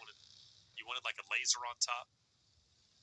There was a Maybe game I'm talking- mode where like the vehicles had flamethrowers and grenade launchers. It was pretty wild. One thing about PUBG Mobile, man, they know how to cook up some pretty fun game modes, man. That's a fact. And I'm always like playing them. I'm like, man, I wish this was an esports just so I could talk about it. The players, they would absolutely hate it, right? But I would love to see a payload mode. That's what it was. Shout out. Oh, payload. Payload all day. That was one of the most fun modes. Payload. That's where it's at. Hopping at helicopters, shooting stuff out Yo, there. It was bring crazy. a helicopter to competitive PUBG Mobile. Give VIP Esports the helicopter. I guarantee you they're walking away with the winner wearing chicken dinner. But here comes Rose of War right now, knocking on the door of United 4 Gaming. Hot Jukes. Here they go. Let's see. Big Tex.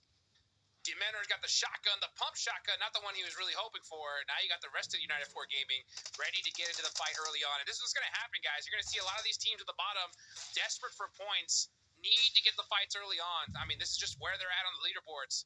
So I do not hate this fight from these teams because they need every elimination they can possibly get. Nice nade there to open things up. Yeah, by Tonka. Let's see what Victix can do with it. He's gonna need to go big.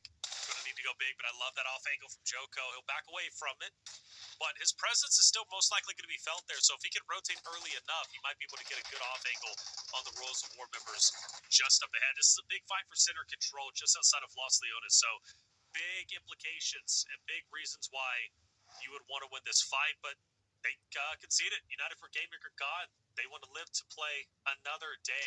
3 members out. And plenty of space around him, right? There's no reason to really fully commit this early on, especially when you lose a player. You know, why do you want to full send it, give up your potential tournament life here, especially when you're trying to catch up? So I don't disagree with United for Gaming leaving that fight. Yeah. I think it's already over, man. Why? What do you mean? They're alive. You said their tournament life. I think their tournament life is over. Not taking that fight, being man. dramatic. No, I'm not being dramatic. They're in 9th place, 69 points right now. And but we're don't give talking up, man. about the final game guys, of the night. Wolves 143, Alpha 7 139.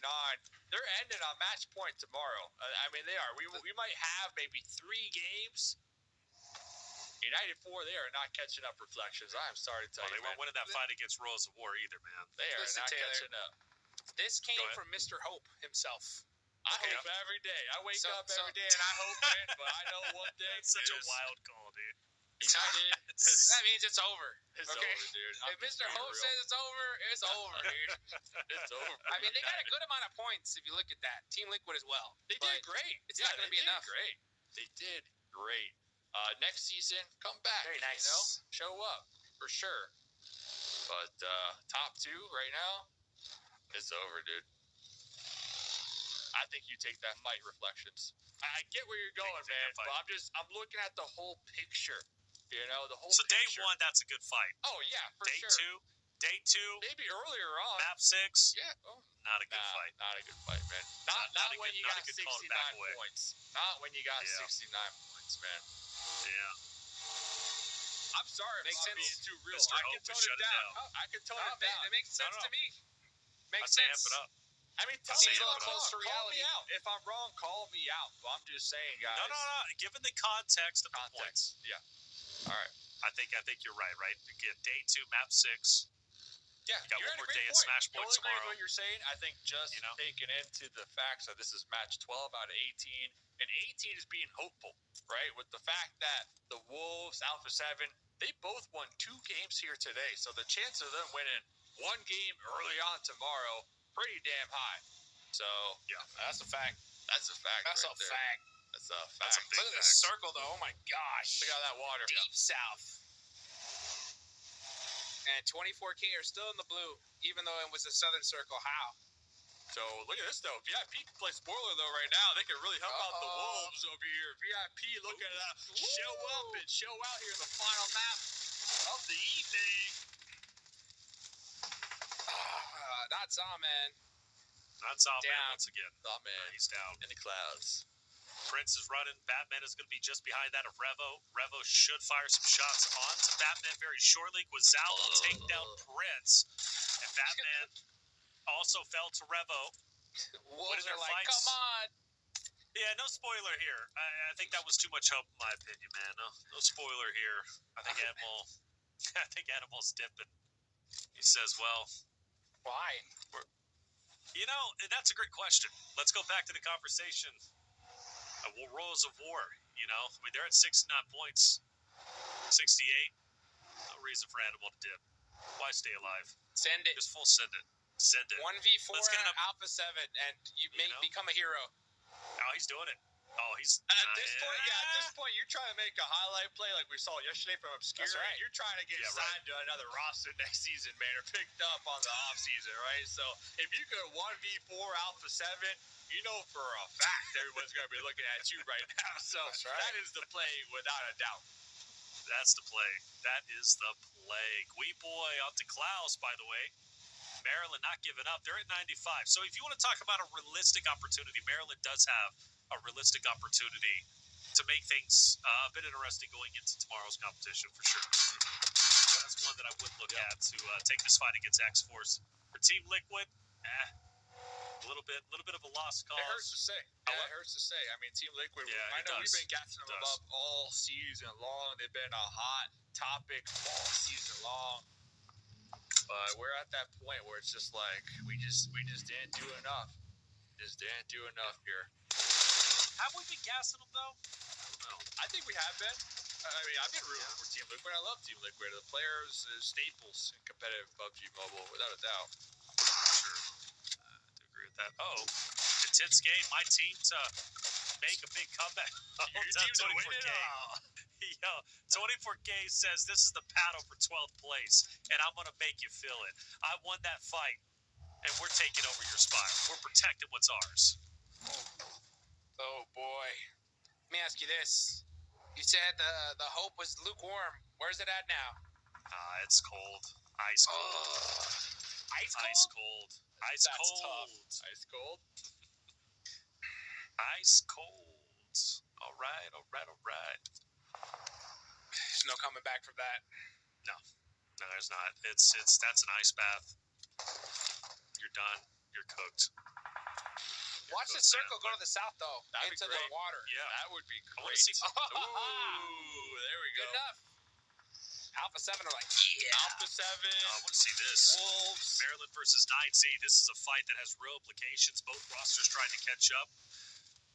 And could arguably, whoever wins this one, especially if it's Maryland, could very well pass up 9Z in the overall standings if they can have a decent game. On the edge, we have Gui Boy. Lin also going to be down. X-Force is fully eliminated. But even so, the main focus point is going to be on Maryland versus 9Z. 9Z has a player down, but they can still easily recover this fight. Oh, Squash, you got to be ready for this. Remix is up. Remix hasn't spotted him. Squash can very well take down Remix. He pushes up. Snap is going to fall, and so is Maryland, and Remix will stay alive. A sliver of health, and more importantly, 9Z will have all of their teammates up and ready to go. The only true team who could break apart this top two domination from Wolves and Alpha 7. Totally agree. Huge. Shout out to Maryland, though. I mean, they walked away with 1 point. But, yeah, I mean, we saw on that player interview, we saw how locked in 9Z are. They just came off of a really solid game when they got a lot of eliminations here, Hot Juke. So they're looking to carry on to the final map of tonight, do the same thing. I love to see that, man. Back there in that interview, you saw Remix getting a good talking to. He looked like he was like, all right, I know what to do here, and they're executing it. So I love it. I mean, you cannot give up no matter what. You've worked all year to get to this point, you know, and you want to be able to make it to the big show, PMGC. And for some teams, it's definitely further out of their grasp than others, but it ain't over till it's over. Yeah. And unfortunately, I think some teams have already kind of counted themselves out here. Some still have a chance, though. Team Liquid, man, they are so far away. It's hard to really think about, right? But you never know if you win every single game going forward, and we have 6 tomorrow, right? Yeah, that's the key word right there. If we have 6 games tomorrow, then there's a chance for INF or Loops, and maybe even Inko bounce back, right? But realistically, I think 9Z have the best shot right now. For sure. Really disrupt the top 3 dogs in the lobby. And it's not a big world, shot, though. to be real. It's not. It's not at all. It's not at all. Now, think about this. How crazy would it be if we pull up the map? I know we're about to get a zone shift, so maybe I have to wait a couple of seconds. That's fine. But there is a world where 9Z, Alpha 7, and Wolves could all be along the southern coastline. That's good. I mean, so number 1, 2, and 3. I mean, look at this though, Taylor. Right? As we look at the circle, right? Yeah, look at that. You're right. We can see all the 3 big squads at the bottom. Wolves and Alpha 7 are mighty close to each other. Let's see if the zone hard shifts down south once again. That'll be fun to watch. Instead, it goes up to the mainland. But still, though, Alpha 7 and Wolves are within that zone. 9Z are the ones who can come up behind them. They might do this. This could be big. One of the biggest plays of the past 2 days for 9Z to maybe silence Alpha 7, especially, I mean, just Alpha 7, right? They're in second place. That's their goal. Wolves, like, first place, okay, whatever. Even if it's not by much. But if you can take down the second place team, win this game, there's a lot of ifs, I know. A lot of ifs, but... Man, 9Z could be in a real spot where they could be in second. Well, here's the thing, Taylor, right? I mean, look how well 9Z is doing. They have 4 eliminations. I mean, look how much they've closed that lead already. Yep. For sure. Not at all. I mean, no, stop. Dude, come on, 30 points, I know. No. Look, what I mean is they've got, what I mean, though, is that they got 4 points. Alpha 7 has 4 as well. Yeah, the Wolves. That's right. So they got to take them out. So you have not closed the gap at all, even though you have 4. That is the problem, right? So if you're 9Z, your plan is the right way to do it, right? You got to take out Alpha 7 yourselves at this point. Silence up against Team Liquid on the pull-up right here. Silence has 6 grenades to work with. SK12, Team Liquid knocking on the door. Here comes all of Team Liquid trying to pull on up right now. IG trying to defend. Silence on the outskirts with the SK12. Rapina going to be getting chunked out in the distance. Silence jumping up, catching a couple bullets to the body right there. Boom! There's one. Carry get the last one. He's done. He's out here. Reflections. IG eliminated for the night. Game 12 out of 18, man. That's it. Day 2, IG, they're done. Ice cold. Done and ice cold. Ice cold, man. Team Liquid with the fight. Therefore, they control the northern side of the zone. Interestingly enough, 9Z and Rose of War start to posture against each other. And that could be a pretty fun fight to unfold. Rose of War have not done too bad this game. They're at 2, but more importantly, they've defended every single location that they've been at. And for 9Z, again, I still think they should go behind that of Alpha 7 at the bottom. They have no idea they're there. They're just playing their game. It's just how it is. Big Tex. Popping some shots down range as well. 9Z, got to stay alive. Have to. Wolves and Alpha 7 have too good of a position. If you want any shot at that top 2, you got to win this game. And hope Alpha 7 and Wolves go out already. Because they are going to put up some serious points in this one, Dave. Alpha 7 down there in the south. Here comes 9Z rolling up right into Royals of War. Remix in the back line. Remix and Cold Go have been popping off here today. Reflections. Reyes in the front line. Going to be traded on out. Oh, there's a P90 on the battlefield. Royals of War. They're looking to take out 9Z. It's not looking good. Milos, the last one alive, looking to toss a grenade, but Rose of War, Tonka pulling up in the vehicle. Oh, lead peek action right there. Third party from downtown. Jaguars taking out 9Z here. Reflections. 9Z are gone. That's a big loss for the side of 9Z, who's been desperately trying to claw back into second place with Alpha 7 and Wolves on the map still. That lead could grow to over 40 between second and third. Loops, Rose of War continue to fight on the outskirts. Loops rolled in a little bit late after this 9Z Rose of War fight was taking place, but David refusing to relinquish his spot. And he's looking to take down Loops, if at all possible. They timed the nades exactly at the same time. They both miss, which means we're back to a straight-up gunfight. David will back away, try and get Demonor back into the fight, but I don't think Zelda's going to allow it. With him being so weak, David has no choice but the pressure for it, no choice but to take the fight to Loops. You can't really back away in this moment. You know the pressure's going to be too real. Just full send it, my boy. This is what you're built for. This is what you live for. Moments like this to clutch up. Clutch it up. Make a name for yourself. We've seen it happen plenty of times where some of these players that didn't make it during these finals get picked up during PMGC. So if that is you, if that's what you're looking to make happen, there's only one way, and that's with eliminations, Dave. Eliminations. Eliminations here. Influence, Rage. They are looking for those eliminations. They are going to be alive. 101 points. All four still up. Pretty center here. But no eliminations. Hot Jukes. No eliminations. Diego out here crawling, checking on the tires, the buggies. It's looking pretty nice. Things looking pretty good over here. A little soft 2-2 split. But yeah, I mean, we're looking at teams who are desperate for those eliminations. Enough, one of them. Inko pulling up here, Reflections. Inko versus Straight Out Nepal. Pulling up indeed, man. Straight Out Nepal's going to have a little bit of the low ground. 1-7 gets up on top of this hill, but the good thing is they've got the hardcover POI. And Inko is going to have a very tough time trying to penetrate these buildings unless Straight Out Nepal decides to push out. And this fight, mainly, really more of a come up for Straight Out of Nepal, right? Who's been down there at 38 points, has been on the struggle bus. So for Inko Gaming, losing this fight, it's only going to hurt them. It's only going to help Straight Out of Nepal.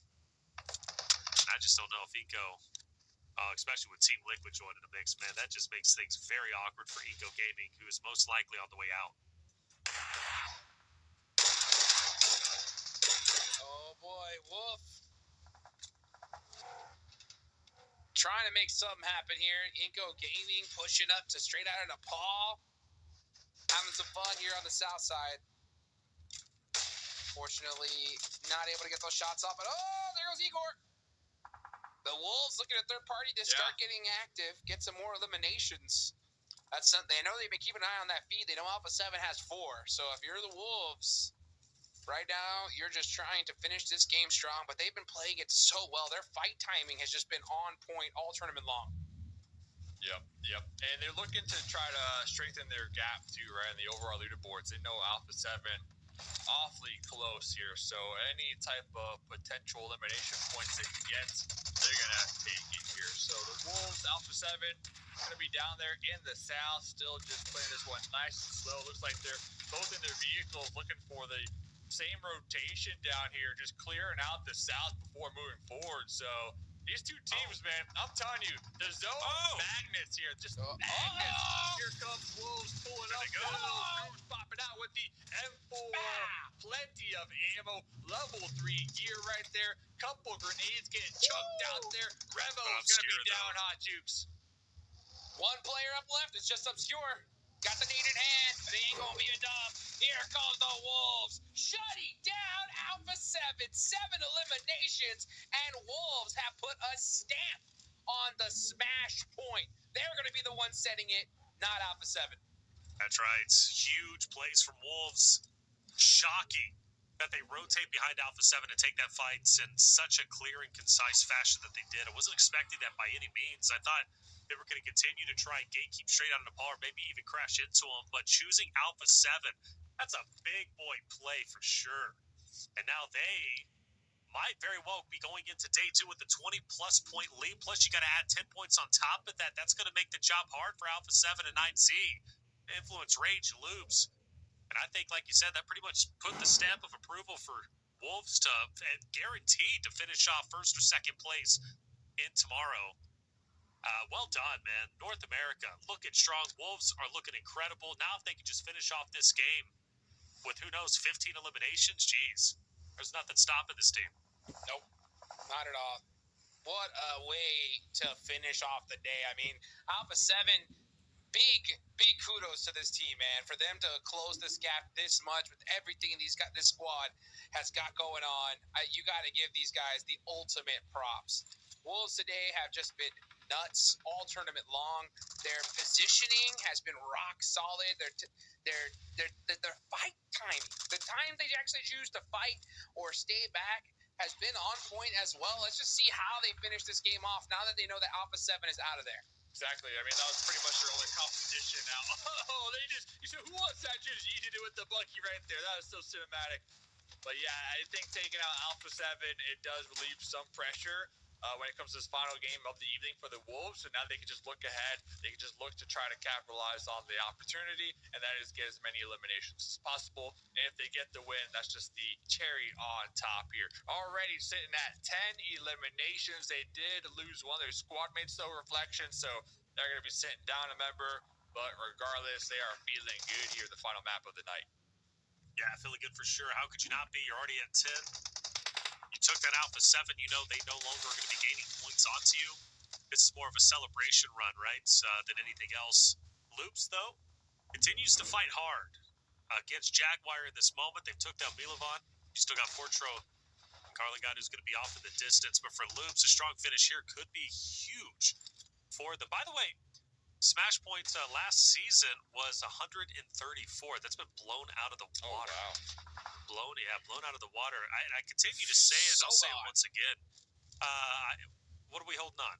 What did I do? No, I said so gone. Yeah, So gone, yeah. That is so far out. I mean, we're all conservative, right? I mean, right. I was thinking 145. It's going to be like 170. That's crazy. Sure.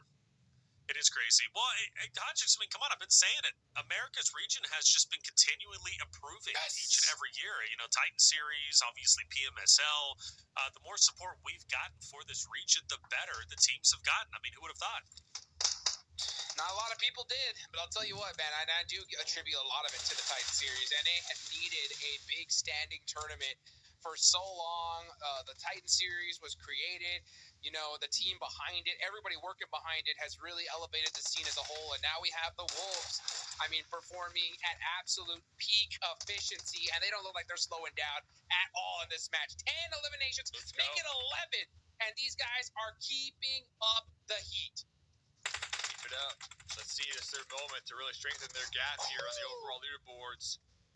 Loop still showing up, though, popping off. Oh, as I say that, Loop's one of their players, Azada, catching some strays out there in the distance. Here comes the Wolves now. They got their target set on taking out the Wolves. Looks like INF also looking to get a piece of the action. Going to be fortunate for the Loop squad mate over there, Reflection. She is going to be getting picked up here because of the INF push over here.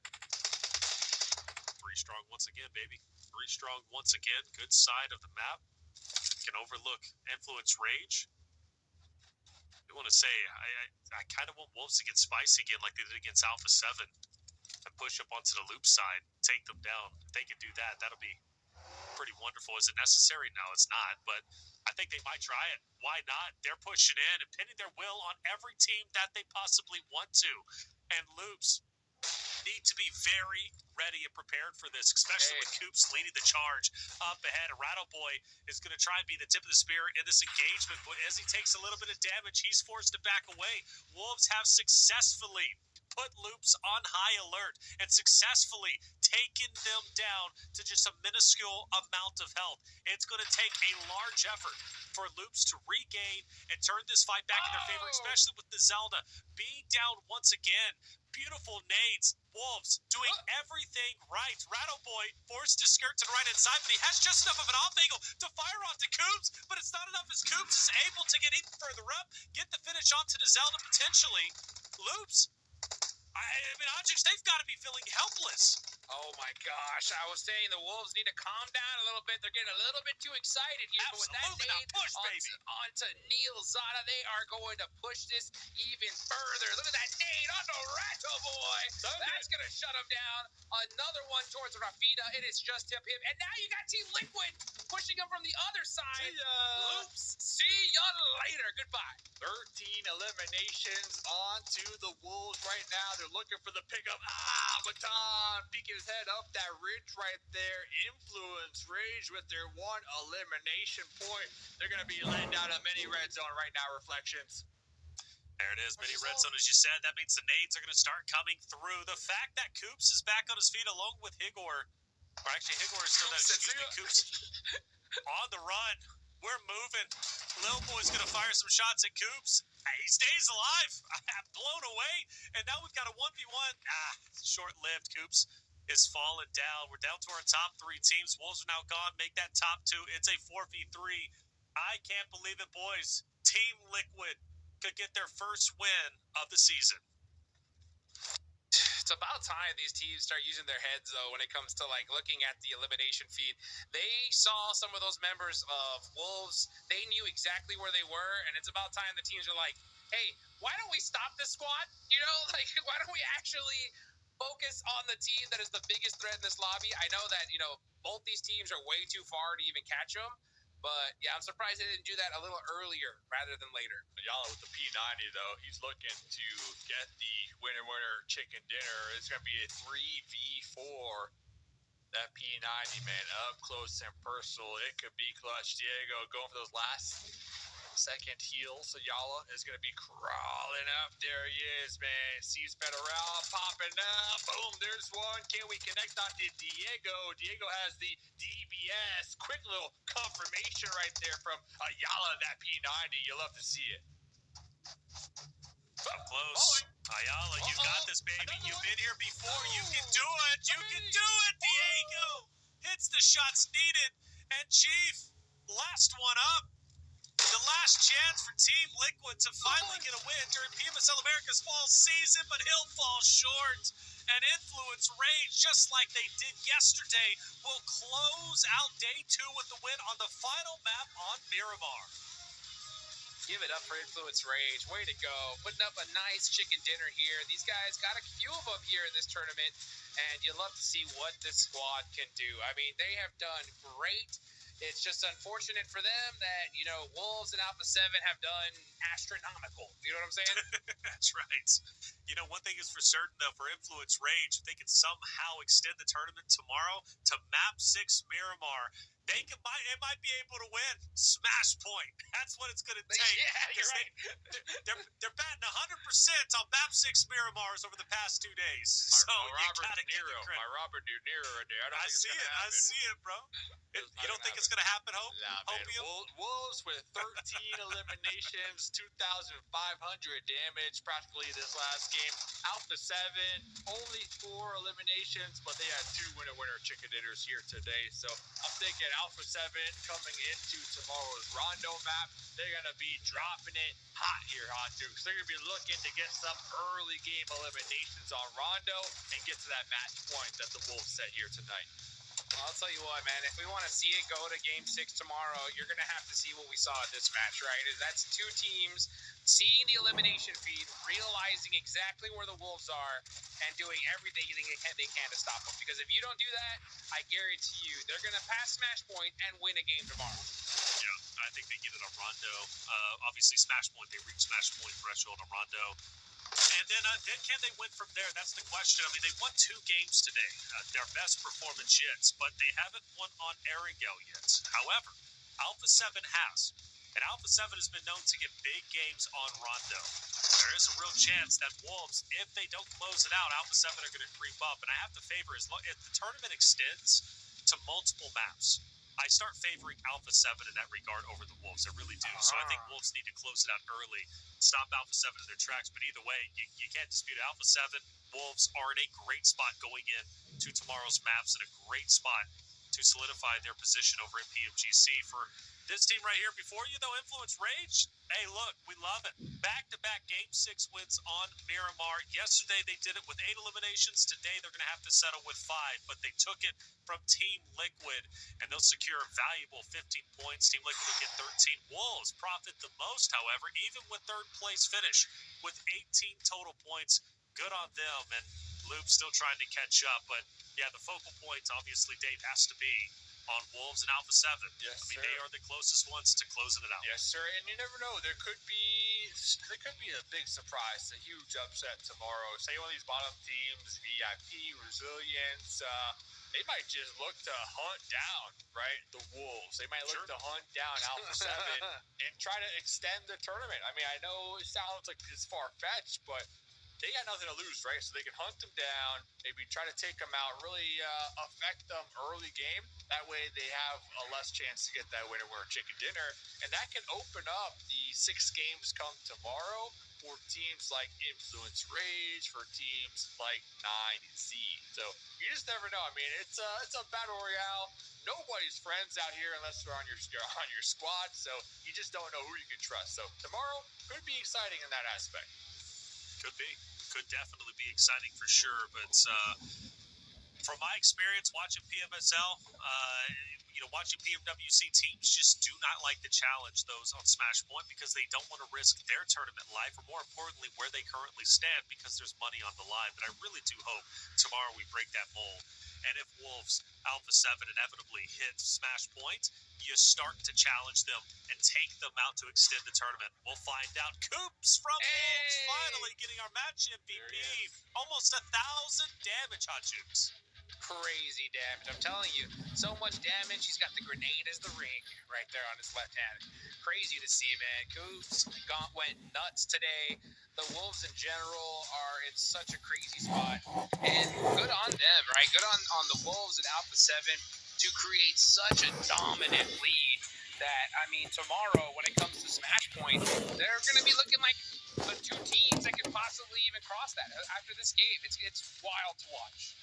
Wild indeed. Wild to watch. Coops has been phenomenal for Wolves Esports throughout the competition.